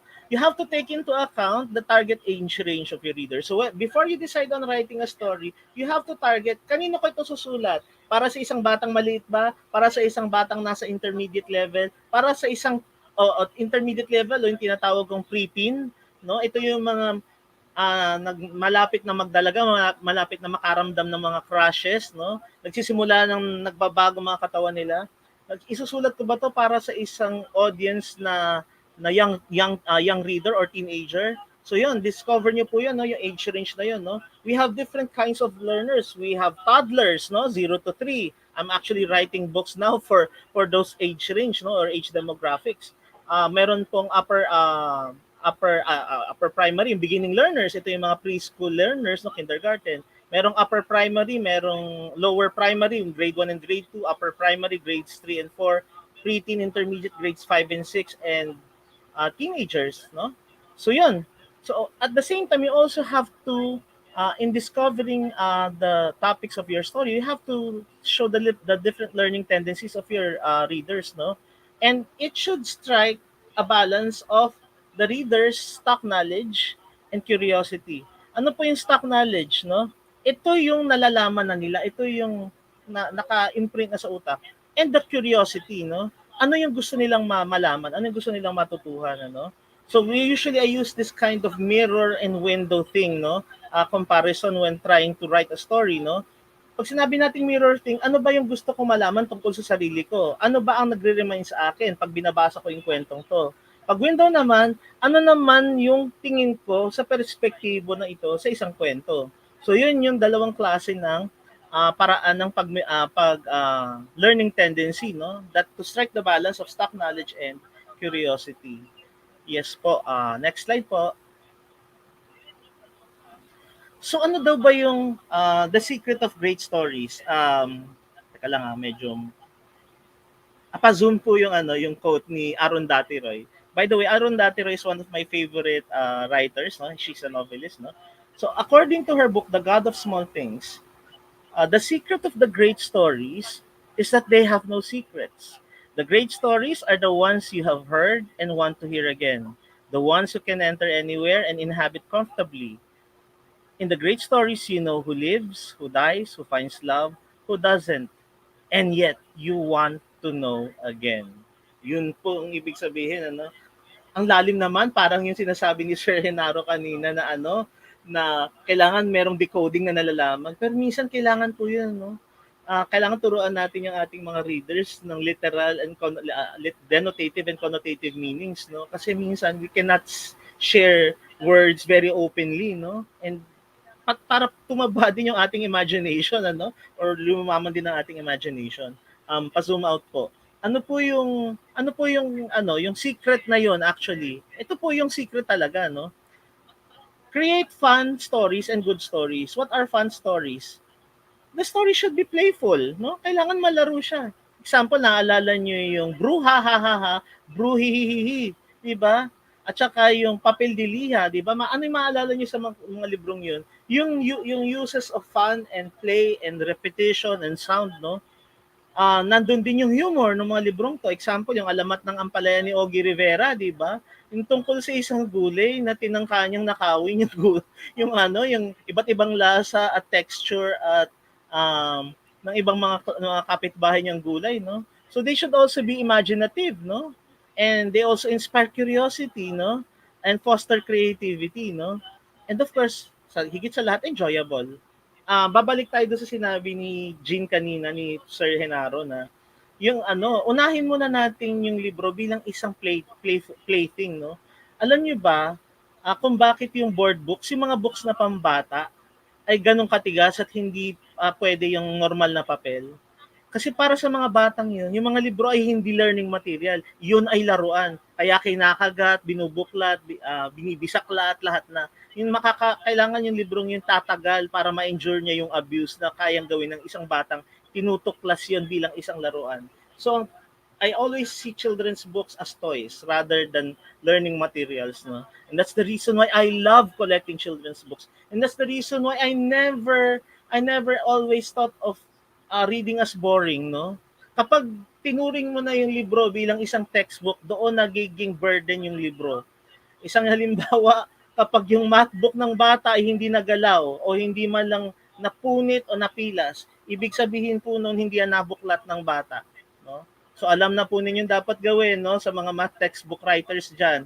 Gawin yung creative ang pagsusulat ng math kahit pa alam nating napakahirap ng math, no? And in fact, even some children's book writers have created math stories, no?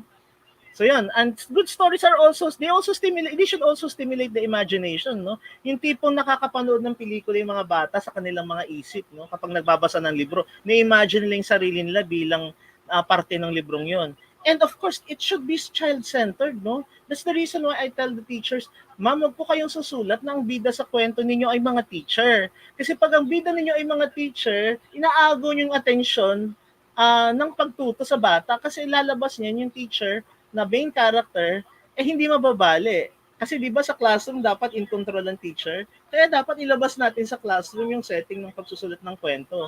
Gawin nating child-centered. Bata ho ang magbabasa, hindi po teacher. Okay? At hindi po definitely yung adult lang ang namimili, no, nung gusto niya ipabasa sa mga bata. And of course, they should also include opportunities for fun. Some people use children's books for games, no? Some teachers make this an opportunity to make kids read more and more, no? Hindi dahil lamang i-require silang magbasa ng 50 books, no? Kundi para magbasa sila at their own pace kasi may mga batang mas mabilis matuto kaysa sa iba. At i-acknowledge natin 'yon, no? Okay, next slide po. Yon, so morals and fun. So anong dapat tandaan? Stories need not be message-driven all the time. No? Ano pong ibig sabihin nito? Huwag po nating panaigin yung paglalagay ng moral value sa ating mga kwento. Kasi kapag ganun pong nangyayari, nagiging teachy-preachy, yun yung term doon, yung teachy-preachy, para kang teacher ka na, pastor ka pa, naninermon ka pa, pastor ka na, pari ka pa, so and in other words, puro sermon, no? So, syempre, ang bata, nagkaka-fatigue yan yung tenga niyan pag naririnig na, ikaw, hindi ka nag-aaral, kailangan mag-aaral kang mabuti, ganyan yung tendency minsan ng mga ibang kwento. O kaya, kaya ka minulto sa iyong panaginip kasi hindi ka nagsisipilyo, ganyan-ganyan. So, 'di ba? Preachy-preachy na kagad 'yun. So, hindi kinakailangan message driven. You can always serve the message of your story na lang pa-suggestive lang. Yung kumbaga gentle tap on the back lang, no? Hindi yung pinamumukha mo dun sa bata na guilty siya o siya ay maaring tawag dito, makaramdam siya ng feelings of guilt sa kanyang condition, ano? So, at the same time, you also have to make a bridge for discussion, ano? I always remember Beverly Cleary. I don't know if you've read her. She's one of the most fascinating children's book writers. She's writing children's novels, no? And according to her, no, as a child, I disliked books in which children learn to be better children. 'Di ba? Parang ang goal natin usually sa ating normal learning is for children to be better children, no? So children should learn that reading is pleasure and not just something that teachers make you do in school. Di po ba? So kapag ganun po, no, kahit ulit mga bata, parang lalo na kapag nakakaramdam ng na parang pababasahin na naman siya ni ma'am ng mga mahahabang libro, parang may takot or intimidation lagi, no? pag ako normally I suggest to teachers na huwag gawing homework reading yung pagbabasa ng libro, no? Mas maganda kung pagkwentuhan ng mga bata yung mga libro. Gawing nating parang group discussion um, rather than make them parang answer questions, no? Tsaka na natin pag-answer questions sa mga yan pag nakaka-handle na yan ng mga ng mga topics na pwede na nilang i-review for learning and all that, no? So yon, next slide po. Thank you. So there is actually value in good stories, no, without having to make them teachy preachy. These are some of the newest books. They were published by Room to Read in cooperation with different publishers in the Philippines. No, so Kaya ni Mina by Janina Rivera talks about what? Talks about self-worth and dignity. It's about a visually impaired child who can take care of herself and her sibling. Parang she manages the house in the absence of her parents who are working, no? So, Masaya Maging Ako, which I mentioned earlier, is about realization and epiphany that you are your own self and nobody can tell you what you should be and what you should not be, no? And then, Paalam Puti, which is about processing emotions. Ano yung pinaprocess na emotions dito? About the acceptance of a death in the family. And not necessarily a member of a human member, but maybe a pet, 'di ba? Which to many children is can be a very traumatic experience. So we should teach how to process things like death and trauma sa mga bata para they will grow stronger from this so that when they experience situations like this, they do not feel very helpless. Okay, they can process the problems themselves. So, yun po. Next slide po. So, sabi nila, what's a story with a huge impact, no? Ito yung pang ano ko to, pang sarili kong feel good quote ko, no? Sabi ko, what's a story with a huge impact ba? The one that passes through your heart without even piercing it. Ibig sabihin po nun, tagos sa puso, pero hindi kailangang mabasag yung puso. Hindi kailangang lumuha ka. Hindi kailangan umiyak ka para makaramdam ka ng feel good, no? Kaya minsan sabi ko sa mga teachers, pag susulat tayo ng tagos sa puso ng mga kwento, alalahanin na huwag niyong papaiyakin ang inyong character o papaiyakin yung mga adult characters na parang example. Di-discourage ko yung at niyakap ako ng mahigpit ni nanay. Mahal na mahal ko siya. Yun na yung yun na yung pang pierce moment, no, yung pambasag moment dun sa tagos sa puso na storya na yun. Okay? So next slide po. So you have to in dealing with issues, no, try to write stories that support what? Inclusivity. Lahat ay kabilang, ano man ang kulay, ano man ang balat, ano man ang itsura, ano man may depekto man o wala, no? O meron man tinatawag na special needs o wala, no? So that includes there are classrooms nowadays in the Philippines in which children with special needs and children who are normal and even children with special talents or parang high IQ ay pinagsasama-sama, no? Para magkaroon ng fluidity and inclusivity yung classroom, no? Stories can include universal and national values, no? Of course, bilang Pilipino, meron tayong sariling national values tulad ng bayanihan, tulad ng malasakit sa kapwa. These are values na hindi mo madali mahanap sa iba. Bakit? Halimbawa, i-translate mo yung word na malasakit. Ano ba yung malasakit sa English? May makaka-translate ba na wala, di ba? Pag sinabi nating bayanihan, matatawag ba nating heroism yon? Di ba? Iba yung meaning ng bayanihan sa pagiging bayani, no? So yan, no? Human dignity, you have to promote human dignity with our stories, no? We have to promote equality and equity. We have to promote advancement of human rights and freedoms. We have to promote non-racialism. Ibig sabihin nun, tanggalin natin yung mga stereotypes about people and races and about non-sexism, no? That people can use any gender that they can prefer any gender that they decide on their bodies, di ba? And in fact, ito nga yung meron kaming recent development I want to share with everyone, ano? I have read a story in which there is a character, a child character. Yes, oo. There's a child character na who calls himself non-binary. So this is a novelty concept, no? Even among the LGBTQ spectrum, no, yung non-binary.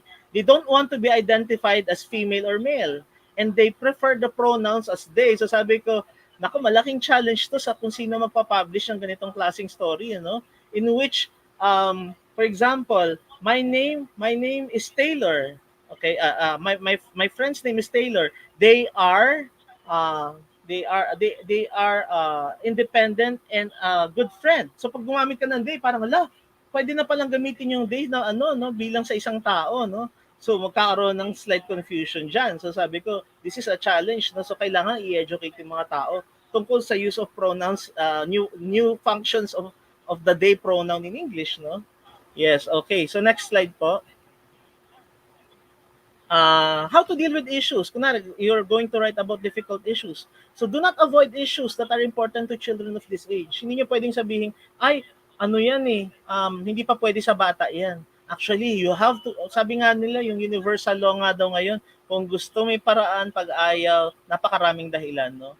Pero tayo, kailangan humanap tayo ng paraan para maituro natin sa bata yung isang napakahirap na topic or paksa, no?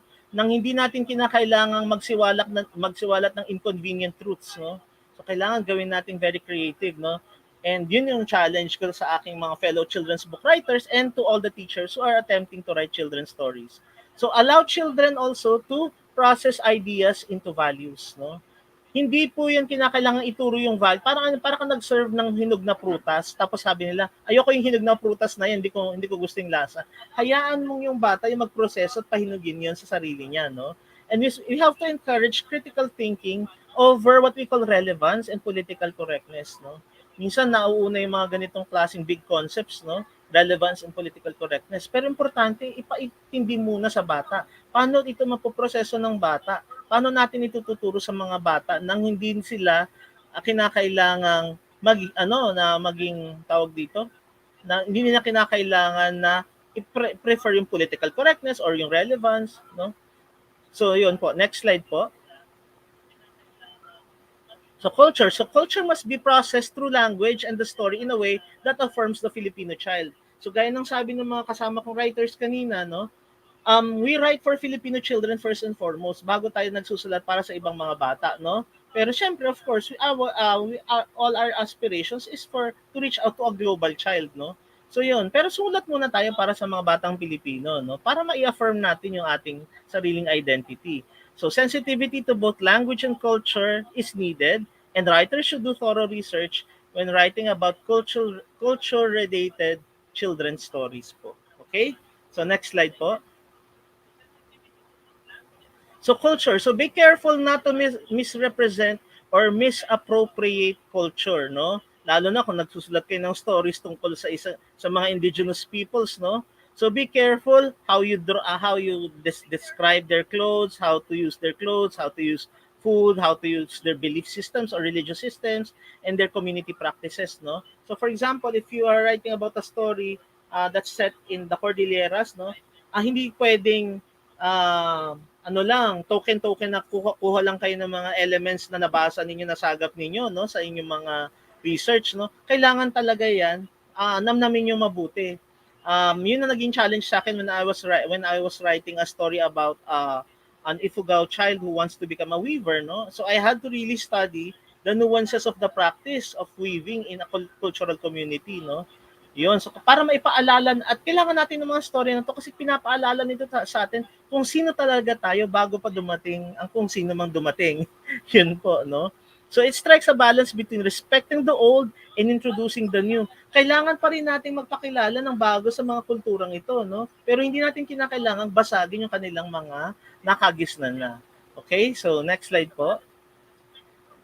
Culture must not be patronizing or tokenist. Nasabi ko na yan. So all children should be celebrated in a positive light. Look at the illustrations of these children's books, no? These are published in the Philippines. May mga batang masyadong naglalaro kahit ang isang bata ay may saklay at isang bata ay maliit pa, no? Yung isang bata iba ang kulay. So napansin niyo ibang isang bata na iba yung itsura nila, no? So ibig sabihin walang isang definite look ang kagandahan or itsura. At the other side naman, tignan niyo yung isang book, no, yung Sali Ako ni Alisa Reyes, no. Nakita niyo naglalaro yung characters dito, yung dalawang bata. Una, ayaw silang isali sa laro. Bakit? Kasi yung isa sobrang liit, yung isa naman sobrang laki. Nung naglalaro silang dalawa at nag-enjoy na sila, yung mga ayaw magsali sa kanila, sila naman ang gustong sumali dito sa kanilang laro, no? Yung itong larong bata na to. Kung napansin ninyo, walang rancor or walang revenge na gustong ipahiwatig itong batang ito na sila ay very may openness, no? So anong patunay dito? Children's differences are sorry, kumabasa masyado. Children's differences are noted but the focus is on their similarities, no? Pagdating po sa kultura, bagang may pagkakaiba, ang focus natin yung similarities nila. Okay, so next slide po. Yan, bilisan ko na lang po ito, no? So plot. So next slide po. So dialogue. Sa dialogue, dialogues are the soul of a narrative, no? So kailangan may usapan sa mga kwentong pambata. Kasi yung characters, nabubuhay sila kapag sila ay nagsasalita, no? At tumutulong ito upang dumaloy ng maayos yung kwento. Kaya lang, do not turn the dialogue into mindless chatter. Yung para tayong nakikinig sa mga talk show na kung ano-ano yung bukang bibig ng mga writer habang nagba-buy time, no? So, kailangan bawasan din natin yun kapag tayo sumusulat, no? So, intentions and plans are best written as actions. Yes po, no? Sa halip na sabi, pag mula ngayon, ako ay magiging mabait na. Hindi dapat ganun yung pagkakasulat ng line na yun sa isang kwento ng batang gusto magbago, no? Dapat gawin nating proactive, no?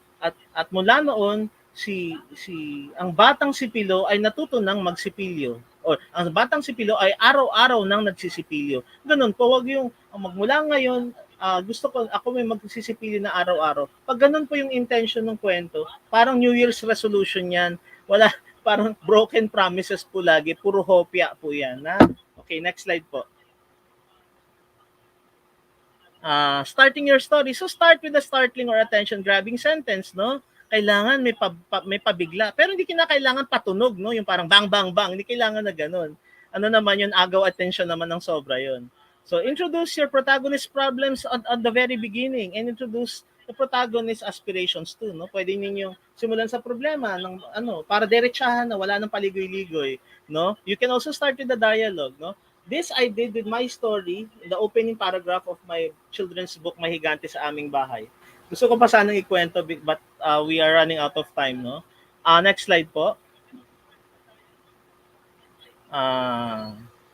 So conflict. So ito yung pinaka-interesting part ng story, no?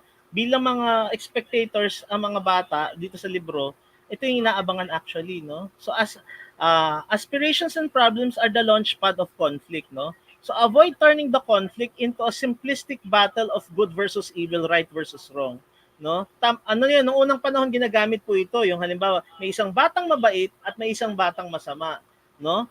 So iniiwasan na natin yung ganitong klase ng pagkukwento kasi ang tendency nito, nagkakaroon tayo ng mga tinatawag na unnecessary binaries, no? Yung mga necessary binaries na parang kung hindi kita kakampi, kaaway kita. Kung hindi kita kasundo sa pag-iisip, hindi tayo magiging magkaibigan. Which is nangyayari ngayon sa di ba, sa social media na nag-unfriend yung mga tao. Pag hindi daw tayo magkasundo sa politics, hindi tayo pwede maging magkaibigan.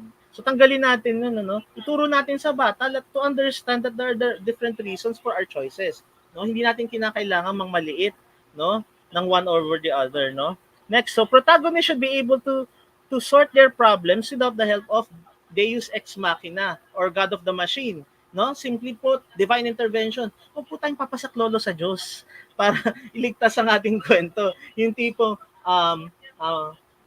nalaglag sa bangka ang batang si Minda, no, habang siya ay nangingisda.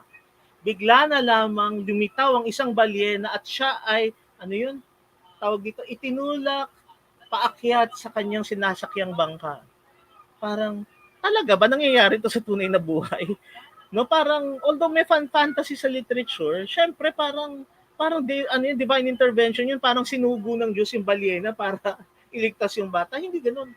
Let's try to make stories that are more proactive, no? Hayaan nating bata ang makasort out ng solution. Hindi yung ililigtas na lang siya basta-basta ng isang mahiwagang balyena o ng isang kamay ng isang mapagpalang kamay ng Diyos na sumasalo sa kanila, no? Because in reality hindi po talaga nangyayari yun, no?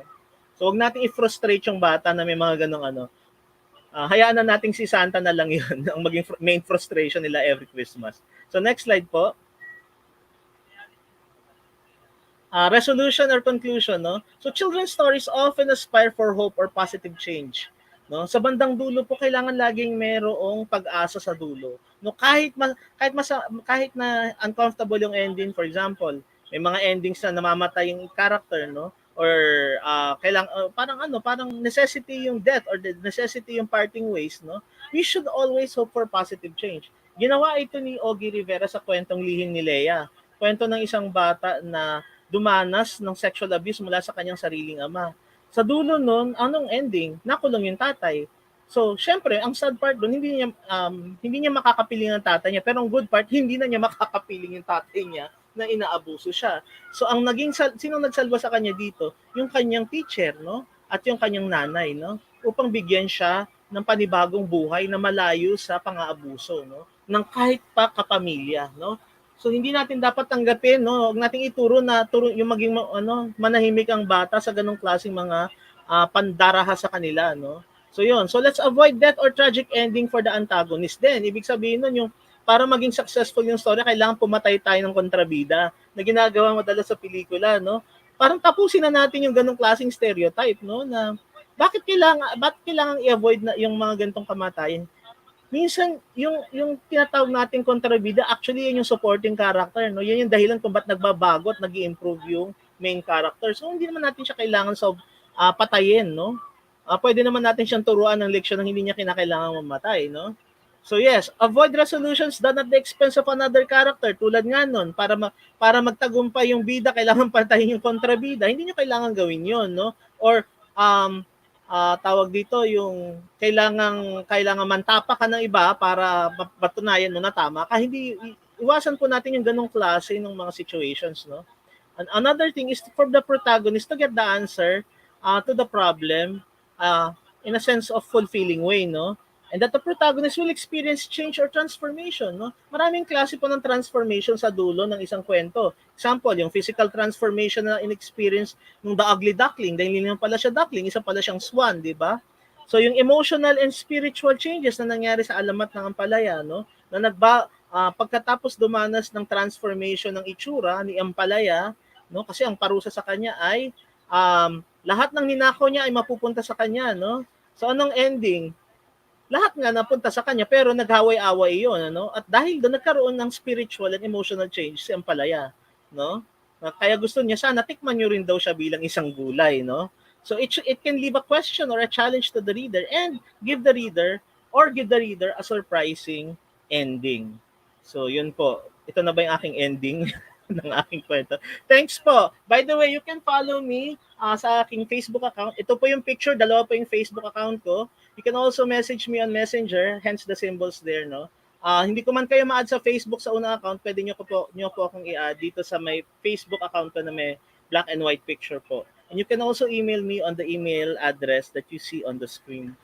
Anyway, marami pong salamat. I wish I could talk more, but there's another speaker waiting, no? Baka abutin na siya ng hapunan, si Sir Joey De Los Reyes, na isa ring kaibigan, no?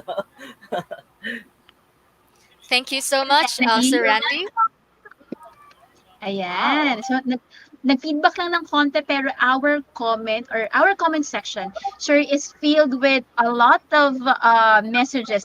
Thank you and Yeah, how they were informed. Kahit ako, ang dami kong realization me from too. this presentation. The stereotyping, the new term that I learned today is that tokenism. And yeah, oo nga, no? Meron talagang mga evident things na nasa literature pa rin natin. How about you, Ma'am Nova? Well, I have to say, Sir Randy, that you have a lot of fans for their Liwayway. They're actually Liwayway readers now. They've been expressing it in our comment Thank you section. po. Yeah, and also I really wanted to highlight what Sir Randy also mentioned earlier, that write Mhm, stories that only you can experience and share with others.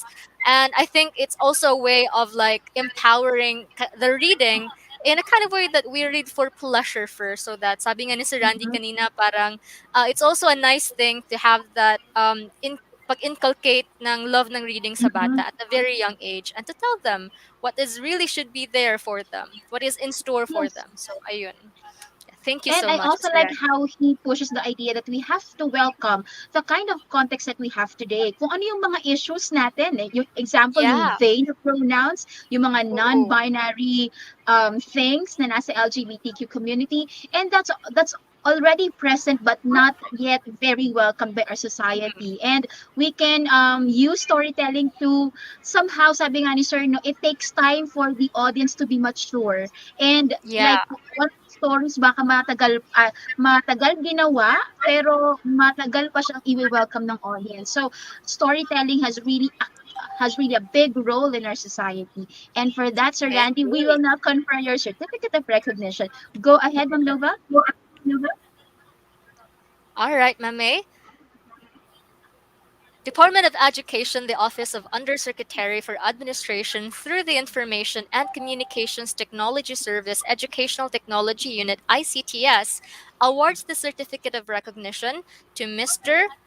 Raymond Garlitas for sharing his invaluable knowledge and expertise as resource speaker on the topic entitled what we call the topic entitled On Teachers Writing Short Stories for Children, Diversity, Inclusivity, and Message Driven Content for Digital Learners and Readers for the National Reading and Book Month webinar series. His inputs assist in retooling, reskilling, and upskilling of educators on current trends in reading, literacy, and pedagogy, streamlined to the emerging technologies in cultivating the critical thinking skills of learners towards responsible citizenry.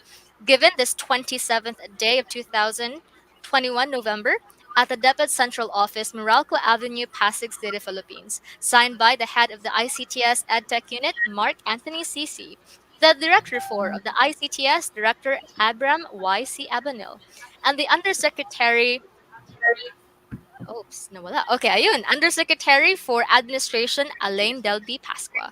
Thank you so much to Mr. Randy Carlitos. Thank you. Thank you very much po. And I hope to see you when this pandemic is over and be able to give you not only a virtual hug but also a physical hug. Okay. Thank you very much po. And I enjoyed this experience with all of you. God bless to So everyone. empowering. Thank you so much, Mr. Carlitos. Thank you. Once Thank again, you. Sir Bye-bye. Randy M. Garditos. Yes, bye-bye, sir. Have a nice day. Now, we will put the cherry on top of our National Reading and Book Month webinar series. We will now have our last speaker. Siyempre, no, hindi pa dadaig ang ating last speaker and he's very ready to engage us with another talk. Pero po, no, bago natin ipakilala yung ating last speaker, syempre, no, it's already 12:12 and para sa ating mga participants, if you would like to get something, no, kain muna Yeah. habang nakikinig ng webinar, pwedeng kumain sa inyong table and then while watching the webinar, wala pong problema, no, kasi it's already 12:12 and we know na medyo nag-extend tayo pero our day has been so fruitful and so productive. Okay, now let us introduce our last speaker. I'm very excited to present him to you. Okay, our last speaker. Okay, I have to coach switch. Nagtuturo ng seminar in new media, writing for new media, contemporary and popular literature, research, pamamahayag sa Filipino at creative writing sa Faculty of Arts and Letters, College of Education at sa Graduate School ng Universidad ng Santo Tomas, si Dr. Joselito D. De Los Reyes. Nagsipagwagi ng National Book Awards for Essay in Filipino ang mga aklat niyang Status Nation at Teacher Pangkalawakan at National Book Awards for Nonfiction naman ang Finding Teo, Tula o Talambuhay. Regular opinion contributor siya ng mga paksang kulturang popular at social and new media dynamics sa Abante at Rappler. Nagtapos si De Los Reyes ng BSE Social Science sa PNU Manila at MA Philippine Studies sa De La Salle University. Ginawara ng outstanding dissertation ang pananaliksik niya para sa pagkamit ng PhD Philippine Studies mula pa rin sa De La Salle University. Recipient siya ng 2020 Gawad Sulo Philippine Normal University Eminent Alumni Awards at ng Dr. Pia Valenzuela Memorial Awards bilang naatanging mamamayan ng lungsod ng Valenzuela sa larangan ng periodismo at panitikan na iginawag naman noong 2003. Writing Fellow si De Los Reyes sa UST Center for Creative Writing and Literary Studies at Research Associate ng UST Research Center for Culture, Arts, and Humanities. Siya ang kasalukuyang academic coordinator ng BA in Creative Writing Program ng University of Santo Tomas. Ladies and gentlemen, our last speaker, Sir Joey De Los Reyes. Good morning, Sir Joey. Magandang tanghali. Oo, sana habang kumakain kayo ng inyong tanghalian ay makinig at magnilay-nilay habang sinusubo ang kanin at ulam. Ako po si Joey De Los Reyes, guro sa Universidad ng Santo Tomas. Nakikinig ako kay Randy kanina, sa kay Jean, kay Hinaro. Tapos pinauwi ko na maaga yung klase ko sa graduate school. Para hindi Thank ako you so much mapakinggan. for your time, Alright. sir. Dahil ako yung huling tagapagsalita, kailangan ko magmadali para magawa nyo ang dapat nyong gawin ngayong hapon na ipinangako nyong gawin last week na hindi nyo rin nagawa at hindi na naman magagawa dahil ganyan tayong mga karamihan ng mga guro. Parang di ba, ang dami nating gawa, hindi natin alam kung paano sisimulan. Okay, sisimulan ko sa pamamagitan ng pag-share ng aking screen at sana ay share screen. Share screen. Sana maayos yung nakikita. Entire screen. Nakikita ba? Hello, Miss May, nababasa? Not yet, sir. Ayan. Dahil ngayon lang ako gumamit ng StreamYard sa pag-share ng aking... Ayan, share. Okay. Okay. Nababasa? There you go. Nababasa na? Go ahead, sir. Testing lang kung gumagana ang presentation ko. Relax. Hindi pa ako magsisimula pero alam kong gustong-gusto na itong matapos kung paano. Siyempre, lahat tayo ay may mga gawain ancillary to what we are doing sa ating mga paaralang pinagtuturuan. Ayan po ako. Ayan, anong aking paksa. No? Anong uri ng book? Ang Facebook. Maikling gabay. Dapat nalagyan ko pa ng emphasis. Maikling gabay kasi I need to discuss this in like 20 minutes or less.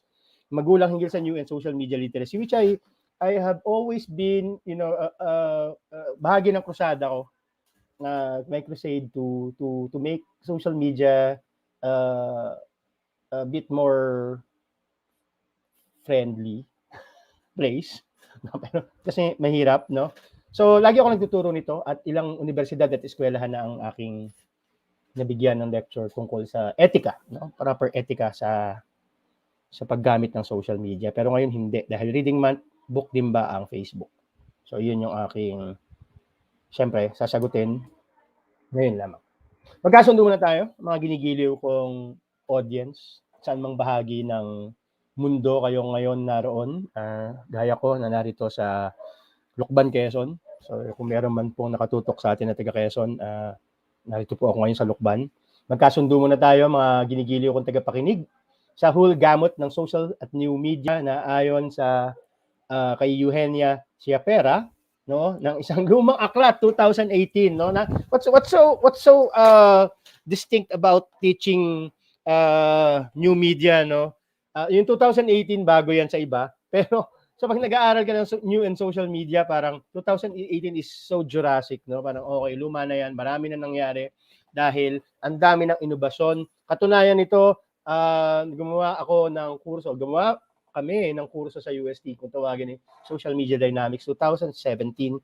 Pero alam mo yon, parang ang hirap umayon, ang hirap makibagay, ang hirap maging updated sa mabilis na pagbabago ng social and new media. Sinasabi dito, ang digital media, ito lang naman siya.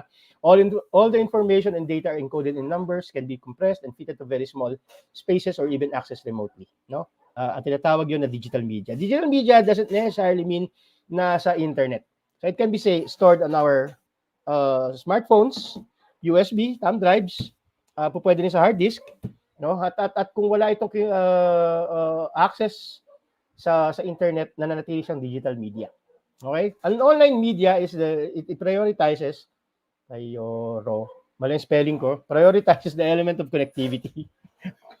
Ayan. So kapag daw nagkaroon na ng connectivity sa internet, nagiging online media na siya. At ano yung social media? Saan natatangi ang social media? Social media lamang, well, kayang-kaya natin pag-usapan to, magkwentuhan tayo hindi sa perils ng social media. Ang social media lamang yung user-generated content sa Web 2.0. No? Paano to? Tayo yung naglalagay ng mababasa ng iba. No? Seemingly walang restriction unless ireklamo ka sa ombudsman ng community standards, no, ng social media. So user generated, napakaganda ng business end ng social media kasi tayo na gumagawa ng content, tayo pa rin ang kinukuhanan ng oras, tayo pa rin ang nagpapakita sa mga sponsors at sa platform, no? Tayo na sumusulat, tayo na nagbibigay, tayo pa rin ang nagugumon sa lahat ng ito. Tapos tayo pa rin yung binebentahan ng kung ano-ano by way of user behavior and experiences through surveillance technique, di ba? Constant data collection and algorithmic ordering sorting technique. Paano yan? Nahahalata nyo rin siguro ito. Nag-PM lang kayo sa isang kaibigan na gusto nyong pumunta sa ganitong tindahan ng ganitong appliances or furnitures or anything na makikita sa loob ng bahay. Tapos, wala, meron ng advertisement sa inyong social media.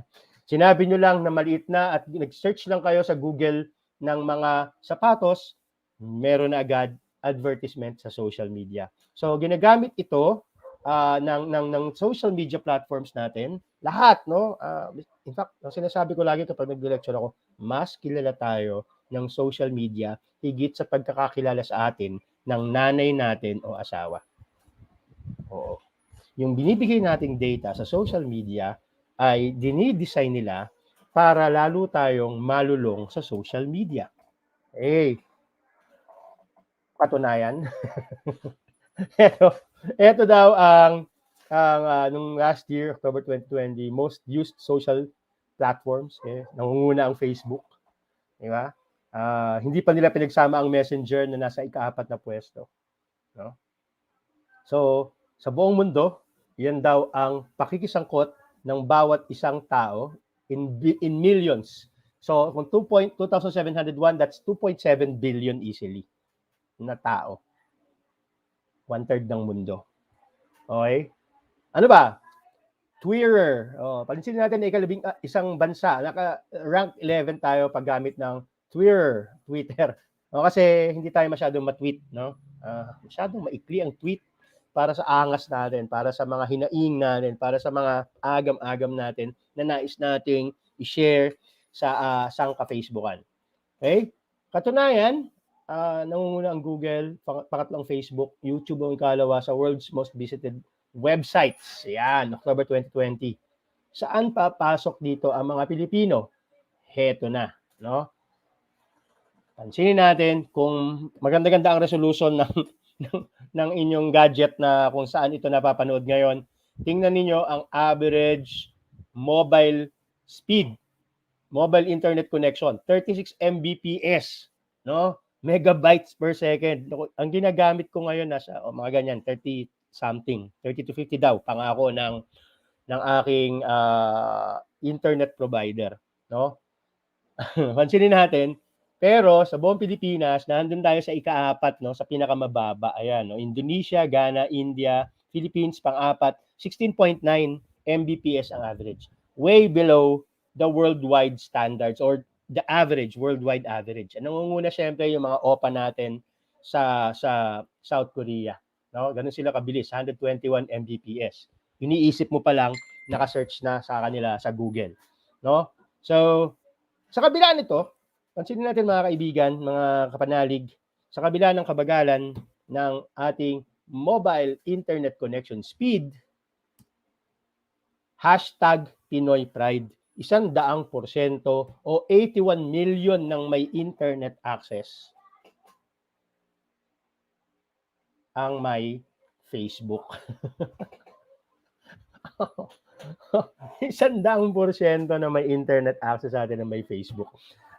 May mga kakilala pa tayong dalawa ang account. Yung isa ay pang stock sa dati nilang sa X or sa Crush, no?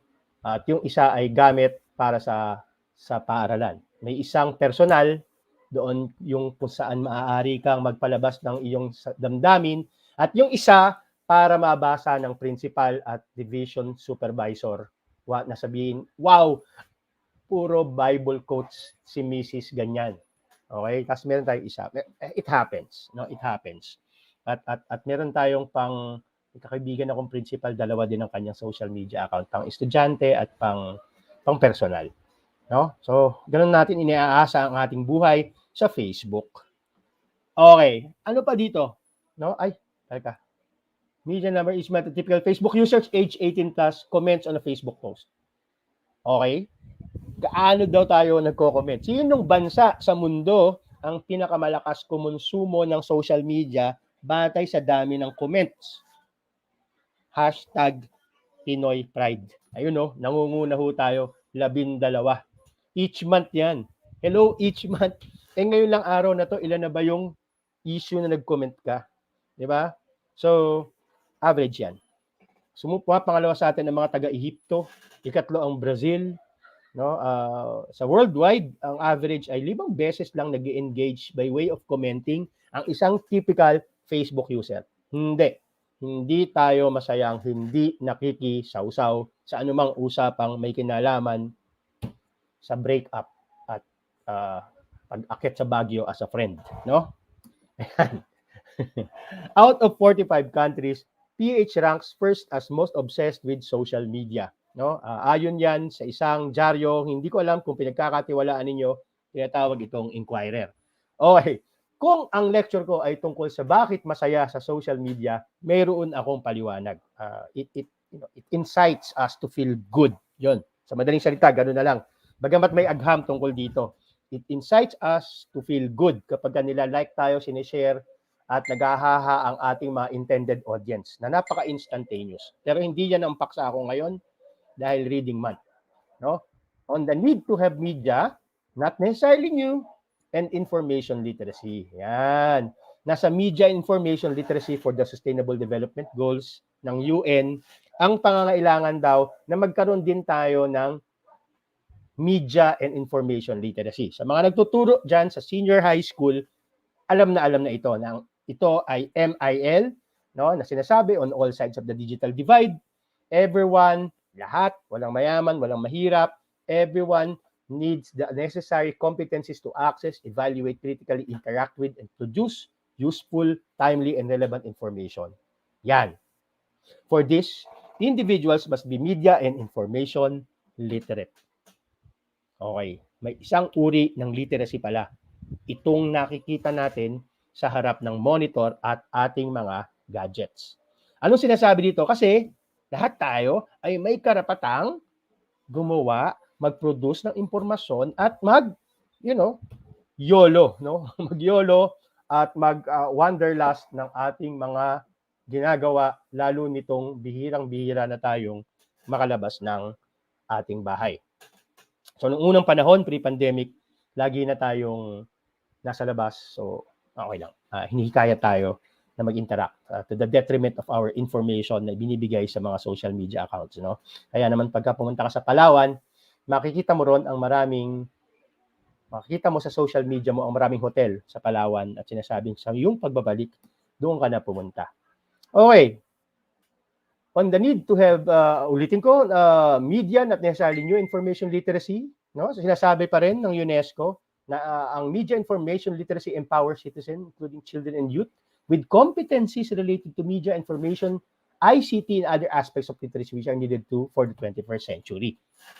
Sino bang, di ba, ito na talaga yung vital tool natin, ang accessibility. No? Parang hindi ako makagalaw kung wala ang access sa internet. Di baling pwede naman. Di baling, ano bang kaya natin ipagpalit in lieu of internet? Di baling hindi kami magkita ng jowa ko personal. Basta meron lang akong internet. Baka hindi pumayag yung iba. At any rate, binibigyan ng kahulugan lang nito ang importansya ng MIL, no? Media Information Literacy. These competencies include the ability to access, find, evaluate, use the information they need in ethical and effective ways. No? Emphasis on evaluate. no? Evaluate, kasahin, no? Understand the role and functions of media and other information providers like libraries, museums, and archives, including those on the internet in democratic societies in the lives of individuals, no? Magsuri, no? Magsuri. Hindi lahat ng nakikita sa internet ay tama, ay totoo. Ayan. Pero mamaya pag-uusapan na natin yung issue ng katotohanan, no? Understand the conditions under which media information providers can fulfill their functions, critically evaluate, eto na tayo, critically evaluate information and media content. Kaya ako tinawag, anong book ba? Anong uri ba ng book ang Facebook? Engage with media information providers for self-expression, lifelong learning, democratic participation, and good governance. Oh my God! Sorry Lord, na-invoke ko ang pangalan mo. Oo, kailangan pala namin na kami ay media and information literate para maisulong ang makabuluhang pamamahala, mabuting pamamahala. No? So lahat ng ito ay umuugnay sa pagpapasaayos ng ating lipunan. Ang literacy sa media at information ay, diba, hindi lamang para sa ating pansariling interes na maging masaya, makapag-shopping. Oo, bahagi ito. Pero dapat mayroon din kaakibat itong tungkulin upang isaayos natin ang lipunan sa pamamagitan ng pagsusuri sa impormasyong natatanggap natin. Yun yung contribution natin sa Reading Month. Okay? Okay. Internet literacy. Ito, may tinatawag palang internet literacy. It is the ability to use devices such as smartphones or laptop to access the internet. It covers accessing websites and apps, navigating through them to access content and understanding. And to some extent, how and why someone publish that content online. Internet. Halimbawa, ngayon, binuksan ko ang aking smartphone, may nag-chat sa akin. So, anong ating pinag-uusapan dito? Internet literate daw tayo kapag kaya natin gumamit ng devices such as smartphones or laptops. Pero meron talaga natatangi ang galing dito, no? Lagi ko sinasabi, hindi nga kaya panahon ng dagdagan ang, 'di ba, ano nga ito? Multiple intelligence, no? May mga bata na sadyang kay galing gumamit ng from iOS to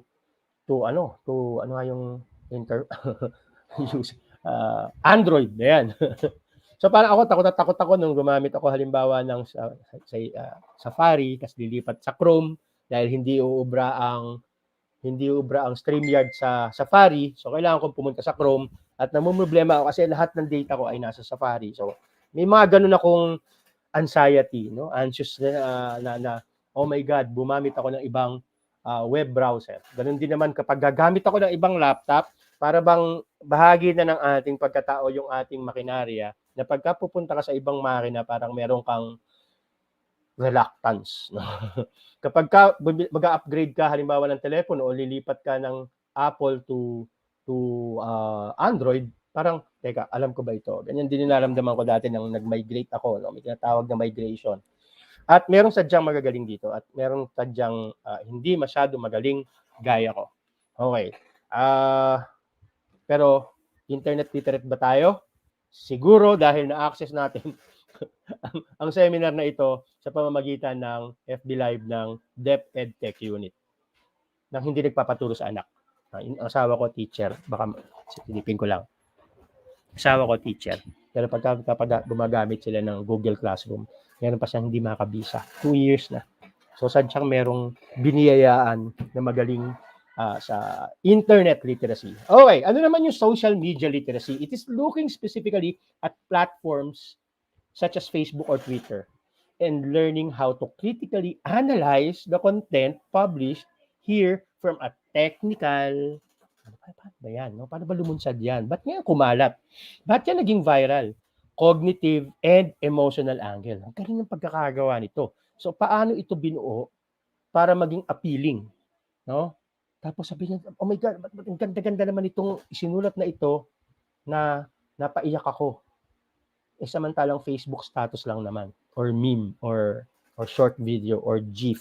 Okay? So meron daw tayong ganun. Hindi lang tayo gamit ng gamit. Ang social media literacy ay hindi lamang basta paggamit, kung hindi yung kakayahan nating makapag-analisa critically. No?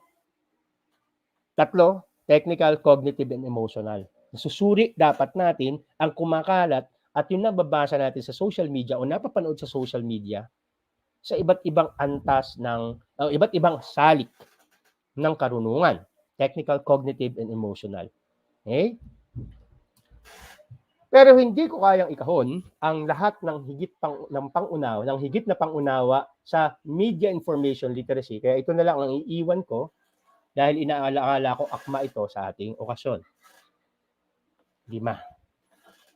Lahat ng umiiral sa social media dapat sinasala natin sa 5 uri ng pagkilatis. Ito na yung reading month. Ito yung reading sa reading month ng social media understanding. Social and new media understanding natin.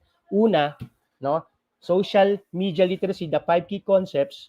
Ano sinasabi doon? 1, lahat ng mensahe sa media, traditional man at new media ay binuo lamang. So constructed dahil mayroong pangunahing dahilan kung bakit yan inilagay doon.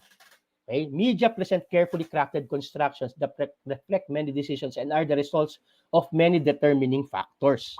No? Yung media literacy, yung kakayahan nating kumilatis ng laman ng social media, dapat nagsisimula sa pangunahing konsepto na constructed yan. Case in point. Case in point. Case in point. Case in point ay ilang beses kayo nagse-selfie, tapos ilan doon yung i-upload nyo as DP, display photo. Isa lang. Pero meron kayong 5 litratong nag-selfie na pinagpilian nyo. Tama? Parang hindi maganda yung background. Kita yung kaldero. Hop, gawin tayo konti. Ay, gusto ko itong ano. Okay. Kayo yon bilang producer. Pinipili nyo yung pinakamabuti kasi gusto ninyong ma-capture yung nais ninyong ipabatid. No? Nag-construct kayo. Ganun din halimbawa sa pagbabalita. Marami sa pagbabalita na ang haba ng interview, ang ibibigay lang ay yung key points ng interview. So thereby, sasabihin mo, bakit hindi sinabi lahat? Tandaan na limitado lamang ang oras at atensyon ng bumubuo at tatangkilik sa media. Okay? Kaya ang ginagawa natin, tayo mismo ay curator ng nais nating ipalaganap sa social media. Ilang beses tayo nag-e-edit. No? Ano ang pinakatamang GIF na emoticon na react sa ating kaibigang nalulungkot. So lahat ito ay constructed. Okay? So mailalim ang marami nating nililikha at estado ng buhay na naisipabatid sa maraming layers of filtering, literal at figurative. No? So papakinisin mo yung mukha, tapos magpipicture tayo sa airport, kunyari paalis ka. So may mga ganun, constructed 'yun, no? At hindi tayo dapat naninisi lamang at tumitingin sa kakayahan ng media to construct message. Tayo mismo, meron din ganyan. Okay? So gusto ko ipakita to kasi maganda ako dito, or gwapo ako dito, or labas ang dimples ko. Ayan. Okay? So lahat ng media messages are constructed. Okay? Walang hindi sinasadya. Ay, na-click ko. Ay, napindot ko. Ay, na-record ko. Hindi. Media messages shape our perceptions of reality. No? Ang media raw ay responsible for the majority of the observations and experiences from which we build up our personal understanding of the world and how it works. No? Dahil totoo din naman, ang lakas maka-impluwensya, kaya nga meron social media influencer ang lakas maka-impluwensya sa atin ng mga nilalaman ng social media. Masarap kaya ito, ang ganda sa picture Ba't ang daming umu-order ng leche plan ng babaeng to? Matikman nga. Okay, kanina sabi ng misis ko, ba't ang haba ng pila sa IKEA? Maganda ba doon? Maganda siguro doon kapag may 200,000 ka pagpunta mula dito sa Quezon Province. No? Tatambay lang tayo doon, mahal. Yan. So, much of our view of reality is based on media messages that have been pre-constructed and have attitudes, interpretations, and conclusions already built in. So, sa pagbabalita, kung nagtuturo kayo halimbawa ng campus journalism, may angulo. No, ano ba yung lalaman ng balita? Tungkol halimbawa sa hindi pagbubukas ng klase dahil Dahil meron na namang variant, say, na ang Omicron, ano ba yung iba? Ano ba yung importante? Yung paghahanda doon o yung maaantalang klase na naman? So maraming kaakibat na issue, pero hindi sa lahat ng pagkakataon na iuulat mo yan na parang isang komprehensibong libro. So pumipili ka lang. At unconsciously, well, consciously sa maraming media entities na kakilala ko, alam nila na humuhubog ito ng ating pananaw. No? Hinuhubog ito ang ating pananaw. So kaya lakas-lakas nga ng, 'di ba? Sabi ko nung nagturo ako ng new media seminar in new media sa graduate school, parang sila, talaga bang malakas ang ang influencers? No? You put premium on influencers kasi pinaniniwalaan pala talaga. No? Kung meron kang 4 na milyon na followers sa Twitter or sa Facebook, baka yung at least 10% man lang dyan ay maniniwala sa'yo, that's 400,000. Ganun ba? Hindi ko rin naman ramdam. Hindi ako magpapaka-ipokrito. Siguro, dahil may umiiral din ako sa social media at nakakabenta ako ng libro, gaya na, Come Teacher Pangkalawakan, na lumabas 2015 pa ito. Ayan, ganyan. Tapos sabi niya, sir, nabasa ko yan sa social media. Okay, sige. Itong si May na nag-imbita sa akin, feeling ko sa social media kami unang lumunsad nito. No? So, napakalaking bagay na ng social media sa buhay natin. Kaya hindi natin mapapasinungalingan yung contribution nito sa paghubog ng ating pagkilala sa mundo. Different audience, different understanding of the same message. Unawain natin, bago tayo makipagbangayan sa mga marites ng inyong faculty room o ng inyong barangay, na maaaring may iisang pangyayari pero may iba't ibang pananaw ang iba't ibang tao sa pangyayaring yon. We need to understand that para lang makapag-contribute tayo sa world peace. Okay? Online content can easily travel beyond our intended audiences. Maaaring magpapatawa ko, pero offensive yun sa iba. Okay? Lalo na, I remember one time na imbita ako sa Makati. Meron akong binanggit na isang pangalan ng artista at tawa sila ng tawa. Tapos pinsan pala ng teacher yung artistang yun. Well, apparently, parang pinsan kasi apelido. So, naging, sabi, okay, hindi lang pala, well, hindi lahat matutuwa sa'yo. Hindi lahat ay malulungkot sa sasabihin mo. Kaya it's a battle for attention and battle for you to make them believe, no? Paniwalaan ka, no? Dahil hindi lahat ng audience ay isang interpretasyon lamang ang kanilang pananaligan upang makuha ang iyong mensahe. Maaaring sa puntong ito, marubdob akong nagpapahayag ng kaalaman ko sa social media, pero meron sa inyo na mas maalam sa akin at lagi ko yung kinukonsidera. No? Mas magaling ito. Mas alam niya kung paano gumamit ng social media at kung paano umiiral ang social media. No? Iba-iba ang nagiging pagtanggap sa mensahe kahit pa iisa lang yung intention ko. Okay? Bakit kailangan yung maintindihan yon? Para hindi tayo laging involved sa hindi pagkakaunawaan sa social media. Okay? We also might forget that what is funny or mundane to some might be inflammatory to others. Nagtuturo din ako ng humor. No? Kamakailan kayo ba? Nung Wednesday, ang lecture ko po ay tungkol naman sa humor. Ang dami kong pinapasukang mga hindi ko natatapos. No? Ang dami kong gustong malaman sa mundo na hindi ko naman alam kung paano tatapusin. Okay. Media messages ay mayroong commercial implications. Walang magmamalinis. No? Lahat yan ay may prevailing market force na nakaka-impluensya. No? So, kung may media entity dyan, mayroon niyang baseline ng pag-usad, pag-asenso. No, hindi mo sa isang maglilingkod sa ngalan ng Pilipino, ayan, magbibigay. But at the end of the day, nasaan yan sa kanilang report, annual report sa stockholders. No? Ako halimbawa ay hindi ko intensyong kumita sa social media. Nax. Hindi naman talaga. pero halimbawa, may engagement gaya nito, may ancillary na i-market ko yung aking cultural capital bilang tagapagsalita at bilang guro. No, ganun din halimbawa kapag hindi mo man namo-monetize ang social media presence mo, Joey, pero may bumibili ng libro mo. O kaya ay may nag-iimbita sa'yo. O kaya ay kinukuha kang ninong sa Boy Scout. So lahat tayo ay mayroong ganyan ng pagmamarket kung paano lahat ng media entity ay mayroon ding ganyang implikasyon.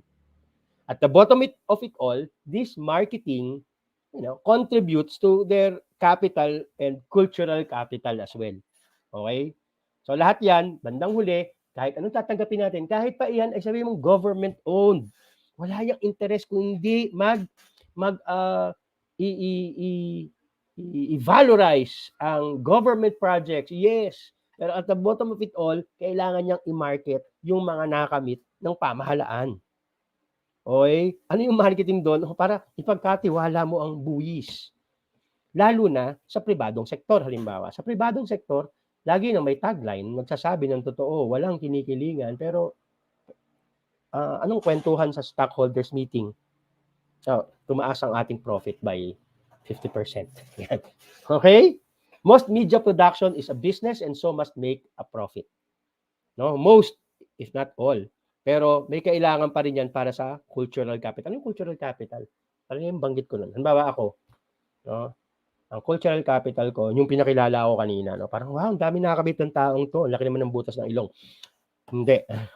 Malaki yung butas ng ilong, pero somehow, it makes the audience, like you guys, feel better na, okay, may sinasabi yung aming speaker pala kasi ang dami niyang blah, blah, blah. No? That's cultural capital kasi it makes for like easy sell. Easy sell kapag sino kukuha natin speaker? Ito kasi may credentials siyang ganito. Ayan. Okay. Sino? Parang, okay, minamarket niyo ba ang sarili niyo? Oo, pagka mag-apply kayo for magiging Master Teacher 1. O, di ba? Dami kong certificate. Gaya pagkatapos ng quiz natin mamaya. And 5, para matapos na lamang tayo dahil alam kong nagdidelirio na ang iba sa inyo sa gutom, media messages embed points with a view. When we post vacation photos instead of images from our less ordinary routines of life, di ba? Paano ba natin binubuo yung mensaheng iyon? Di ba? Dito, bes, dito mo ako picture, kita yung bilbil ko eh. Mga ganyan. Dito ako sa airport, nasa likod ko yung malalaking aeroplano, kunyari busy ako. Wanderlust. Okay? Lagi kasing tinatamaan kapag nagtuturo ako na meron nagdi-deliver sa Shopee. So, sinip lang ako. Anyway, yeah. What is good and valuable in the world and what are the unstated messages are we constructing about wealth and the opportunity that are some for some and not for others, no? Wealth, yung mga yung simpleng show off, no? Merong false humility, tapos merong simpleng show off, no? Nakachamba, award. Pero buwan-buwan may award, no? Parang so we construct that. We carefully construct that. But some, of course, are poorly constructed. Pero nonetheless, it's the product of our longing to sell ourselves. That we are more than capable to handle tasks, no? Na nakakapagod din naman sa totoong buhay. Sa dami ng trabaho ng mga guro sa kasalukuyan, pero meron pa rin nakakapag-flex ng kanilang mga achievements. How are we using the media to edit out what is undesirable about our world and our lives? So yung pagtanaw daw sa social, bahagi ng social media literacy natin guys ay yung laging pagtatanong, bakit ito ang naka-expose? Bakit hindi ito? Bakit hindi yan ang ipinakita? Okay? Bakit kung nakatanggap ng award, bakit hindi ini-highlight yung sino yung nagbigay ng award? Kasi baka binayaran yung award. Registration fee. May ganon, girls and boys. No? Okay. Ang dami kong hanas. How often do we go against the popular opinion of those we think of as our audience and when we hold contrary opinions, no? May point of view ang bawat ipinalalabas na content ng social media.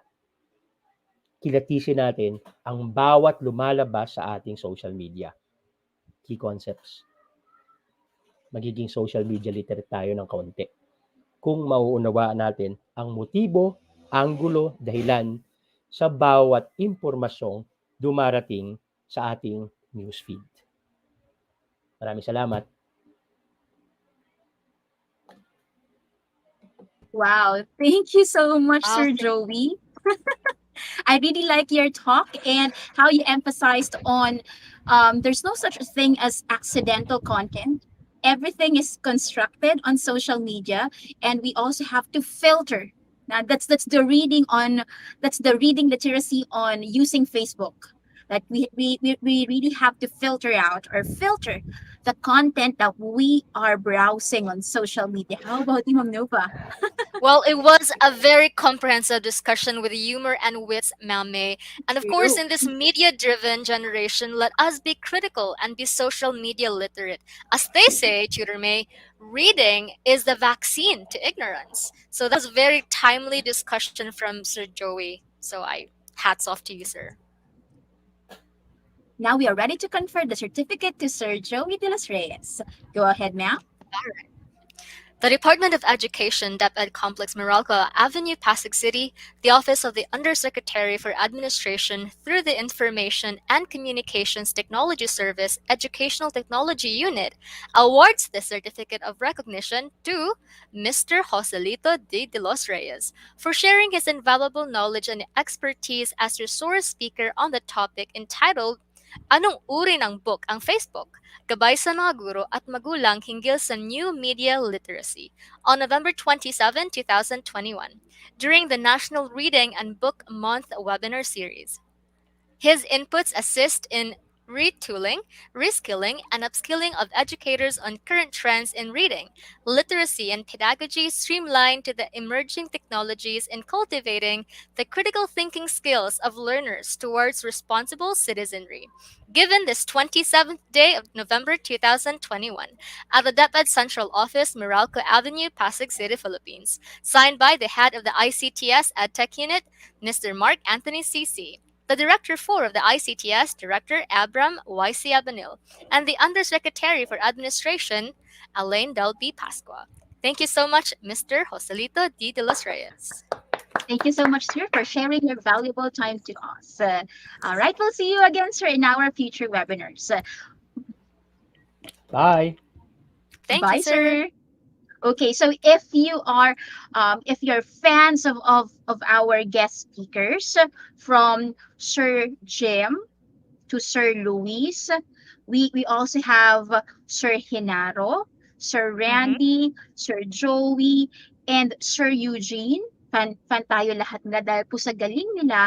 I'm also a fan of this person. Oh, medyo lumabas lang si Sir. Pero before we invite our speaker for the closing remarks, we would like to put up the evaluation link and the QR code that you can use to evaluate our speakers, our 6 speakers for today. Ma'am Noah, can you guide them how to use this evaluation? Well, if you have a QR code scanner on your phones, it may be on your Android phone or on your Apple phone, you can just quickly scan this QR code.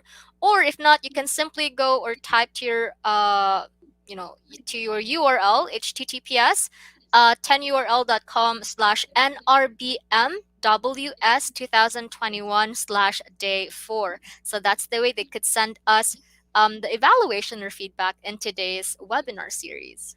Yes, thank you, Ma'am Nova. And I would also like to use this opportunity to guide our participants on how they can get their certificates of participation. I'll be sharing my screen and give Right. you a step-by-step process on how to really retrieve it, because I can really sense in the comment section that there are so many of They're our kind of participants. lost. Yeah. Yes. So I will be giving you a step-by-step process on how to get your certificates. First of all, clarification, there's no certificate or there's no link.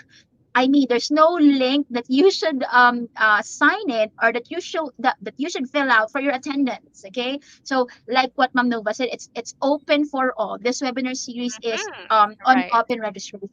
So to get your certificates, please go to training.deped.gov.ph. Okay, let me share my screen to you. There you go. And this will be the dashboard, or this is how the website looks like. And as you can see, I have already created an account. If you haven't created an account, you can click here, new account. Okay, so just click new account if you haven't yet created your account for the PDLMS. If you have already created and you have you have already typed in your email address and then your password. Click log in.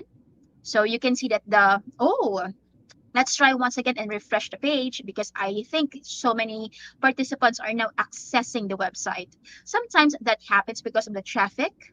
Yeah, it logs. Okay, so lige. Okay, let's type that once again. Training.deped.gov.ph. .gov.ph. That's right, Ramnova.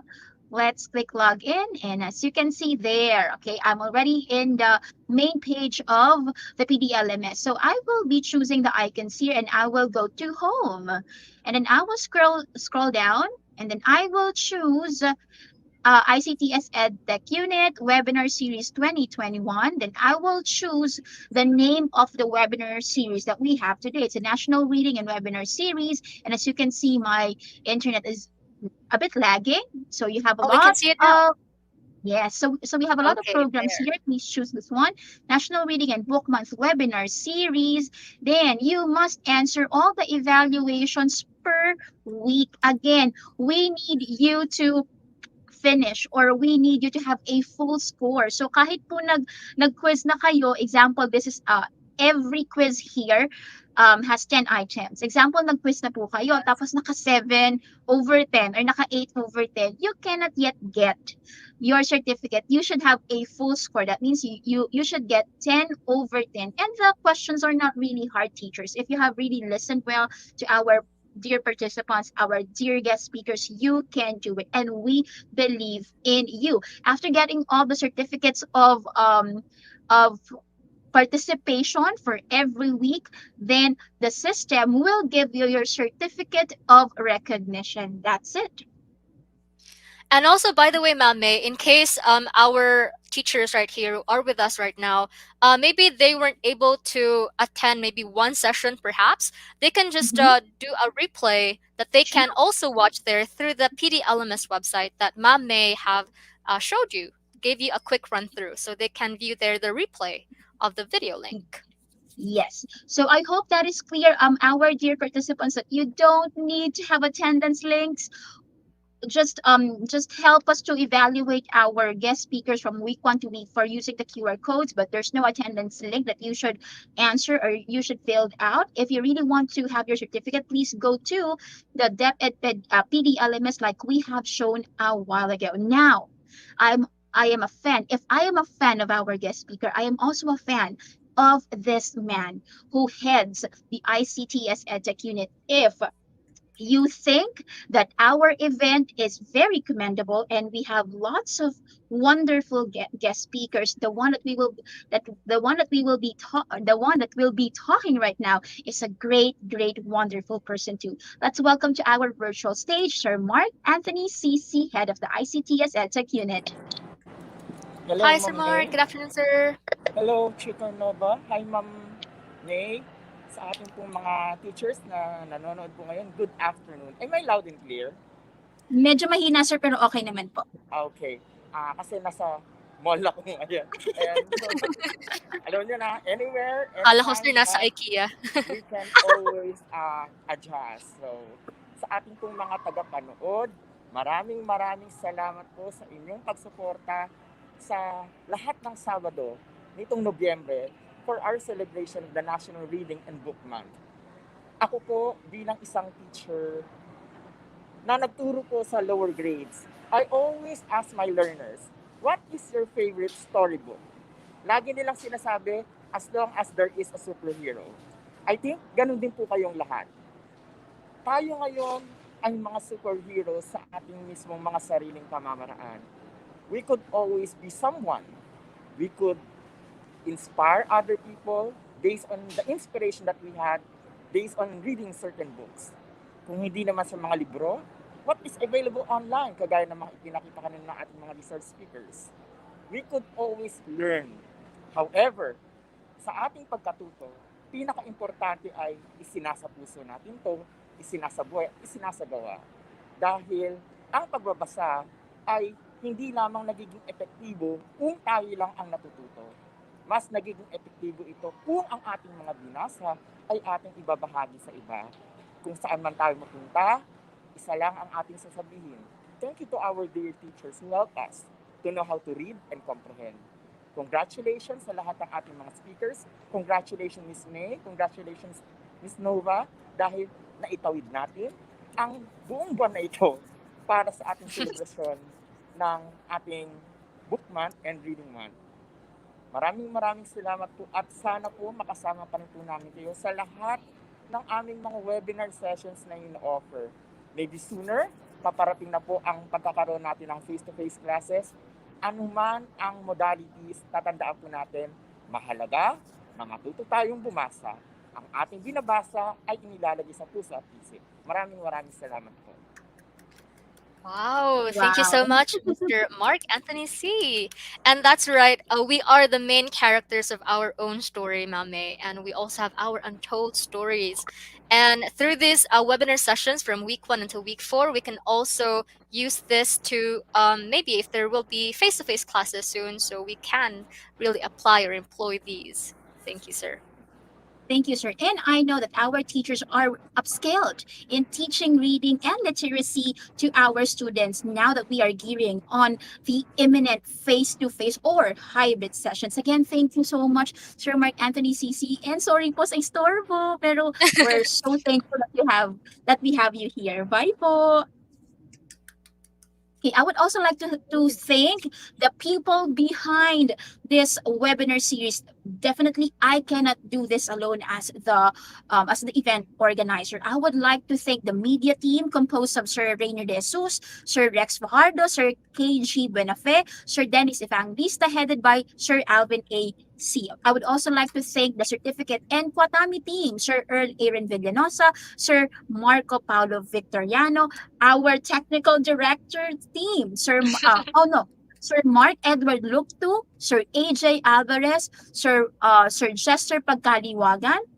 Thank you also to Sir Mark Anthony Papa for helping me post the questions in our PD LMS and also creating links for our StreamYard account.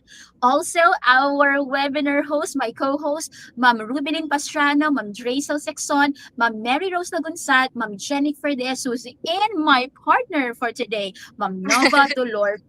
Definitely, a great work needs collaboration, and these people, aside from our guest speakers and our resource speakers from week 1 to week 4, they all make this webinar series. And I hope that this will not be the first and the last national reading webinar series that we will give to our teachers. I hope we have Right. another.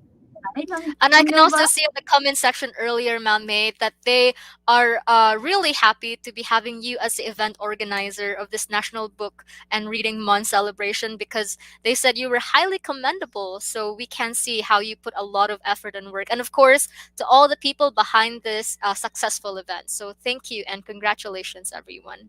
And Yes. I think we're okay. And you are part of that, Tutor Nova. Thank you for making this webinar series a history. And thank you so much to our dear participants who made this event very much successful. Okay, so syempre, all good things will come to an end. This has been Tutor May. And I am Tutor Nova. See you again next year. Bye. Thank you so much. Bye-bye.